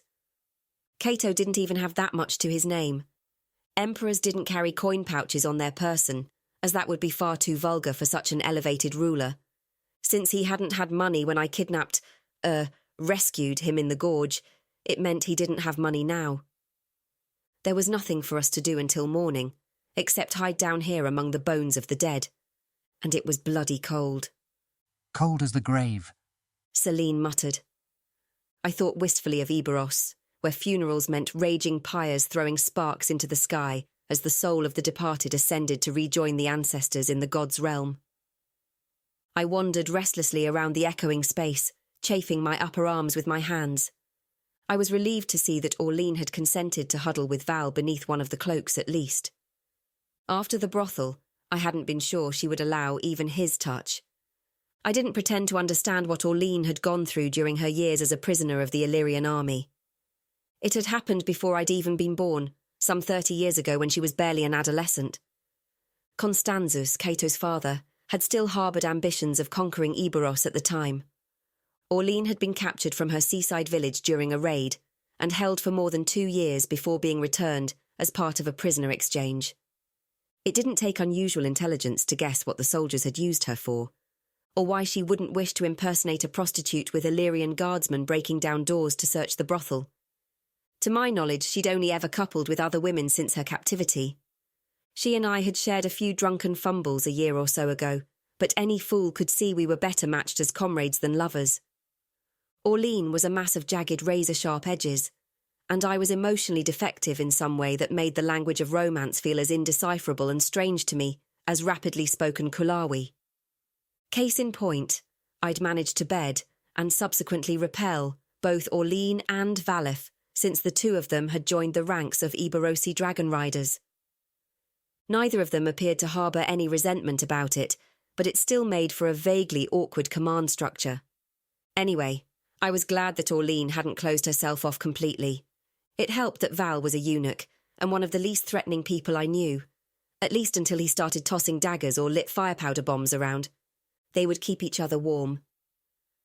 I rubbed my arms harder, unable to suppress a full-body shiver as I wandered along a wall made of skulls embedded in a hexagonal, honeycomb structure of arm bones?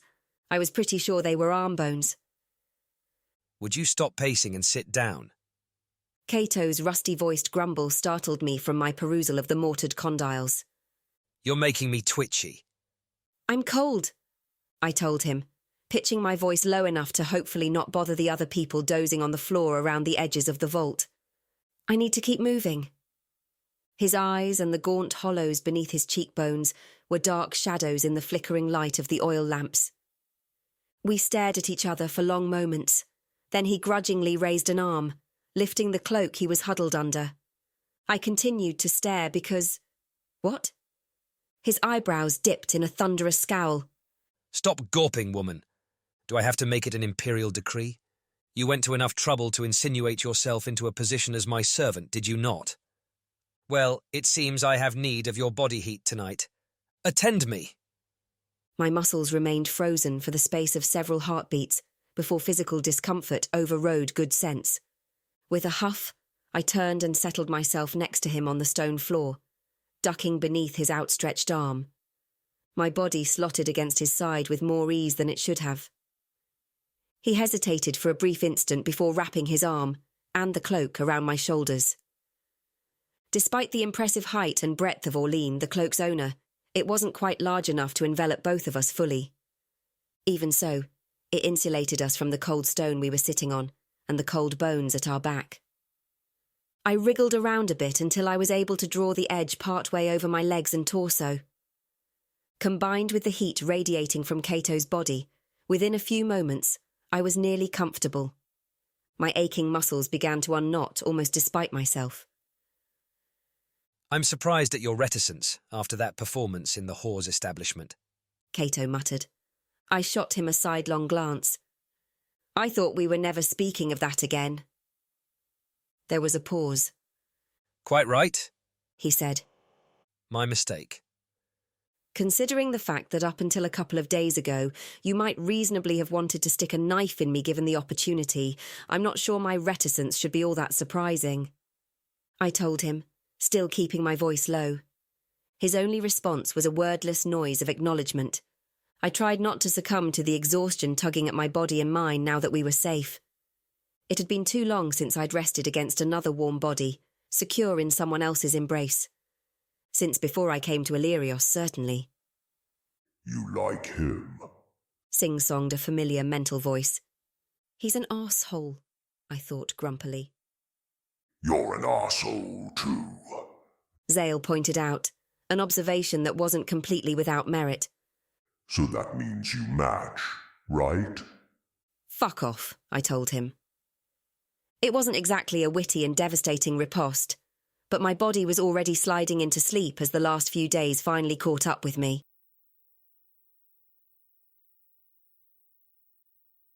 24. It took 3 full days for the pagans to organise our escape via freight barge. At least, that's how long they told us it had been. The unchanging shadows inside the underground vaults made it impossible to keep track of time in any meaningful way. Our supplies were smuggled in at intervals by grubby children clad in rags. Street orphans, I was guessing, their small, underfed forms both omnipresent and invisible, in a city as large as Amarius. Children labouring under heavy burlap sacks filled with miscellaneous goods would be such a common sight that any guards sent out by Brucias wouldn't even notice them. When the woman with the brother who hauled freight finally returned, it was a massive relief. As appreciative as I was of the safe haven offered by the Catacombs, the eerie surroundings were starting to make me feel decidedly strange in the head. Stranger than usual, Zale teased. You're one to talk, I sent back churlishly. We'll have to smuggle you down to the river dock in one of the freight wagons, the woman told us. Then they can load you onto the barge with the rest of the cargo. Our go-between was pale and thin, with lank brown hair and worry lines at the corners of her mouth. I still didn't know her name, and I got the impression she preferred it that way. What kind of cargo are we talking about here? Orline asked warily. Cowhides, the woman said. They stink before tanning, so no one will want to inspect them too closely. Lovely, Orline muttered. The woman gave a sheepish shrug. It was either that or salted fish. Yeah, we'll take the cowhides, thanks, I said, before any of the others could protest. I wondered why Kaeto wasn't making more of a fuss about this new development, but then I realised he'd probably never smelled an untanned cowhide in his privileged imperial life. When do we leave? The Emperor asked. 2 hours before sunrise, Your Majesty, said the woman, dipping her head in a shallow bow. We're to meet the wagons in an alley behind the city abattoir. The Catacombs will take us most of the way there. We must have traversed more than 2 miles of twisting underground tunnels by lantern light when our guide finally called a halt at the base of a rickety wooden staircase leading up to street level. This is it. We can get the rest of the way to the alley by moving between buildings. Celine and Zuri had accompanied us on the journey beneath the city, along with the man and woman who seemed to lead the group sheltering in the catacombs. I turned to the brothel owners, frowning in concern. You could come with us, I said. Get out of Amarius. No. No, Kaeto and Celine said in perfect unison. On this matter, at least, it appeared they were in accord. Zuri sighed. We'll stay. Celine doesn't thrive in rural settings. Besides, we have a brothel to run. You're certain? I asked. very. Celine said in a tone of finality. I nodded. In that case, thank you for everything. Celine snorted. Don't mention it. In return, you can pay me back by never darkening my doorway again. Her sour gaze raked over Kaeto. That goes double for you, Your Imperial Majesty. I'd rather spend an eternity packed in the salted fish we've so narrowly avoided, Kaeto replied. Tell Caius we said hello the next time you see him. Zuri told me, ignoring the sniping. Kaeto gave her a sharp look, which he then transferred to me. If we cross paths again, I will. I demurred, since the subject of Caius was still a sensitive one. Farewells completed, we made our way up the creaking steps, following the freight master's sister into the stinking darkness outside. I'd never been to this part of Amarius before, not a surprise since very few people voluntarily visited an abattoir unless they had unavoidable business there. Behind me, I heard Kaeto retch as the stench hit him. Slipping through the narrow spaces between buildings, we eventually came upon the promised alley, and in it, the promised goods wagon. Money changed hands between the woman and the driver. Shortly thereafter, we were bundled into the back, where large crates packed with stiff, hairy hides took up all the available space. With a bit of grunting and a lot of cursing, the 4 of us were manhandled into 4 of the crates that only held a few hides, instead of dozens apiece. The woman helped us arrange the decoy hides around and on top of our bodies, hiding us from view through the slats. The sound of a hammer echoed loudly around the alley as lids were nailed on, trapping us inside. It was every bit as uncomfortable and nauseating as it sounded, made worse as the wagon rattled over rough and rutted roads. I may never eat beef again, I thought, when we finally rolled to a stop some considerable time later. It doesn't stink if you sear it right away, said my oh-so-helpful fire-breathing companion. Serves humans right for letting the hide sit around so long. Thanks for the tip, I told him, not sparing the sarcasm. Dock workers' voices called back and forth outside the muffled confines of my crate. The wagon springs shifted as unloading began, until finally my stinky little world shifted and swayed dizzily around me. Check that freight for contraband, someone called from close by. The guards have been riding my arse all week about regulations. I held my breath, which helped surprisingly little when it came to the stink. The creak and splinter of a pry bar being applied to a nearby crate filtered through to my ears. It was in fate's hands now. If they'd chosen one of the others' hiding places to open, we were royally screwed. I might or might not be able to wriggle onto my back and kick the lid of my own crate free, but there was absolutely no way to get out of my wooden prison stealthily if one of my companions was discovered. An agonizingly long time passed before the muffled voice said, "This looks fine. Let him go through." The tension flowed out of my shoulders, more scuffling and rustling, and my crate swayed again as I was lifted and loaded onto, I hoped, the barge. The whole thing seemed to take a small eternity before the queasy, sideways feeling of a water-going vessel casting off and getting underway made my insides shift unpleasantly. More time passed, and someone knocked on the slats of my crate. "We're outside the city," said a male voice. "I'm letting you out now." When the lid of my crate finally fell away, I half climbed and half fell out of the mess of cowhide on limbs that had gone numb and tingly from confinement. "Oh, thank the gods," I groaned, collapsing onto my back on the wooden deck. A few feet away, Val sat propped against the side of his open crate, looking as disgruntled and peeved as a pampered white cat who'd been tossed into a mud puddle. I looked around the strange vessel as the man who'd freed me moved on to the next crate. The barge wasn't much more than a giant raft with a rudder on one end, packed with boxes, bags and crates. 4 posts set at the corners of the craft held lanterns aloft, illuminating wavering circles of orange light in the murky pre-dawn darkness. 6 strong men stood at intervals along the stern, pushing the barge upstream through the sluggish river with long poles wielded in eerie unison. The sound of gagging drew my attention back to my companions. It was Kaeto, free of his crate, but not, it appeared, of his delicate stomach. Orlean was the last to emerge, grim-faced and silent in the flickering light. "There you go," said our saviour. "I don't have much to offer, but I'll get you some dried rations and watered wine." "Brilliant," I said, just as Kaeto started retching again. We managed to catch perhaps an hour of sleep before dawn brought its onslaught of biting insects. This, of course, was the reason that few people travelled by river during the summer season. The stoic barge captain showed us how to don the gauzy, robe-like coverings he provided us. The hoods could be pulled all the way over the wearer's head and tucked into the neckline, turning the world into a hazy, unfocused dreamscape beyond the loosely woven fabric. The sleeves were gathered at the wrist and tied with lengths of twine, leaving the excess fabric to fall over our hands. All in all, it was an incredibly inconvenient and cumbersome garment, one that was still considerably better than being covered in hundreds of bites and contracting swamp fever. We rested as best we could in the humid heat of the day, swatting and scratching at the occasional ambitious bug that managed to infiltrate the gauzy robes. "You could call the dragons here," Kaeto said in a low voice, as the bloated orange sun sank ponderously below the horizon. "There is no need to stay on this wreck of a barge being eaten by midges for 2 more days. I couldn't see Orlean and Val's faces well enough to make out their reactions through their hoods, but I'd suspected this would be coming. "No," I told him, my tone unyielding. "I won't bring our dragons into this conflict, not without a formal treaty in place, one that I'm not qualified to negotiate, and you aren't currently in a position to uphold."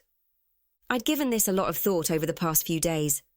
The temptation to swoop into Helliver with the Emperor on dragonback and declare his intent to overthrow his usurping younger brother with fiery retribution from the skies, was undeniable. But the number of ways it could go horrifically wrong was staggering. The leaders of Eburos hadn't sent us here to get involved in a civil war. Kaeto grunted, displeased with my argument but evidently unable to counter it, for now at least. He knew better than most how valuable a weapon the dragons were. If he'd been on the other side of this discussion, and I'd asked him for a similar boon with no expectation of commensurate reward, he'd have laughed in my face. And so, we continued our miserable journey down the river, sleeping as much of the day away as we could, and eating unappealing dried rations at night. The journey was a more direct route than the path through the mountains at least, while poling upstream against the sluggish current of the Uvi was by no means fast travel. It was no slower than travelling with a pack train of mules. On the third night, only a few hours after the sun set, the lights of Helliver came into view as we rounded a bend in the waterway. My relief at the imminent end of our journey gave way to new tension when the captain called, "Something's wrong." I joined the others at the front of the vessel, peering ahead into the darkness, unable to make sense of what I was seeing. In the distance, a string of lights stretched across the width of the river, like a glowing necklace. "What is that?" Kaeto demanded. "I don't know," replied the captain, sounding grim. "You four, get out of sight. Hide in the back with the crates."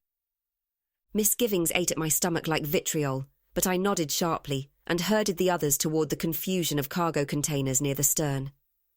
We jammed ourselves into the spaces between rows of crates as best we could, falling silent except for our rapid breathing.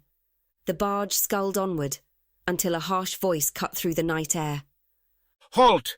On the orders of Emperor Brusius, the city of Helliver is under blockade. All traffic in and out is to be detained and searched. Approach the line of ships, and moor to the nearest in preparation for boarding."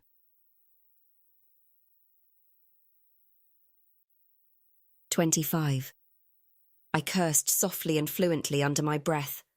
Damning Brusius, Kaeto, and the entire benighted imperial bloodline to their god's fiery realm of punishment.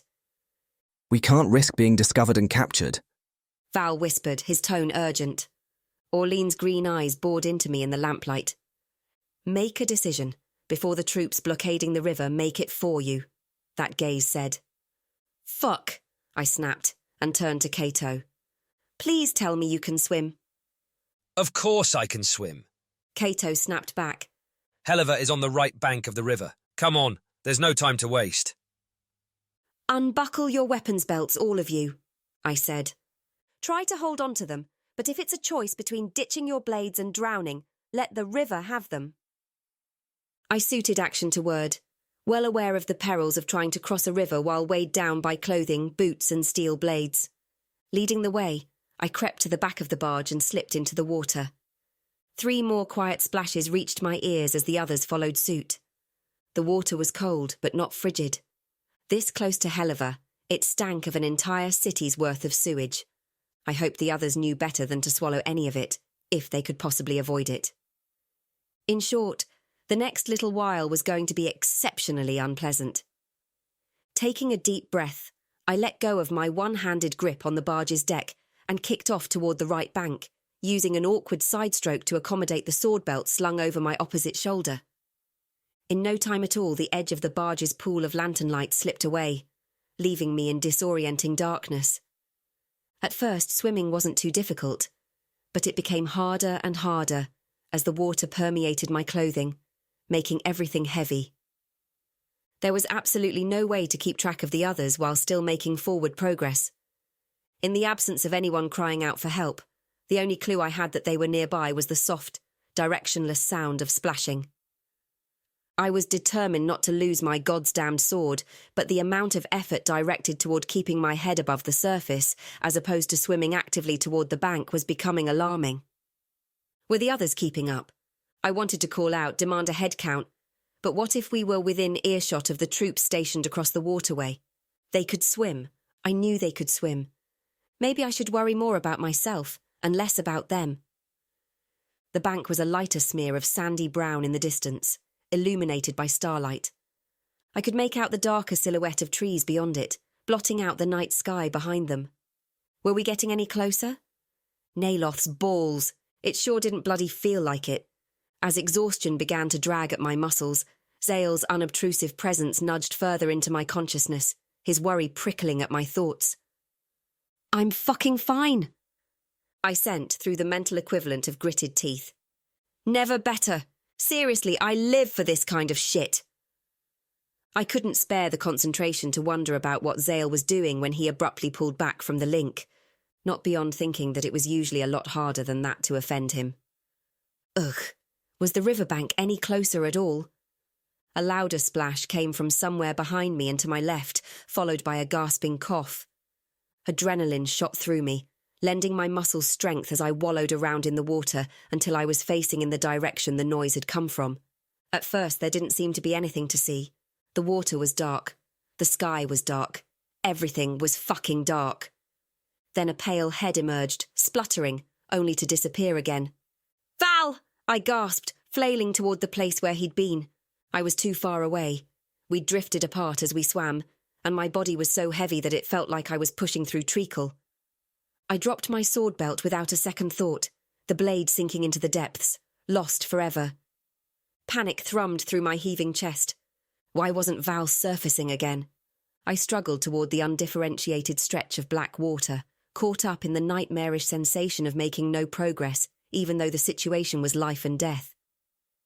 Ahead of me, fresh splashing erupted. I strained to see what was happening, but my field of vision was nothing more than a churn of dark waves. I was still a good 20 feet away when the churning erupted upward, revealing two heads, one dark, one pale.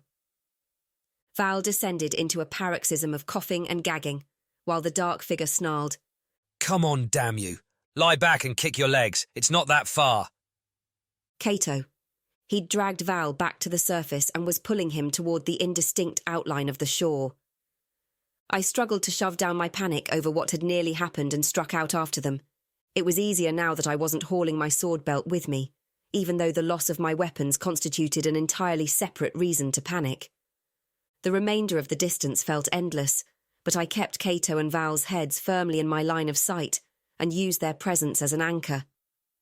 From somewhere ahead, a familiar voice called, This way! There's a sandbar! I recognised Orlean with a flood of relief and nearly shouted in jubilation when my hands and knees unexpectedly touched bottom. In front of me, Kaeto and Val staggered upright, leaning against each other in the knee-deep water. I crawled up the sandbar to where they were waiting, not trusting my legs to support me unaided as the three of us joined Orlean on dry land. Kaeto let Val go. The former priest immediately collapsed to his knees, leaning over and heaving up what looked like half the river. Kaeto stayed on his feet, bent at the waist and bracing his hands on his thighs as he panted. Orlean hurried to Val's side. I staggered over to join them. What happened? Orlean demanded. Goddamn, I didn't even hear anything. He was trying to keep one of those demonic fire pouches of his dry. Kaeto panted, straightening up and slicking his soaked hair back from his face. And that long tunic of his wasn't bloody well helping matters either. You saved him, I said stupidly, my hand wrapped around Val's arm as he shuddered and coughed. Orlean looked at me sharply, then back at Kaeto. Saved him. Kaeto echoed sourly. And lost all our weapons in the process. Not to mention making enough of a commotion to attract the troops' attention if any of them happened to be looking our way. Did you two manage to keep your swords? No, I replied, not feeling remotely happy about the fact. Yes, Orlean said tersely, taking Val by the shoulders and supporting him as he doubled over and started heaving again. We need to get under cover, I said. I saw trees earlier. I tried to rise and stumbled. A cold hand closed around my bicep before I could go down in an ignominious heap, steadying me on my feet. Tracing the attached arm to its owner, I found Kaeto scowling at me in the weak starlight.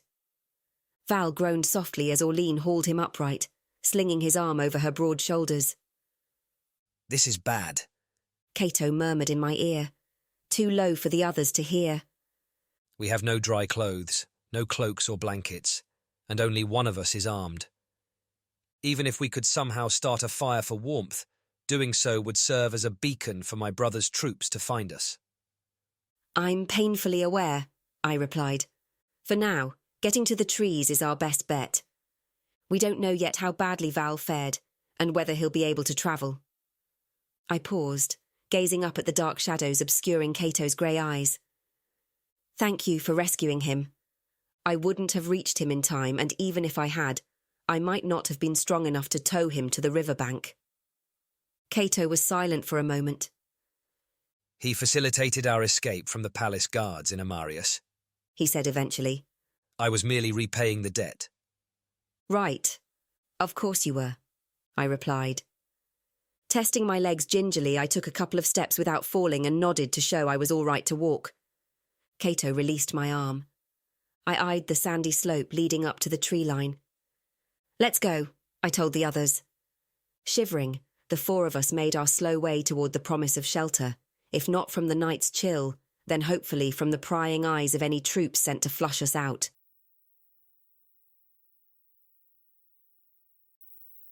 26. Valif was not in good shape.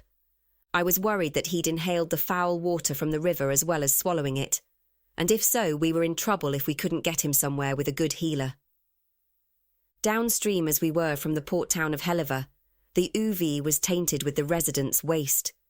He was almost certainly going to have an intestinal illness, but pneumonia could kill him even faster. Unfortunately, right now the only way we were likely to get inside Heleva's walls was if we were hauled there in chains after being captured by Brucius's siege forces. Even now, mercenary soldiers were crashing through the trees to our south, searching for us, and Val's uncontrollable coughing fits, as his body tried to expel the water he'd taken in, weren't exactly helping our chances. Keep moving, I whispered, supporting Val from one side as Orlean supported him from the other. The forest that bordered the river was dense with old-growth trees, but it wasn't so thick with underbrush that it offered a plethora of good hiding places. I was trying to decide if there was any conceivable way for us to shin up one of the larger trees and hide among the branches, when Orlean caught my eye over Val's shoulder. Panoche is being awfully quiet, Orlean said in a low voice. It's starting to worry me. I frowned. Orlean's copper-coloured dragon wasn't usually what you'd call circumspect. Rensa too, Val wheezed, leaning heavily against me as he stumbled over a root. Sail as well, I said, steadying myself with the thick tree branch I'd managed to break off to use as a quarterstaff. He pulled back from the bond when we were in the river. Kaeto, currently taking point with Orlean's sword in hand, glanced over his shoulder at us in the uncertain pre-dawn greyness. What does that mean exactly? I sighed, not sure whether to be relieved or pissed off as the obvious answer presented itself. It means they're probably flying here as we speak. Kaeto came to a halt and turned to face us. You called for them? Nope, I told him grimly. At a guess, they thought we were going to die and decided they needed to come save us. And now they're pretending they can't hear us, so we can't tell them not to. Think they might have a point? Val croaked weakly. He's not wrong, Orlean said. Kaeto stilled as distant shouting came from somewhere to our left, closer to the river. He met my eyes and lowered his voice. Perhaps you will rethink your unwillingness to involve the beasts, he said. You've just admitted that you can't call them off, and frankly I'm sceptical of the likelihood of your friend's survival if we're left to our own devices. He didn't add that the odds for the rest of us weren't looking so great either. He didn't have to. We could break the blockade on the port, Orlean said quietly. She jerked her chin toward Kaeto. Get that one inside the city walls with his loyal troops. He's still our best chance to get the eggs back, especially if Brucius has them. The idea that Brucius might have dragons was a nightmare scenario, and I knew it. Even so, using our own dragons to crush an Illyrian fighting force wasn't remotely within the scope of our mission. If the dragons were coming, and I had no doubt they were, there was another option. We could fly Kaeto to safety across the border with Utria, and he could try to negotiate his own damn treaty with King Raythani. Beside me, Val tried to suppress another coughing fit. He wouldn't be able to manage a flight that long, I realised with a jolt. He was near collapse as it was. This decision was on me. Orlean and Val would support it, no question. I wasn't sure about Kaeto, but in the end it wasn't their opinions that mattered. It was my mission and my responsibility, even if it meant dragging my people into a war. "I'll consider it," I said. "Come on, we need to keep moving." Kaeto nodded cautiously and turned to continue our wending way through the forest. I was distracted with trying to calculate how long it would take the dragons to fly here, from their hiding place in the mountains to the west, when the trees ahead of us opened into a decent-sized grassy clearing. Kaeto came to a halt so abrupt that the rest of us nearly ploughed into his back. "Problem," he said in an unnaturally calm voice. From across the clearing came a startled shout. "There they are!" cried a deep voice. "Capture them!" "Well, fuck," Val rasped, uncharacteristically profane. I dropped his arm, grasping my pathetic quarterstaff in both hands. "Orline, get him under cover in the trees!" I snapped. "We'll hold them off." Orline growled something under her breath, but I was already rushing forward to stand shoulder to shoulder with Kaeto. He shot me a sidelong glance as 4 mercenaries charged into the clearing opposite us. "I can't help noting that Orline might have been the better choice of defender," he said. "She's twice your size." "She's also shit with a quarterstaff," I retorted. Whereas I was a shivering, exhausted wreck after my unplanned swim, while Kaeto was once more limping on his bad knee after overexerting himself during this latest little adventure. It was just possible that my judgment wasn't currently at its best.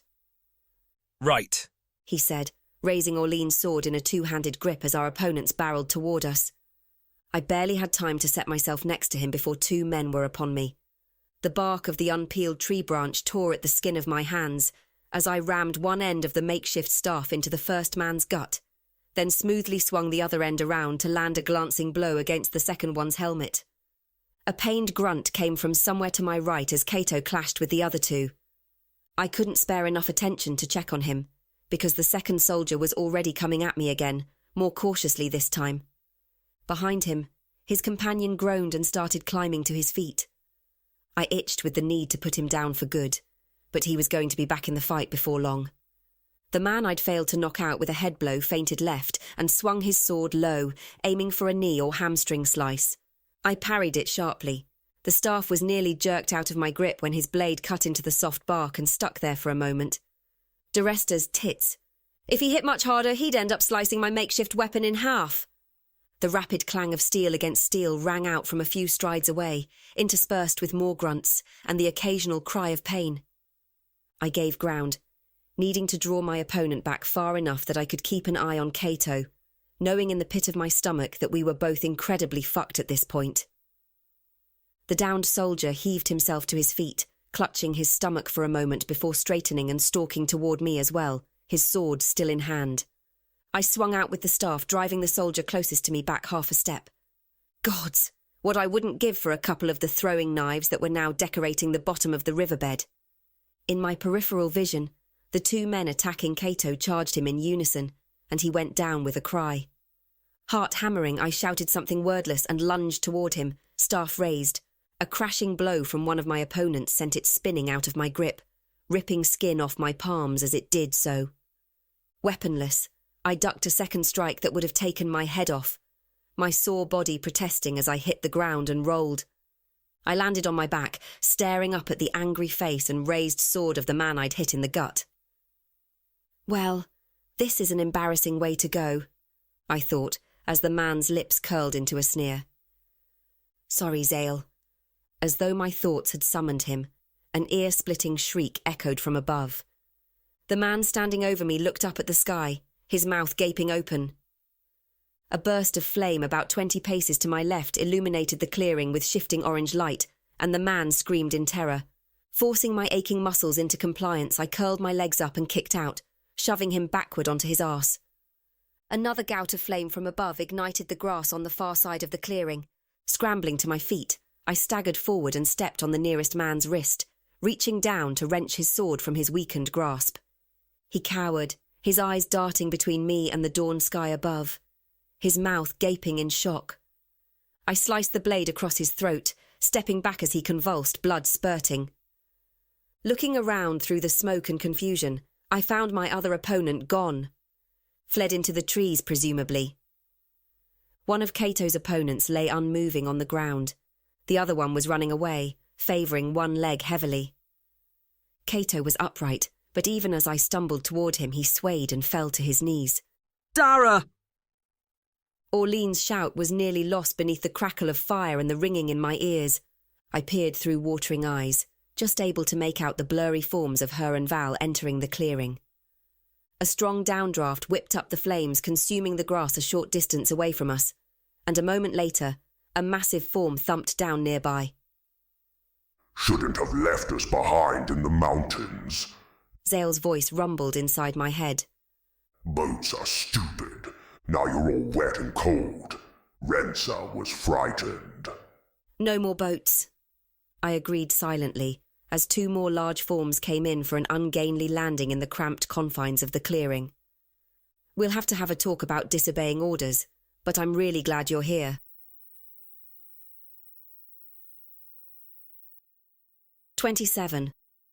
3 dragons, 4 humans, and 2 slowly cooling corpses in one medium-sized clearing, which also happened to be very slightly on fire, made for an uncomfortable squeeze.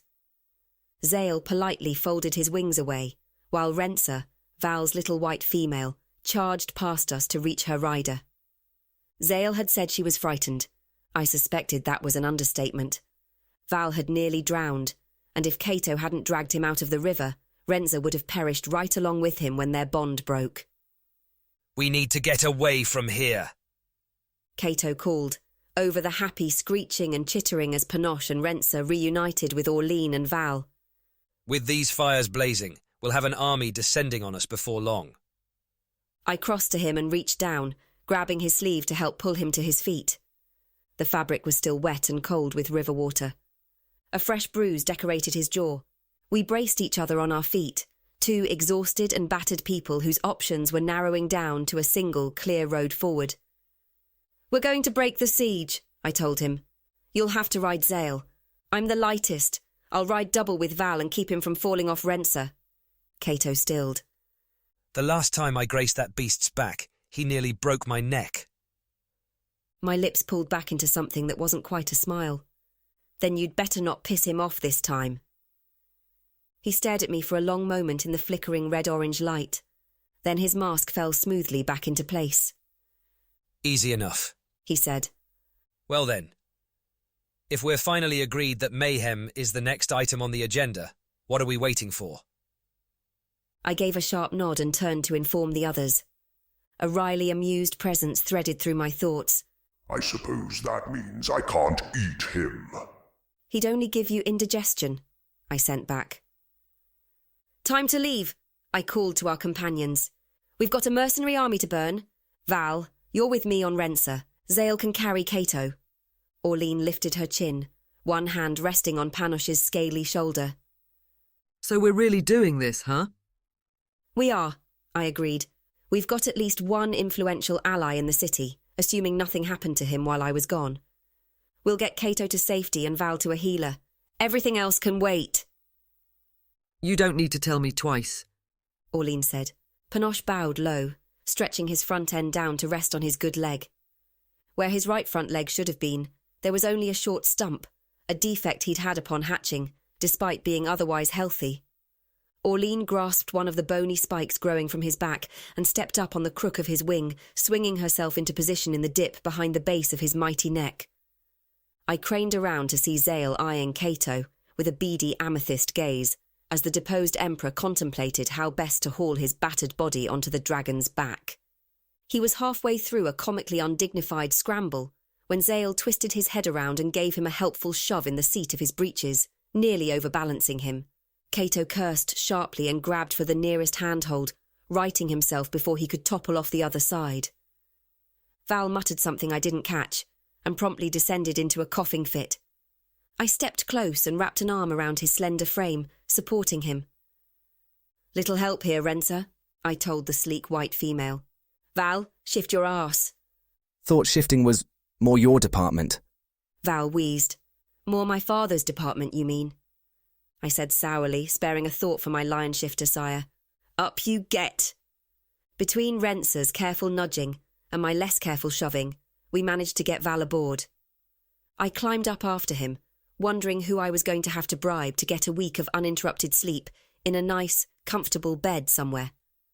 Rensa was the smallest of our 3 dragons, and she wouldn't normally have been the best candidate for riding double. But she was Val's, and their bond made her the most logical choice to carry him. She wouldn't jostle him more than necessary, and she'd be able to tell if his balance started to go. Between us, we'd keep him from falling off. Watch out for civilian barges or captured transport ships, but any troops blocking access to the town are fair game, I told Zale. Lead the way. With an excited screech, Zale spread his wings and pushed off, Kaeto clinging grimly to his neck spikes as the dragon launched himself into the smoky air. Panosh followed, with the ungainly double flap he always used to compensate for his missing front leg. When they were safely aloft, I wrapped a steadying arm around Val and grasped for a good handhold. Hang on tight, Val rasped. This clearing isn't very big. I gripped with my knees as Rensa reared back and charged across the glade of burning grass, taking a run-up to get more lift beneath our combined weight. Pearly wings stretched wide, the little dragon's muscles bunching and releasing beneath my legs as she flapped hard, catching the breeze. I held my breath as we lifted into the air, the trees at the edge of the clearing approaching too close and too fast. Rensa kicked out, her hind legs scrabbling against branches as we grazed the treetops. Another flap, and we were clear. The wind grew chilly against my damp clothing as we gained altitude, and I knew Val wouldn't be faring any better on that front. I pressed my chest to his back, hoping to transmit my body heat to him. He shivered in my arms, his chest hitching as he fought not to cough. Rensa gave an unhappy bleat at whatever she was sensing through the bond, but she flew after the others straight and true. Above the shadow of the trees and the plumes of smoke, the sun breached the horizon, half obscured by grey clouds. There was a definite sense of surreality as the dragons got their bearings, banking toward the line of ships and floating buoys blocking the river. Zale and I had burned the occasional small military target over the years, and he'd helped me destroy the raider camp in the mountains to rescue Elio and his men. But Eburos was not at war with any other nations. It hadn't been during my lifetime. This was the first time its dragon riders had ever faced a foreign army, albeit a mercenary one. Words reached my ears past the wind, and I realised that Val was muttering a prayer for the dead. Ahead of us, Zale swooped low, flames shooting down to engulf the first of the blockade's ships. Then the screaming started in earnest. As Panosh and Rensa added their flames to the destruction, it was almost frightening how effortless the attack seemed. Brucius's mercenary troops had no dragon harpoons with them. There was absolutely no reason why they would. Even the strongest archer couldn't shoot a normal arrow with enough force and distance to pierce the scales of dragons in flight. The soldiers below had no defence against us. And that was the true power of dragons. It was why someone, most likely Brucius, had thought it worthwhile to risk a war by stealing eggs. Without their own dragon army, not even a vast empire like Illyrios could stand against tiny, upstart nations like Eburos, much less more established dynasties like Utrea. The mercenary troops numbered well over 1,000, more likely 2,000 or 3,000. They circled the walled town on all sides, their numbers concentrated around the roads and canals. Whole regiments broke and ran when they realised what was raining down on them from the sky. Zale sent a question. Follow. But I called him back to finish the job of shattering the blockade. Right now, freeing the port and getting Kaeto and Val to safety was more important than massacring every fleeing soldier. Val's trembling had grown to full-body shudders as our flight continued, the wind sapping our combined body heat even as our clothes dried on our backs.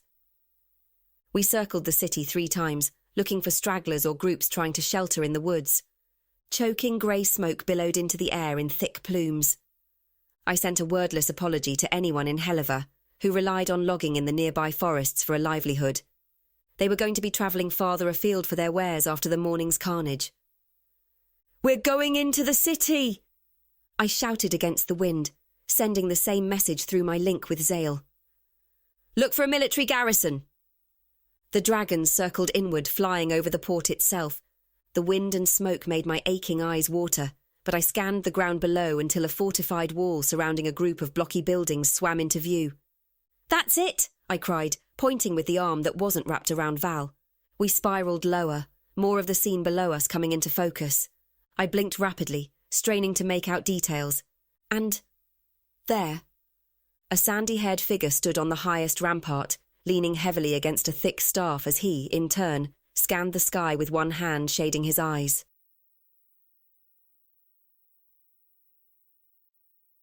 "28. To say that the troops stationed at the garrison were on edge as our dragons landed in the central parade ground was putting it mildly. Dozens of soldiers clattered into the open area to surround us, many of them looking as though they'd been rousted abruptly from their bunks before being ordered to act as potential dragon fodder. "Hold!" Kaeto bellowed, sliding down from Zale's back with careful, stiff movements. "Do you not recognise your Emperor?" Confused muttering erupted among the gathering crowd, but on the positive side, none of them started firing crossbows or charging at us with swords. A slender youth, perhaps 12 or 13 years old, came running onto the scene, pushing his way through the ranks to get to the front. His eyes widened as he took in the 3 dragons crouched in the centre of the open square, but he cleared his throat manfully and shouted, "Tribune Aelio commands that the dragon riders be made welcome and given anything they need. He says the siege on Helliver is broken." I was close enough to see the way Kaeto froze in place upon hearing Aelio's name, but there was no time to devote to interpreting the odd reaction. In my arms, Val doubled over and began to cough, as though he might hack up a lung. Kaeto seemed to tear himself free of whatever had paralysed him a moment before. "We need a physic, the best in the city," he called. "Have fresh meat brought here for the dragons. Then send someone who can deliver a report on the blockade. I need to know when it started, who commanded the forces, and whether they made any demands of the city's governor." "Yes, sir," the young runner said, turning to hair off again. It was a testament to how exhausted he must be that Kaeto didn't try to tear the boy a new arsehole for not correctly addressing him as royalty. Instead, he turned to the nearest troops. "Where is Tribune Aelio now?" he asked. Evidently, he hadn't seen his palace commander standing on the ramparts as we flew in. Or perhaps he hadn't recognised him in the confusion. A grizzled old veteran stepped forward, bowing cautiously. "The Tribune went up to the top of the wall when word of the dragon attack reached us, sir. I mean, sire." He cleared his throat awkwardly, but Kaeto waved away the lapse. "It, may take him some time to make his way back down again, with his bad leg and all." "You'd be surprised," came a clear, familiar voice from across the parade ground. "Let's just say that I am highly motivated at the moment." The soldiers parted, clearing a path in the same area where the runner had been forced to shove his way through earlier. The disconcerted muttering among the crowd faded as Aelio hobbled forward. His clear gaze landed on Zale's distinctive form for only a moment before honing in on Kaeto. Once more, the erstwhile Emperor of Illyrios went completely still, staring statue-like at his trusted commander. Aelio closed the distance with surprising speed, leaning heavily on his staff. He stopped a few steps away and fell into a deep bow, his bad leg held awkwardly out to the side as he gripped the wooden walking stick with both hands to keep from toppling forward onto his face. "Your Imperial Majesty," he breathed. I hardly dared believe it was true. The excited conversation among the soldiers started up again, louder than before. "Aelio!" Kaeto's voice emerged choked. He cleared his throat and limped forward, reaching down to grasp the Tribune's arm. "Get up, man. Dear God, am I glad to see your face." "The feeling is entirely mutual, sire," Aelio said, straightening. "I gather we have you to thank for saving the city?" His incisive gaze swept over Orlean before falling on Val and me.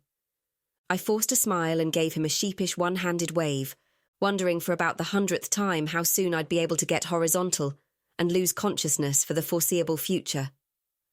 "Once the physic arrives, I will require a full report on everything that's happened," Kaeto said. Aelio frowned, doubtless having catalogued the limp and the spreading purple bruise on Kaeto's jaw. "You're injured, sire." "The physic isn't for me." Kaeto jerked his chin toward Val. That one nearly drowned in the river. The pale one, I mean, not the troublesome one. I see. Elio said after a faint pause. Perhaps you will also provide me with a full accounting of recent events, Your Majesty. Yes. Kaeto sounded suddenly as weary as I felt. Once the immediate practicalities are dealt with, I suppose I'd better. The meat for the dragons arrived a few minutes before the healer did. But within half an hour, Val had been whisked off for treatment, with me in tow to make sure he was cared for properly. Orlean insisted on staying to look after the dragons, while Kaeto had disappeared somewhere with Elio to exchange reports. I wasn't quite prepared to say we were safe, but there was no doubt that our circumstances had improved considerably compared to a few hours ago. The lad who'd been acting as Elio's runner showed up at the healer's rooms with a platter of meat, cheese and bread, which I was currently devouring while listening to the unpleasant sound of Val coughing up a slurry of stale river water and phlegm. The healer, or rather, the physic, as they preferred to be called here in Illyrios, had tutted and muttered to himself as he pressed an ear to different parts of Val's chest. When I'd pushed for answers, he'd eventually stated that Val was likely to get worse before he got better, but that he had a particular tincture of some kind of fungus I'd never heard of before, one that often worked wonders in these cases. After administering his treatment and following it up with some kind of foul-smelling decoction meant to quiet Val's cough, Val fell fast asleep within minutes. "Is that normal?" I asked, quashing an unbecoming flare of jealousy as Val snored loudly, dead to the world. "Yes," the physic said with satisfaction. "Sedation is a secondary effect. The sleep will do him good." The man shooed me away a short time later, firmly stating that he would keep watch over Val, and that he didn't need a second person falling asleep in his treatment room. The messenger boy, who'd been hovering silently just outside the doorway, took one look at me and led me to a room down the hall with a neatly made-up cot and a washstand. "I should check on the dragons," I protested, trying to ignore the way the cot tugged my body toward it like a lodestone. "Your other companion, the red-haired one, is still with them," said the lad. "She insisted on bunking down with the animals. I will inform her where to find you if she needs you for anything, ma'am." I wavered for a moment before reaching inward. "Is everything all right, Zale?" I asked, needing that final reassurance. "All is well," came the reply. "But you are making me sleepy." The mental impression of a huge yawn followed, and with that I was done for. "Thank you," I told the boy. "That would be much appreciated." He bowed and gave me a cheeky grin before leaving me to my beautiful, softly padded horizontal surface. I trudged into the room, considered trying to wash off the stench of the river for approximately the space of one heartbeat, then collapsed face first onto the bed instead. The half-healed bruise on my temple throbbed unhappily, but it wasn't enough to prevent me falling asleep the moment my head came to rest on the pillow. When I next regained consciousness, it was dark outside the room's small window. That window overlooked the parade ground, and light from the torches burning around the edges of the large square illuminated my surroundings, well enough to prevent me stumbling into anything as I dragged myself out of the bed. I found the stub of a tallow candle on the washstand along with a flint striker. After I lit it, I discovered that someone had left another tray of food just inside the open door. It was some kind of lentil stew, along with a chunk of crusty bread and a flagon of weak ale. I ate and drank, though the stew and the ale had both grown lukewarm while I slept. This time around I used the chamber pot and availed myself of the ewer of water and the sponge in the room. It was a lost cause against the stink of the river permeating my clothes, and I knew it. Still, the water felt good on my face and neck, helping me to wake up. Retracing the route to the physics rooms, I knocked softly on the door. It could have been the middle of the night for all I knew, but the door opened a few moments later. The grey-haired healer took one look at me and said, "Your friend is still resting. He woke an hour or so ago and was able to take some broth and bread. It is best if you don't disturb him. I will send word if there is any significant change." I craned past him to see Val resting on his side. His complexion held a greyish cast, but he wasn't in any apparent distress. "Thank you," I told the man. "I'll be with the dragons. Don't hesitate to call if you need someone to watch over him later. The physic looked mildly amused, if anything. That will not be necessary. My apprentice will arrive in a few hours to take over while I rest. That said, once the patient is awake for a longer period of time, I will send for you. I'm sure he'd appreciate a visit. The polite phrasing clearly translated to, "Please go away and let me do my job." So I thanked him again and wandered outside to find Orline and the dragons. Despite the many hours of sleep I'd just had, my body seemed intent on reminding me with every step that it had undergone quite a bit of abuse recently. On the far end of the parade ground, Zale was keeping watch while Rensa and Panosh dozed. He rumbled a greeting as I scratched his scaly neck, tipping his nose toward a nearby open doorway when I silently inquired after Orline. I poked my head inside to find what seemed to be a storage area of some sort. Orline was seated on a folded blanket laid on the dirt floor, her back resting against a sturdy support post. "Wondered when you'd be back," she greeted. "How's Val doing?" "The healer seems satisfied with his progress so far," I said. "He's mostly been resting, though he ate and drank a bit earlier. Has Rensa been calm?" The little white dragon would know better than anyone if Val was in distress, whether he was conscious or not. Orline nodded. "Panosh says she doesn't seem too worried." A touch of relief loosened my shoulders. "Good. Look, you should go find a real bed and get some proper sleep. I'll take over here. Did someone tell you how to get to the room I've been using?" "Yeah," she replied, stretching and clambering stiffly to her feet. "A bed does sound pretty good." I gave her directions from my room to the healer's place, so she could check on Val later. She clapped me on the shoulder as she passed. Once she'd gone, I eyed the folded blanket with a sigh and sank down on it, letting my head fall back against the post. "Wake me if anything interesting happens," I told Zale, and let my eyes slip closed. The rest of the night passed in restless dozing.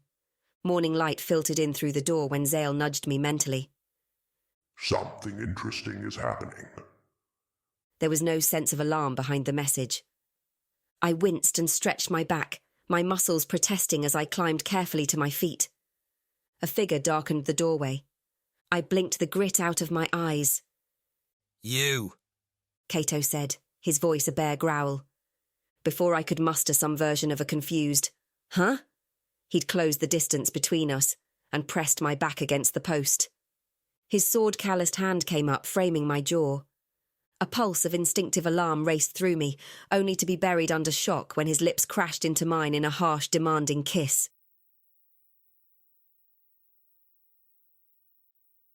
29. The rush, as Kaeto's chapped lips pressed against mine, chased away my early morning grogginess. His tongue explored the seam of my lips, demanding entrance, and my body responded before my brain did, parting to allow him inside. I had no idea what had brought this on, and it was likely I'd end up regretting it if I didn't shut this insanity down before it went any further. Unfortunately, I also had a history of using sex as a distraction from my worries, and right now, the gods knew I had plenty of those. I was not and had never been the kind of person who needed mushy feelings to be involved in a sexual tryst. On the contrary, those mushy feelings had always been a complete mystery to me, much to the confusion and chagrin of several of my partners over the years. Kaeto was an arsehole, but he was a surprisingly attractive arsehole. I'd gained a modicum of respect for him over the span of our acquaintance, similar to the respect one gained for a deadly pit viper that occasionally aimed its fangs at your enemy instead of at you. Additionally, the part of my brain that wasn't thoroughly distracted by the delicious slide of his tongue against mine noted that having Kaeto better disposed toward me on a personal level could be useful to our goals, now that we were aligned together against Brucius. He was also a surprisingly good kisser. Conclusion: there wasn't much of a downside here, and after almost 3 months of enforced celibacy, I was in desperate need of a good, hard seeing to. When Kaeto's sword-calloused hands started tearing at my ill-fitting stolen clothing, I didn't protest. Instead, I returned the favour. At some point, Kaeto had exchanged his torn and travel-stained imperial finery for a simple open-necked tunic and breeches. This was good, because while tearing each other's clothes off might sound appealing in theory, in reality, it was far from the most efficient way for two people to get naked. I'd managed to get his tunic off when I remembered the small matter of this storage room having no door. I sent a brief, silent request to Zale not to let anyone approach. Zale sighed with the long, suffering air of a dragon whose bonded rider did this sort of thing on a semi-regular basis, and who still found the whole concept a bit tiresome. He grumbled some sort of unintelligible acquiescence and retreated from the bond. It was a wild coupling, almost violent. In the shaking, gasping aftermath, I wrapped my arms around Kaeto's back, wondering if the dampness I felt beneath my hands was sweat, or blood from my nails. I wasn't sure who managed to get us from our mostly upright position down to a horizontal tangle on the folded blanket, now a rucked mess of woven wool on the floor. Possibly it was a joint effort. We lay there for a few minutes in a mutual silence that felt very complete. Eventually, Kaeto rolled onto an elbow, looking down at me in the light streaming through the open doorway.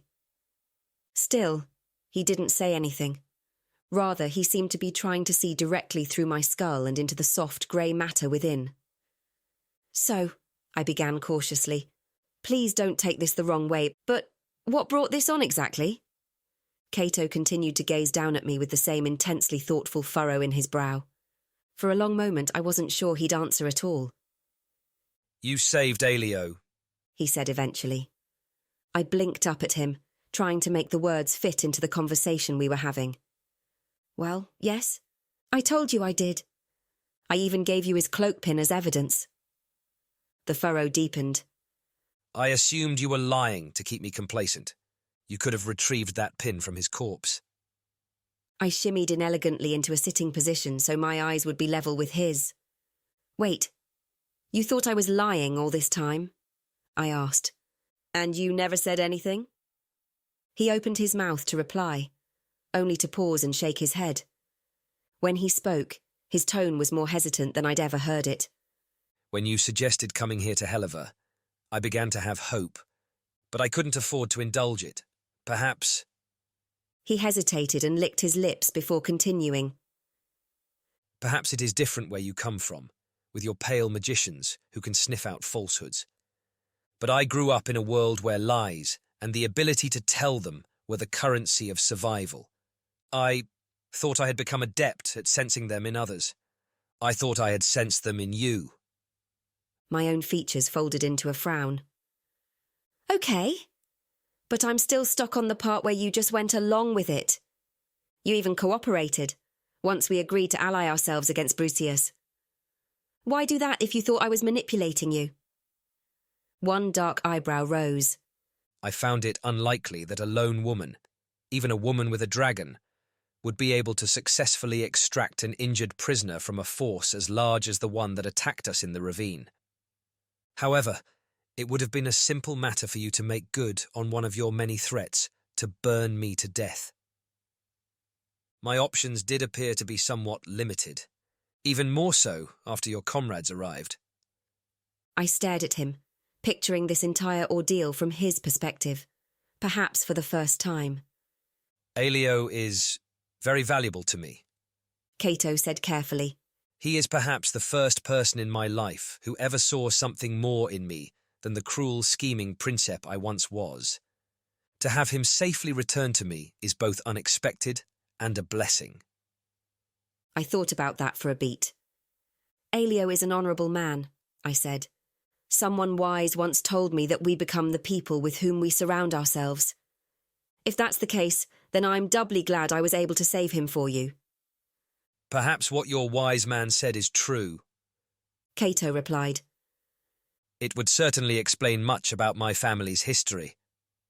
I thought of Brucius, of Constanzus, the old emperor who'd attempted to invade my homeland, causing so much death and destruction, of Kaeto's own actions as a younger man. I nodded, hugging my bare knees to my chest. "Maybe so. Now, we just have to figure out how to make sure the Empire's future doesn't repeat the same mistakes from its past." "Indeed," Kaeto agreed.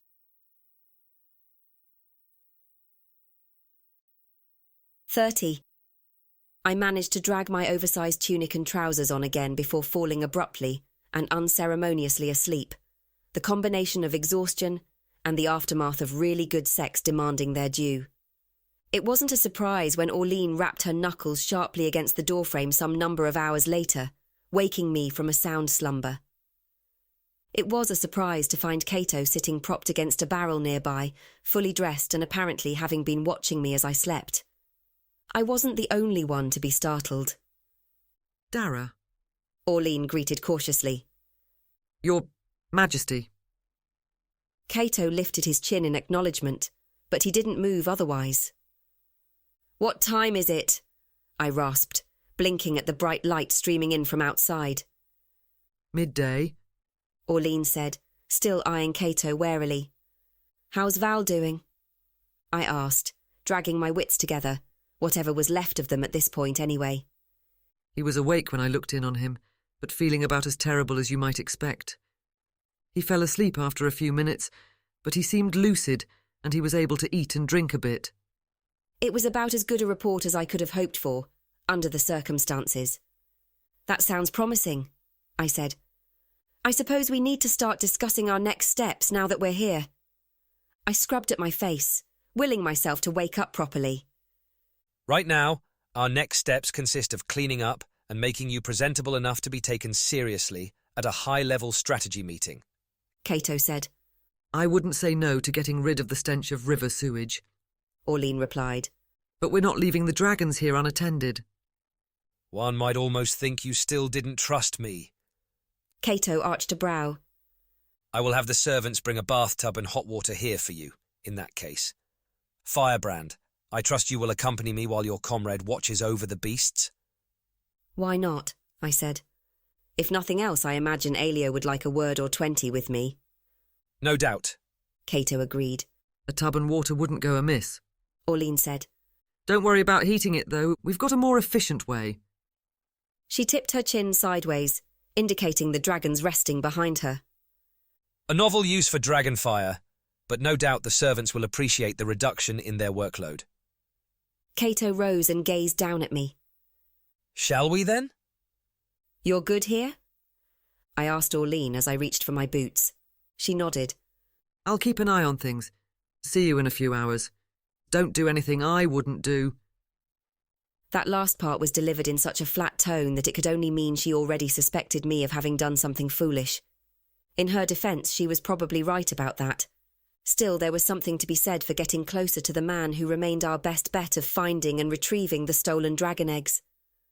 Also, it looked like I might get a hot bath and some fresh clothes out of the deal. So there was that.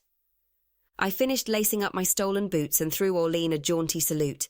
It seemed a safer response than pointing out that when it came to the question of engaging in inappropriate sex with me, she didn't have a lot of moral high ground to stand on. Neither did Valef, neither did a lot of people, if I was being honest. After a quick check on the dragons, I fell in next to Kaeto, looking around at the garrison compound with interest.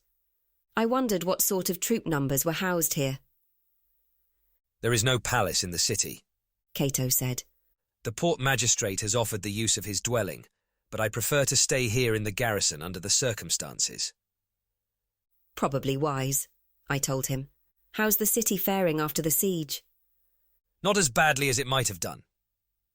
Kaeto indicated a building to our right, and I followed him toward the entrance. "My brother's forces only arrived a few days ago. There wasn't time for the supplies of food or fuel to be exhausted." "I guess it's good we arrived when we did in that case," I said.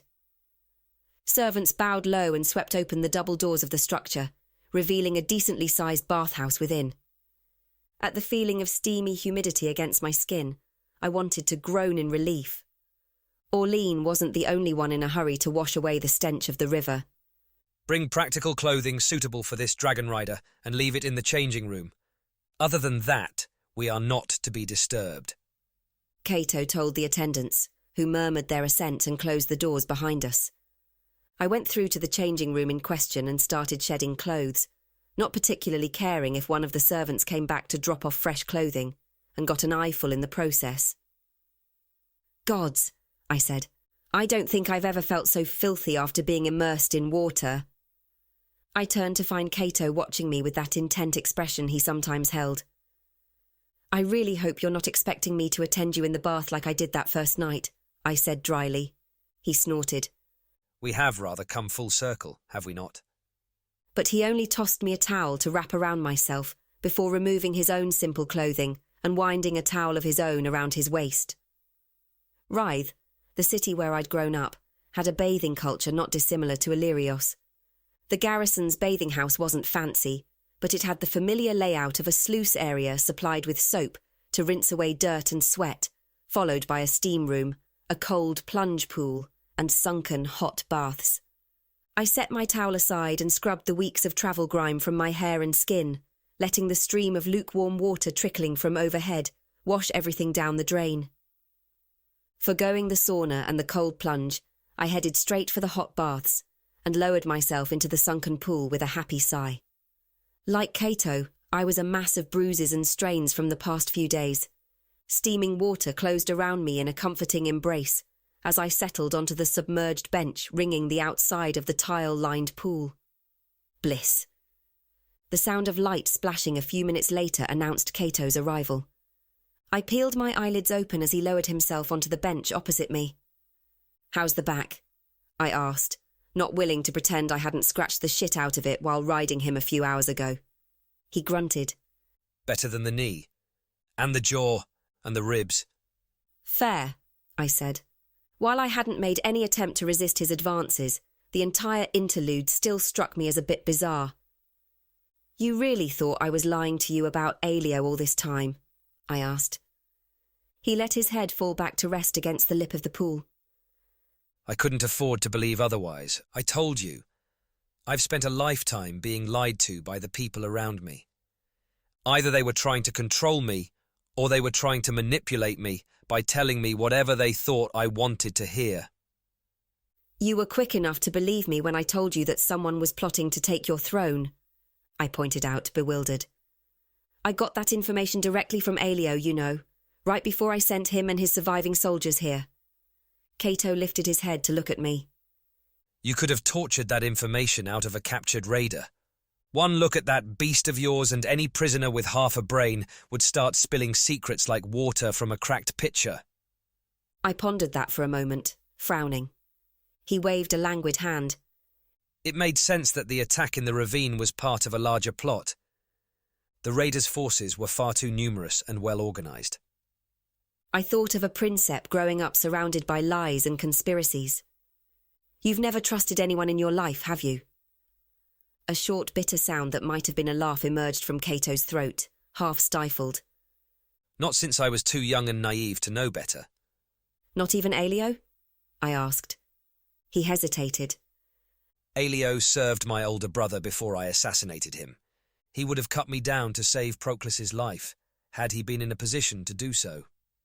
"He was the palace tribune," I said. "Protecting the rightful emperor was his job." "Yes," Kaeto allowed. "It's true that he's given me no reason to doubt his loyalty since he swore allegiance to me. Or at least, none that I know of."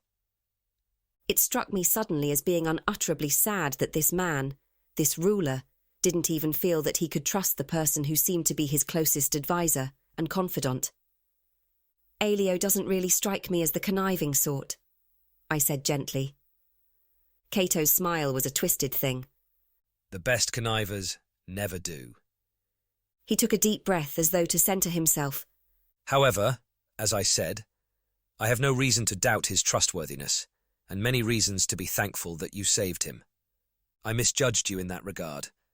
And when he'd realised I hadn't been lying about rescuing Aelio and his men, he'd apparently been so grateful that he felt the need to ravish me against a post, travel grime, river water stench and all.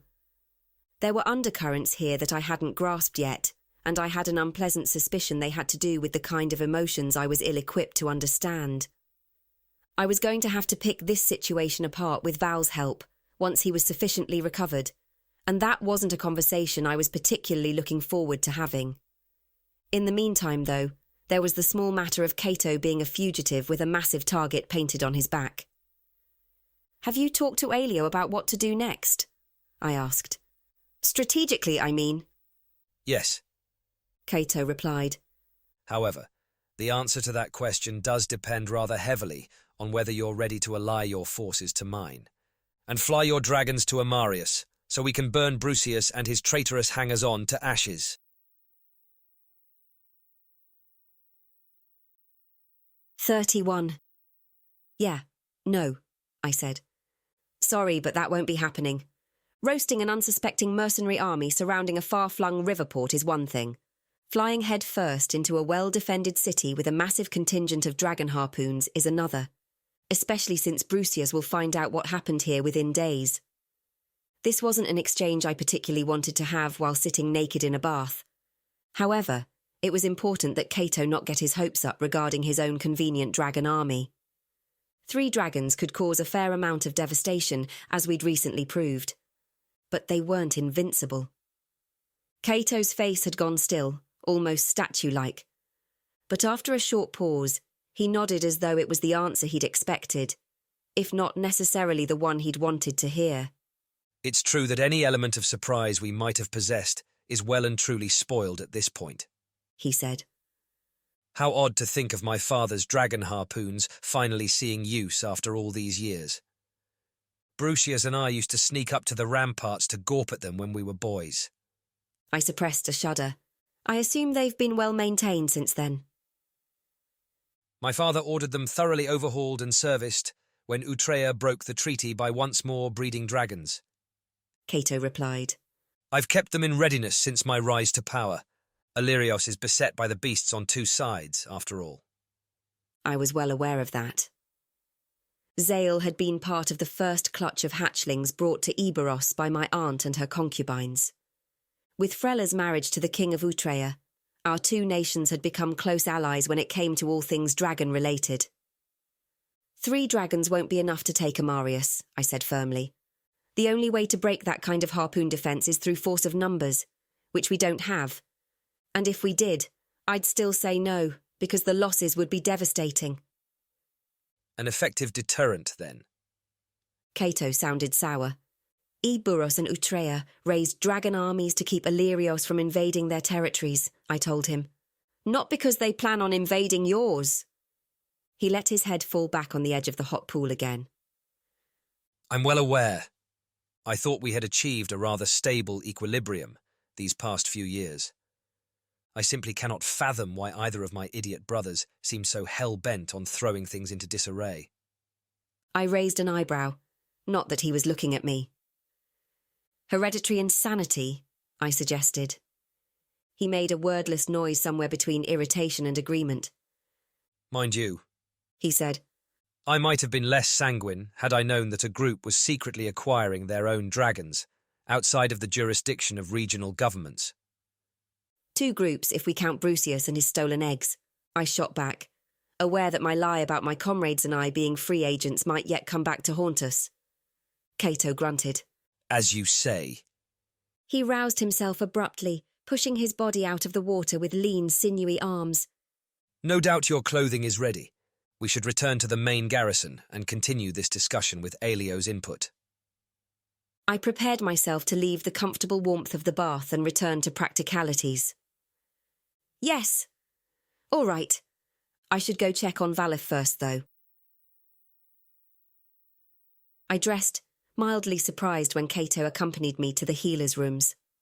There, we found Valif, somewhat unexpectedly, deep in conversation with Aelio, albeit a rather one-sided conversation, since Val could only manage a few words at a time before he started coughing. Sire. Aelio greeted, rising from his chair and bowing from the waist. Dara, hello. I see the quartermaster was able to find you something more appropriate to wear than servant's attire. Or stolen raiders' clothing, I agreed. I'd been a bit worried that the attendant would bring me something completely ridiculous, like a dress, but apparently practical clothing for a dragon rider leaned more toward Scout's leathers. That suited me just fine. We didn't expect to find you here, I went on. How's the leg doing? Aelio's expression turned rueful. As well as could be expected, I suppose. I could probably ride a horse at this point, assuming I had someone available to help me mount.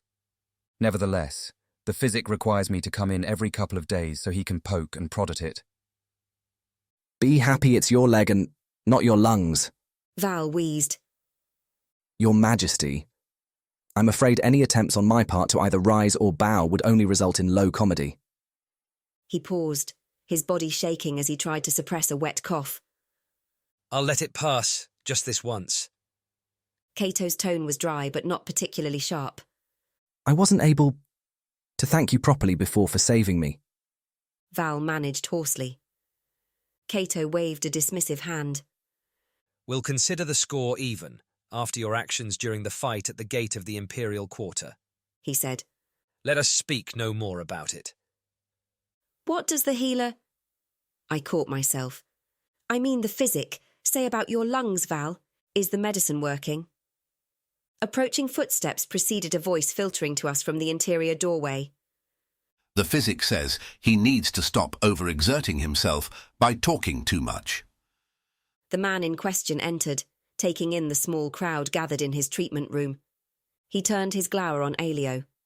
He also says that you need to avoid climbing steep stairways and standing on ramparts during a dragon attack. Aelio raised an eyebrow, a glint of humour in his tired eyes. And outside of dragon attacks? The physic appeared unamused. That depends entirely on how invested you are in not walking with a permanent limp, young man. Message received, Aelio told him. In my defence, the circumstances were rather extraordinary. Humph. The man lifted a small clay pot with a cork stopper. Here is the new salve. Apply it morning and evening. Now, if you would all remove yourself from this sick room, my patient needs rest.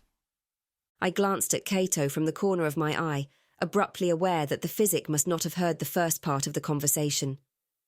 He had no idea who Kaeto was, and I wondered what the Emperor would choose to do about that. The answer apparently was nothing. Aelio drew breath as though to inform the man of his visitor's identity, but Kaeto cut him off before he could. Quite right, he said. Aelio, we must discuss matters, but perhaps not here. I'd like Orlean to be in on this too, I said. Val, concentrate on getting better. I'll fill you in on the details later. I trust so, Val rasped, his expression growing tart. I still needed to pick his brain about Kaeto's strange behaviour as well, but that unbearably awkward discussion would have to wait. Sleep well, my friend, I told him, and followed the others out. We slowed our pace to match Aelio's. He was carrying the walking staff he'd been leaning on when I'd first seen him descending from the city's defensive wall. But he wasn't making use of it. His injured leg seemed capable of bearing weight well enough, but his limp was still pronounced. By contrast, Kaeto's limp was barely noticeable after whatever rest and treatment he'd received since our arrival. Aelio's incisive eyes cut to me. Tell me, Dara, does your organisation have many former Eburosi priests as members? So, Kaeto must have given the Tribune quite a comprehensive report of recent events then. Not many, no, I said. He nodded. And how is old Caius doing these days? I hid an internal wince. A comprehensive report, indeed. I've not seen him in some time, I said airily. Last I heard, he was living in the country, breeding fine horses and hunting dogs. Aelio made a faint choked noise. The sound that came from Kaeto's direction was more like a growl. Hunting dogs, you say? Aelio's voice was deadpan. I shrugged. That's what I heard. I didn't mention the part where he came to the city several times per week to train new Eburosi recruits in military skills and strategy. How very idyllic, Kaeto said, in a tone that could strip paint. I wonder what he would think if he could see his old home now. Probably that you should have killed Brucias when you had the chance, just like you've killed everyone else who was in your way, I thought. Aloud, I said, I imagine he'd be glad that it's someone else's problem and not his. On which note? Aelio put in, neatly deflecting the subject to something more practical and less fraught. I assume the Emperor has already put his proposal to you. I did, and she refused. Kaeto said flatly. Ah. Elio's handsome features hardened. Well, that certainly makes things a bit more complicated, doesn't it?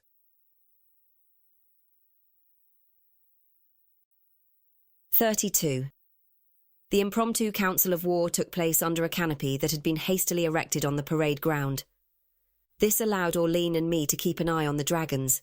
It also allowed Kaeto to impress upon the port magistrate just how much power was at his disposal, even though he'd been deposed by his brother. Elio had laid maps across the table that had been brought in for that use. In addition to the magistrate and his secretary, 2 senior members of Heliva's city council were also present. Kaeto, Orlean and I rounded out the contingent. In the absence of an effective force to take the fight to Amarius, Elio said, we are essentially faced with forming a government in exile. Emperor Kaeto remains the rightful ruler of Illyrios and its territories. His brother Brucius is attempting to hold power by claiming Kaeto was killed by raiders while en route to Heliva. The port magistrate and the 2 council members looked alarmed. And you wish to form that government in exile here, Your Majesty? The magistrate asked. That has yet to be determined, Kaeto said. Recent events have proven that the troops normally housed in the city's garrison aren't sufficient to repel a larger siege force. We didn't have dragons then, Elio replied, his gaze landing heavily on me and staying there. I returned it impassively, aware that my decision to use our dragons to break the siege on the city meant it would be nearly impossible to protest that we were impartial, going forward. The female council member, Bastina of the Weavers' Guild, as she'd been introduced, wrung her hands together nervously. Your Imperial Majesty, we are grateful for the dragon's intervention, but large swathes of our crop and timberlands have been burned. Some are still burning. Her fellow council member, a dark-haired man with a scar running down his cheek from a missing eye, nodded in agreement. My colleague is correct. While I don't doubt that the dragons could defend the city from future attacks, every battle injures Heliva at the same time it injures the enemy. The magistrate looked uneasily between his council members and his emperor. We are still a port city, he said. Trade accounts for the bulk of our economy. Food and timber can be shipped in if necessary. Orlean grunted. Sure they can, unless Brucius places a blockade 20 miles upriver and 20 miles downriver to cut you off. Exactly. Elio agreed with a nod of respect to Orlean. The magistrate looked ill. Would he do that? Of course he would, Kaeto said sharply. I also wouldn't put it past him to ship dragon harpoons down here by barge in preparation for his next attack. Elio's hard gaze returned to me. How certain are we that Brucius knows the Emperor Kaeto is here in the city? That was a good question. He knows Kaeto is alive, I said slowly. He would have received a report after we attempted to breach the Imperial quarter in Amarius, and successfully got away afterward. That's a long way from knowing that His Majesty is in Heliva, Elio pointed out. True, I agreed. It may not be a huge stretch, though. It's possible he could have received word that I rescued Kaeto from the raider attack on Dragonback. Zale and I destroyed the raider camp afterward, but they had plenty of time to get a courier out on horseback before we got there. Elio nodded, frowning. And from there, it wouldn't take much of a logical leap to connect him to a dragon attack on the forces surrounding Heliva. I think on that basis, we'll have to assume he is aware of our presence here. And that's assuming no spies based here in Heliva hopped on the first boat heading north to report everything to him. Orlean added dryly. We haven't exactly been keeping his presence a secret since we arrived.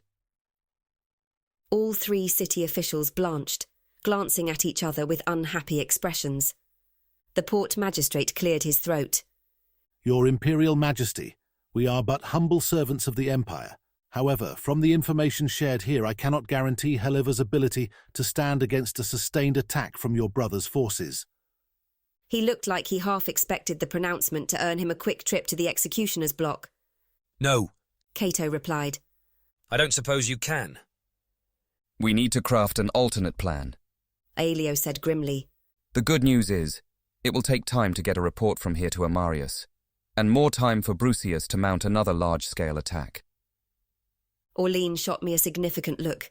I knew exactly what she was trying to convey, and also that I needed a discussion with her and Valif before I made any promises to anyone. I swallowed a sigh. I have some thoughts, but I need to meet privately with my colleagues first. Both Kaeto and Aelio gave me their full attention. That is, if you will permit it, Your Majesty, I added, unable to keep a hint of dryness from creeping into my tone. Kaeto gave me a shrewd look. I suppose it can be arranged, under the circumstances. We will reconvene here at the same time tomorrow. Great, I said, without much enthusiasm. The physic let us in to visit Val an hour after the evening meal, eyeing us with an expression that said we'd better not wear out his patient again. Val was awake, although the dark smudges under his eyes said he probably shouldn't be. We need to talk, I said in Eburosi, once the physic had retired from the room and closed the door. I think we need to get Kaeto and Aelio across the border to Utrea. Val's pale brows drew together. Utrea? Not Eburos?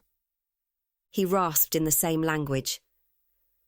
I cringed at the thought of putting Kaeto on the same island as Caius and Decian. No, definitely not Eburos. I think the first question to ask is whether you intend us to take Kaeto to Utrea in an official or an unofficial capacity, Orline said. She didn't look happy, but she also hadn't dismissed the idea out of hand. I rubbed the bridge of my nose. That is actually a very good question. Arguments for and against telling him who we really are? It depends quite a lot on whether you really think Kaeto's an ally now, Orline said. I nodded. I haven't lost sight of the mission, if that's what you're asking. And yes, I'm reasonably convinced at this point that Kaeto is our best chance of getting the stolen eggs back. Val cleared his throat cautiously. He does owe us, he rasped. Orline made a considering noise. And just as he's our best chance to get what we want, we're also his best chance to get what he wants. Exactly, I agreed.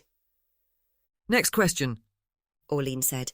How likely is King Raythani to lose his royal shit if we show up on his doorstep with the deposed Emperor of Illyrios in tow? Another excellent question, I sighed. Let's just say, I expect he'd rather deal with Kaeto than Brucius.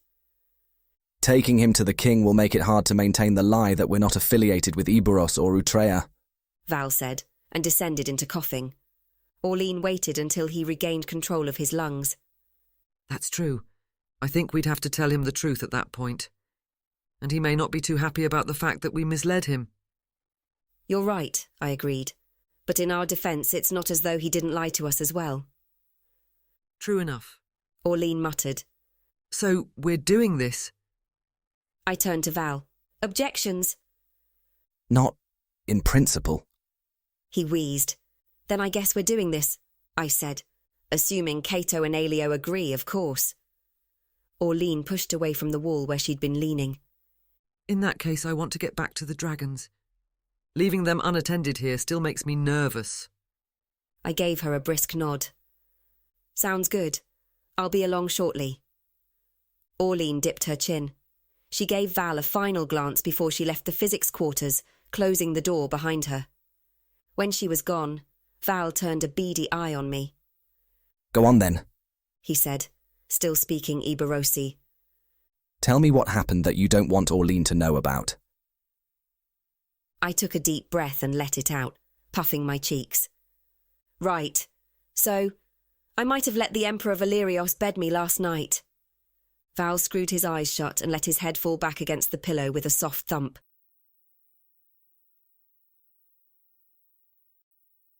33.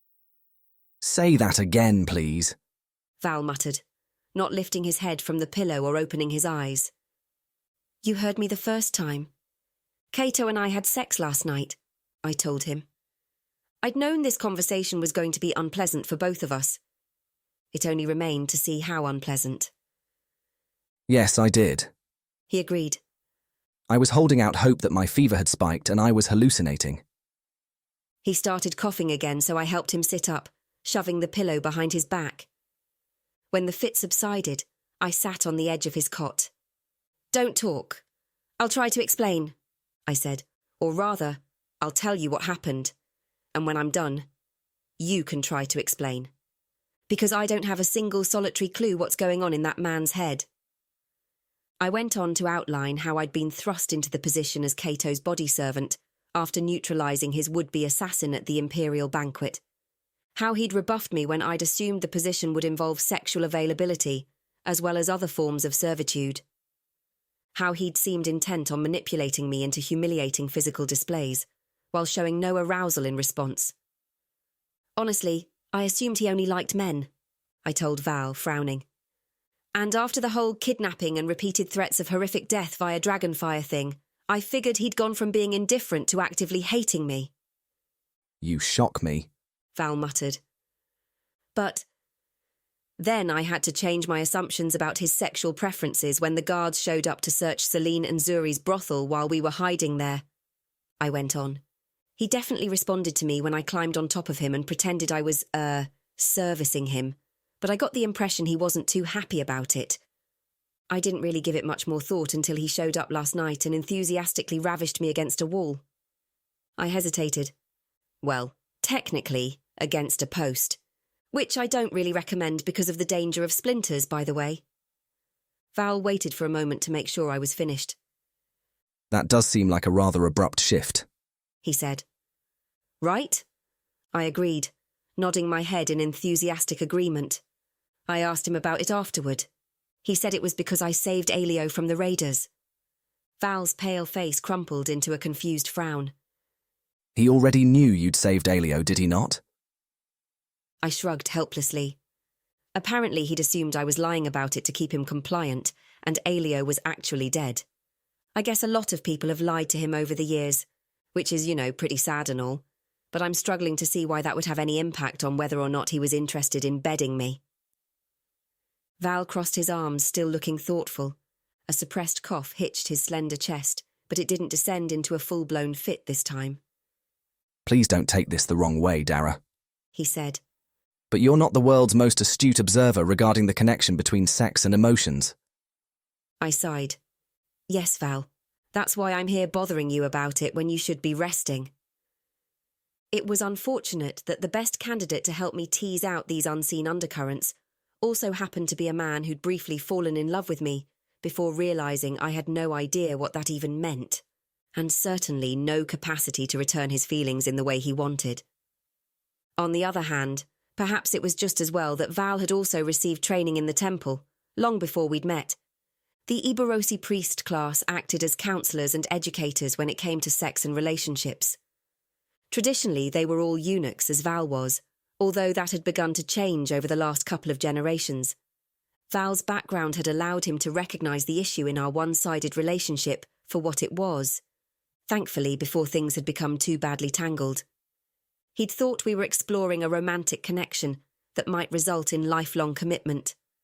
I'd thought we were friends who'd decided to start sleeping together because it was fun. Many deep and uncomfortable discussions later, I still couldn't wrap my head around the idea of there being different kinds of love. Whatever kind supposedly resulted in stomach butterflies and heartfelt romantic pining simply didn't exist for me. I liked sex. If someone wanted to have it with me and they were reasonably attractive, I was generally all for it. I'd learned the hard way over the years that if the person who wanted intimacy with me was also a friend, it usually meant there were going to be painful complications afterward, when I couldn't provide the other nebulous things that they expected of me. All right. Val regarded me with bloodshot eyes, and less open judgment in his expression than I might have feared. Believe it or not, I did do a fair bit of research into this subject, after you and I untangled our misunderstanding. I winced. In addition to people who don't experience an association between intimacy and romantic connection, there are also those who embody the other side of that coin, he said. How do you mean? I asked, trying to puzzle out what that would even look like. Some of the priests I spoke with described individuals who don't experience carnal attraction toward anyone, he went on. Many eunuchs, for instance. Though not all, as you're already aware. He was talking about himself, but I'd known of others in the Priests' Guild who were perfectly happy to lie with men, women, or both. I nodded, still not clear where he was going with this. He took a cautious breath, rubbing at his sore chest. But there are others who don't find anyone arousing until they have first formed an emotional or romantic connection with the person. A sinking feeling settled in my stomach. You think Kaeto? Val shrugged one shoulder. I'm not in a position to read the man's mind, beyond telling you if he's lying or not when he's actually in my presence. But if his attraction hinges on first forging an emotional connection, and he has only recently realized that you are trustworthy when he previously believed you were not, it might fit. Several reasons why this could become extremely complicated jostled for my attention. And now I'm about to tell him that I've been lying to him from the beginning about who we are, I said. Yes. Val agreed. However, I'm not certain that directly turning down a powerful man's advances would have ended particularly well either. He didn't insult me by asking if the encounter had been consensual. We both knew that if I hadn't wanted it, and Kaeto hadn't taken no for an answer, he'd have been nursing bruised testicles, at best, and severe burns from Zale's displeasure at worst. This is going to be complicated, isn't it? I asked, resigned. Probably. Val deadpanned. He paused for a moment, then continued. I almost hesitate to ask this, but how do you feel about him? As a person, that is, not as part of a mission. He just had to bring feelings into it, didn't he? My expression screwed up as I tried to unravel my opinions about Kaeto. He's an arsehole, I began. He's also decent in a fight, and braver than I assumed he'd be. And then, because I couldn't not take this into account, he saved your life when he didn't have to. Val watched me in the way that always made it seem like he knew more about me than I knew about myself. That's all true, he said. And from him, the confirmation of verisimilitude held more weight than it did from most other people. I'm fairly certain I saw Kaeto save your life too. He had, damn him. During the fight at the gate to the Imperial Quarter, Kaeto had blocked a blow that would have taken my head off. Yes, he did, I admitted. He's still an arsehole, though. An arsehole who was darkly attractive and surprisingly good with his prick. It sounds like I don't have to tell you how knotty this situation could become, Val said. No, you don't, I told him. He nodded. That said, he's an emperor, assuming he gets his throne back anyway. I suppose that limits the likelihood that he'll try to pursue anything serious with you while he still thinks you're a commoner. I am a commoner, I said. You're the daughter of the 3 de facto heads of the Council of Rythe. Val replied patiently. One of whom is a shapeshifter, I retorted. Even if my family's political influence was enough to interest him, I sincerely doubt Kaeto of all people would be interested in mixing with pagan shapeshifter bloodlines. You're probably right, Val allowed. Just please try not to lead him on. That stung, even though it shouldn't have. It's not as though I threw myself at him. I couldn't keep the note of defensiveness out of my tone. No, of course not, Val said, placating. Let's just focus on getting him out of danger. Once he's safely in Utrea, this whole thing will become a problem for the diplomats, not us. Please, gods, let it be so, I replied, the words heartfelt.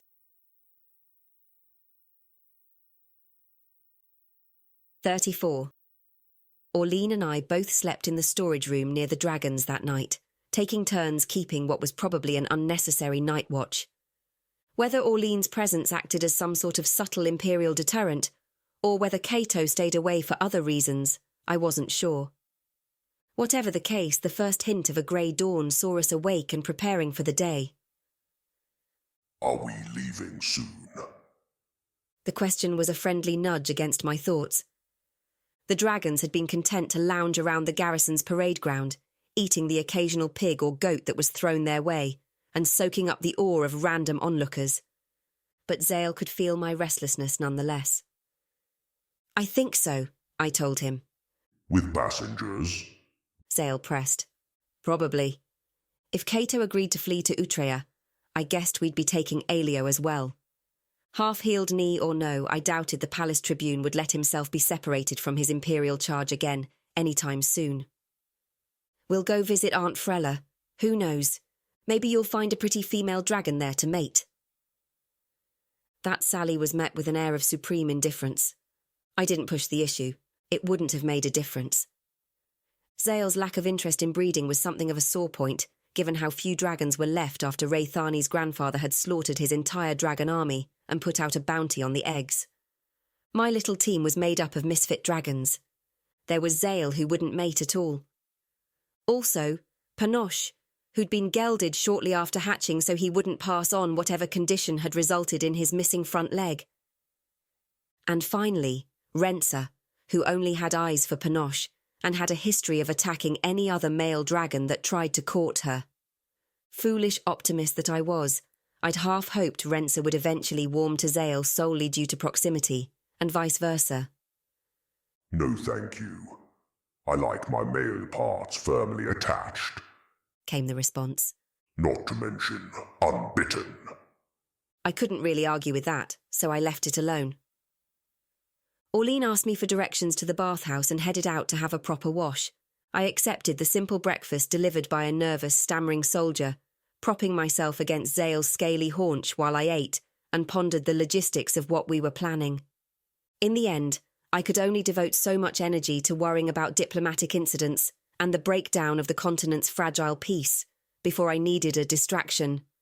Normally I'd go flying, but drawing attention to dragons in the sky over Hellever didn't seem like the best plan, under the circumstances. When Orline got back from her soak, I handed over her half of breakfast and went for my own bath. That only ate up an hour or so of time, leaving a few more hours until our afternoon meeting with Kaeto and the port magistrate. How about a sparring session? I asked Orline, since I at least felt like a functioning human being today, after a couple of solid days of food and rest. Plus the sex, of course, but I wasn't thinking about that part. Orline grunted agreement and went to grab a couple of practice swords. The two of us staked out a corner of the parade ground and fell into the rhythm of training, the clack of wood on wood reassuring in its familiarity. Orline was about half again my size and mostly made up of pure muscle. She could snap me in two if she wanted, and she put me to shame when it came to fighting with either hand and a half or two-handed swords. That made her an excellent sparring partner, since I couldn't afford to let my guard down or allow my concentration to slip. We passed a pleasant stretch of time that way, sweating despite the day's cool cloudiness. The ache in my muscles reminded me that even with the respite since we'd arrived in Hellever, my body had been abused pretty thoroughly in recent weeks, and not just in the fun way. Is this sparring session open to anyone? Kaeto's dry voice interrupted my thoughts, and I stepped back, disengaging. Orline grunted. Pretty sure sparring with royalty is above my pay grade. I'm game, I said, probably unwisely. I'll give you a match whenever my damned leg improves enough to stand it, Elio told Orline. I'm not familiar with that style of two-handed grip. She let out a snort. People on the continent call it the barbarian grip, and you're on. I do love disarming pretty boys. Elio would have been within his rights to show offence, but instead, he only laughed. Ha! Now you're just flattering me. For the record, I don't think I was ever the former, and I haven't been the latter in a very long time. With both Kaeto and Elio here, we had no reason to hold back on sharing our proposal regarding escape to Utreya. Orline, do you want to fill Elio in on our plan, while I talk to His Imperial Majesty? Which parts of our plan? Orline asked cautiously. All of it. I told her since there was really no more point in dissembling. If you say so, she said, handing me her practice sword. Are there any maps around here we can use? Elio glanced at Kaeto, who nodded permission. There should be a full set in the garrison commander's rooms, Elio said. His gaze slid to me, landing heavily. Please try not to actually maim each other. I wrinkled my nose at him. I've expended too much energy keeping him alive to poke holes in him now. If I'm unable to hold my own against a slip of a barbarian girl in a sparring session, you've only yourself to blame, Kaeto added tartly. Elio still looked as though he half expected calamity to strike the moment he turned his back, but he dutifully replied, Of course, sire, and led Orline toward the main barracks. Alone with Kaeto, I flipped Orlean's carved wooden weapon and handed it over, hilt first. He accepted it, squaring off with me. Very well. What is this plan that you and your secretive friends have been hatching? He asked. Hatching, indeed. My expression soured at the unwanted reminder of our utter failure to complete the mission that had originally brought us here from Eburos. We want to fly you and Aelio to safety in Utrea, I said, feinting left to test Kaeto's defences. He parried easily, giving ground before offering a shallow lunge in response. I sidestepped, noting that he was still favouring his left knee slightly. For a long moment he didn't answer, focusing instead on feeling out my range. We traded another lackadaisical series of blows, falling into sync with each other's speed and force. My instinct is to resist, he said at last. Leaving Illyrios feels too much like accepting my brother's victory. The wooden swords clacked, our sallies gaining strength as we got each other's measure. But, I prompted, ducking and spinning to redirect a strike. Another pause. But staying here will only ensure heavy damage to an important port city. I saw an opening and lunged, Kaeto's wooden blade turning mine away at the last moment. There is another issue, though, he said. I'm not certain that being a fugitive in Utrea is an improvement over being a fugitive in Illyrios. I gave ground, steeling myself for the next admission. Yes, about that. Kaeto made a wordless noise that somehow exuded cynicism. Yes, he echoed. About that. You have given me the truth about something that matters very much, Dara Firebrand. However, he darted forward fast as a snake. Our wooden swords slid together, catching on the rough crossguards.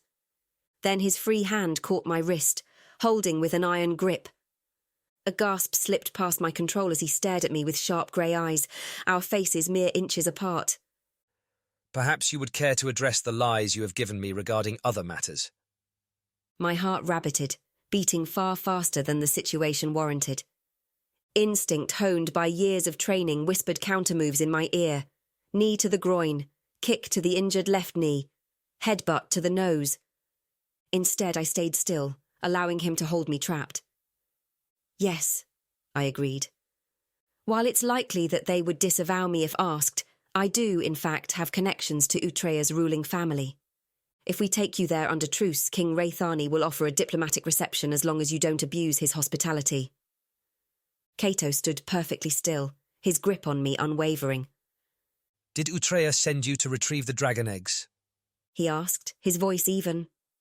No, I replied. They were aware of the mission, but Utrea is a neutral party in the matter. My ties to the royal family are by blood, not oath of loyalty. Eburos, then, he said, not phrasing it as a question. I didn't reply, holding my expression bland and still. His eyebrow quirked. After a moment, he released my wrist and stepped back. My skin tingled hot and cold at the sudden loss of contact, my body replaying memories that had nothing to do with sparring. You needn't confirm it, he said gruffly. He rested the sword point on the dusty ground, packed hard by the passage of many boots. So, you will take me to Utrea, where I will be expected to throw myself on Raythani's tender mercy and beg his assistance against my brother, in exchange for what, exactly? Not having to deal with a warmongering monster on the Illyrian throne, I suggested lightly. He considered that. And would such a thing truly move the man? Our dealings since my own ascent to the throne have been, shall we say, minimal. I really think it might, I said. Seriously, do you believe any of your neighbours want Brucius on the throne? There was another pause, before the tight line of Kaeto's shoulders loosened a modicum. No, he admitted. I accept your assertion that Utrea and Eburos maintain their dragon armies solely as a defensive measure. It's not in anyone's best interest to have the so-called ruler of the Empire rattling swords. Does that mean you'll let us get you out of here? I asked. He drew breath and held it for a beat. Subject to consultation with my tribune, yes. I will give you my final answer at the meeting this afternoon. The meeting consisted of the magistrate and the same 2 council members as the day before, Kaeto gave me a small nod of assent as Orleen and I walked in. From what Orleen told me, Aelio had been positively relieved by the proposal. It was fairly clear he'd convinced Kaeto in the interim. The Hellevan officials should be happy about it anyway. The magistrate seemed stressed, as well he might be, and the woman from the Weavers' Guild looked positively haggard with worry. I wanted to ask if she should maybe sit down, court etiquette or not. But Aelio was already rolling out maps on the table in the centre of the pavilion, eager to get down to business. We have a new plan of action, he began, moving smooth, fist-sized stones to the corners to keep the maps from curling up. First thing in the morning, Emperor Kaeto will. With no warning, Bastina of the Weavers' Guild reached up, drawing a thick 6-inch hairpin from her intricate iron-grey bun. Quick as a flash, she lunged, darting around the corner of the table with the makeshift weapon extended, its wicked point aiming directly at Kaeto's right eye.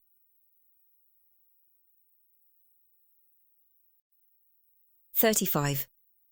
One of the stone paperweights was in my hand and flying through the air before my conscious thought caught up. It hit Bastina in the wrist, jerking her aim off course.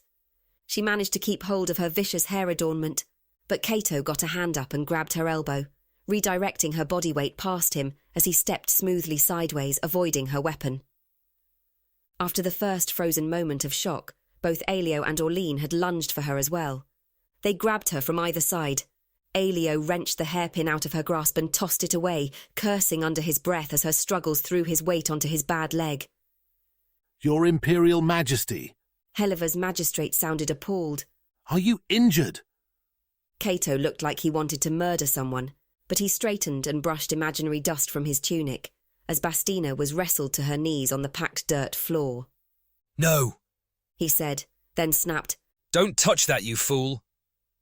The magistrate, who'd been reaching for the hairpin Aelio had tossed on the table, jerked his hand back as though it had been burned. "It's probably poisoned," I explained, and the man's face went abruptly pale. Kaeto's angry eyes flicked to me.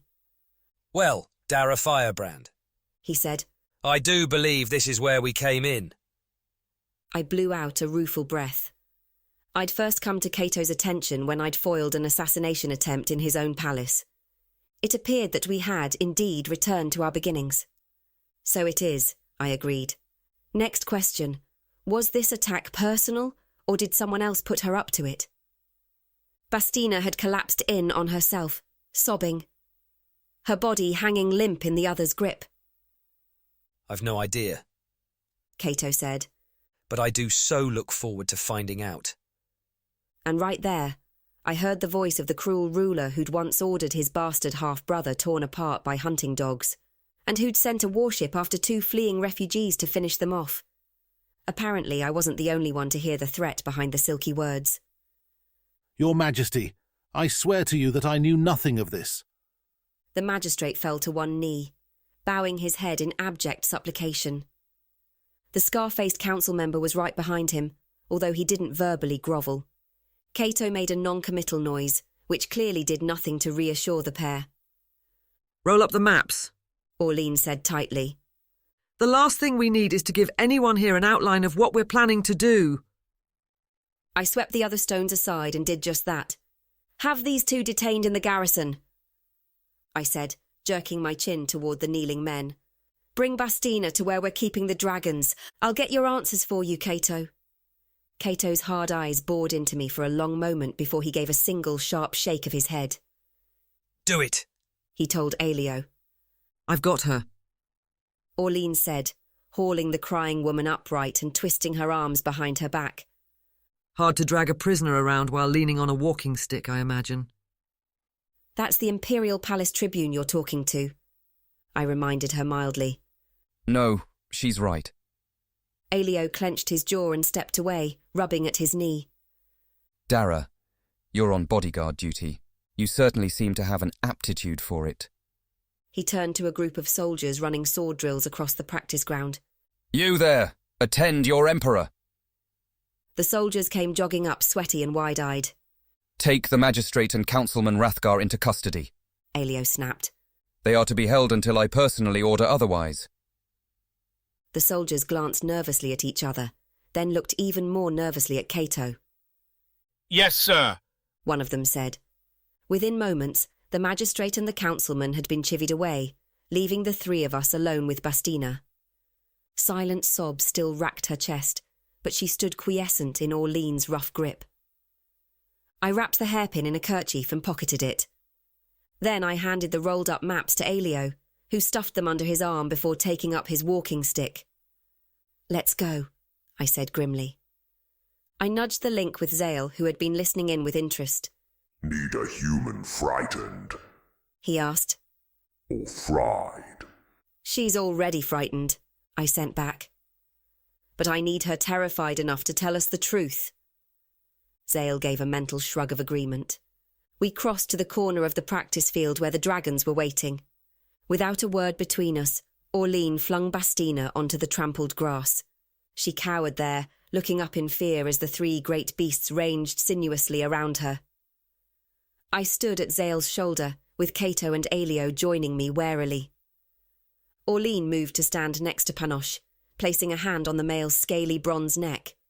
He snorted, blowing smoke, and Bastina cringed. "Now," I said, "tell us why you thought it would be a smart idea to poke the Emperor of Illyrios with a hairpin in front of witnesses. Was it poisoned?" Bastina clamped her lips shut, though her red-rimmed eyes were as wide as dinner plates as she stared up at the dragons. When several seconds passed in tense silence, I said, "Zale?" Zale puffed out his chest and shot a tiny spurt of flame at the ground. Bastina screamed as the hem of her ornate robes caught fire. She flailed around, beating at the flames with her bare hands until the fine cloth was reduced to smouldering ashes. I winced internally.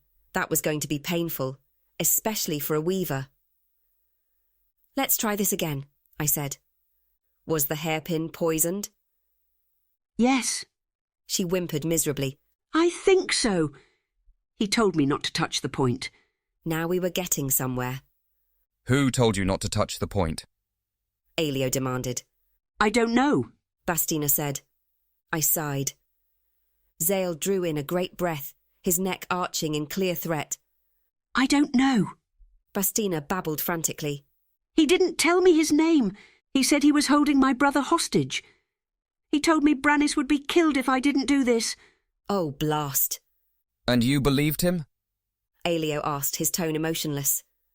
Bastina bowed her head and nodded, cradling her burned hands loosely in her lap, palm up. "He showed me my brother's pendant. It was a gift from our parents when he achieved his guild certification." Beside me, Kaeto made a low noise of irritation. "It appears my younger brother has learned some of my older brother's worst tricks.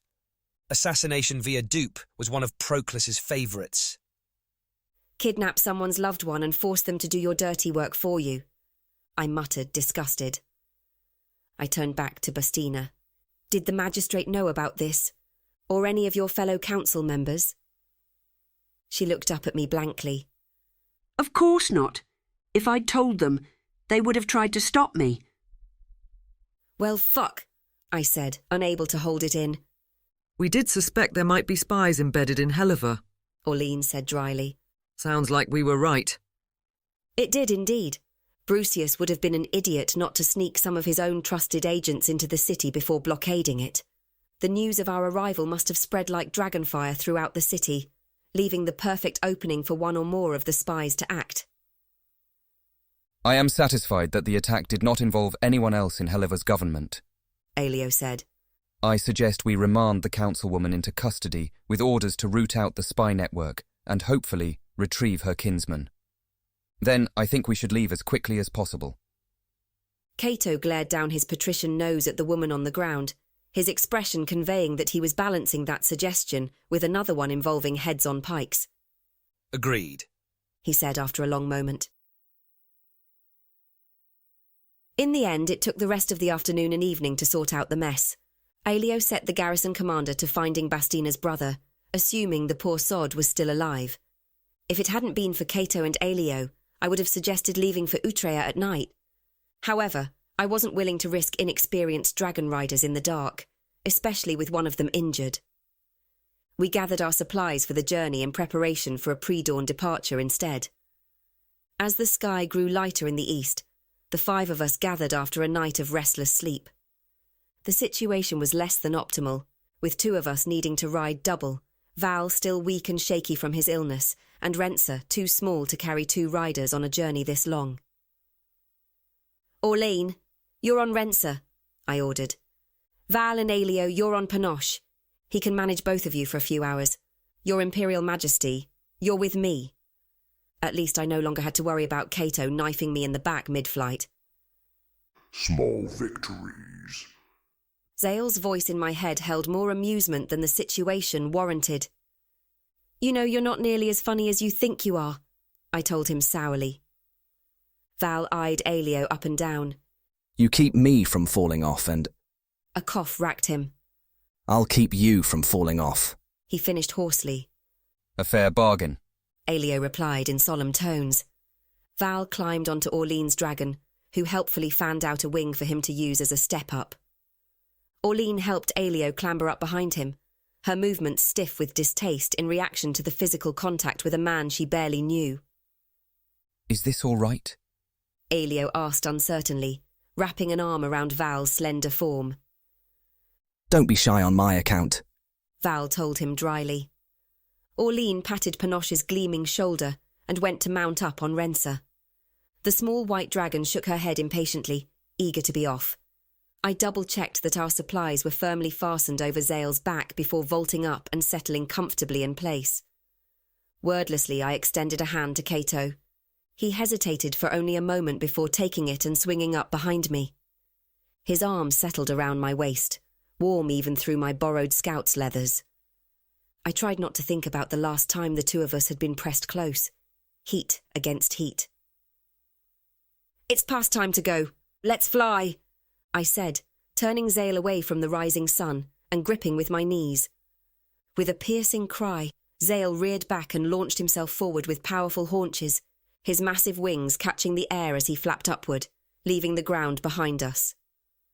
I looked left and saw Rensa's pale form rising eagerly into the sky. Orlene bent low over her graceful neck. I looked right and found Panoche soaring upward as well, seemingly unbothered by the 2 men clinging to his scaly back. Beneath us, Illyrios grew smaller and more distant with every heavy, thumping wing beat. Ahead of us lay Utrea, the hereditary land of the dragons, the home of my powerful aunt and her family. "I do hope you know what you're doing, Firebrand," Kaeto said, his hot breath tickling my ear as he spoke over the wind. "So do I muttered, not sure if he'd be able to hear the words. Around us, the sky lightened from pinkish grey to brilliant orange and blue as the sun breached the horizon at our backs.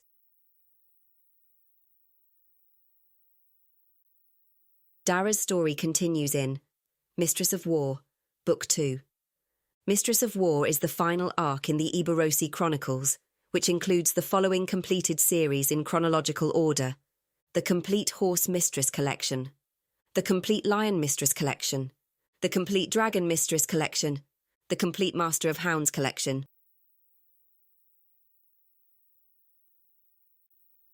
This has been Mistress of War, Book 1, written by R.A. Stephan, digitally narrated by 11 Labs, copyright 2024 by Other Love Publishing, LLC.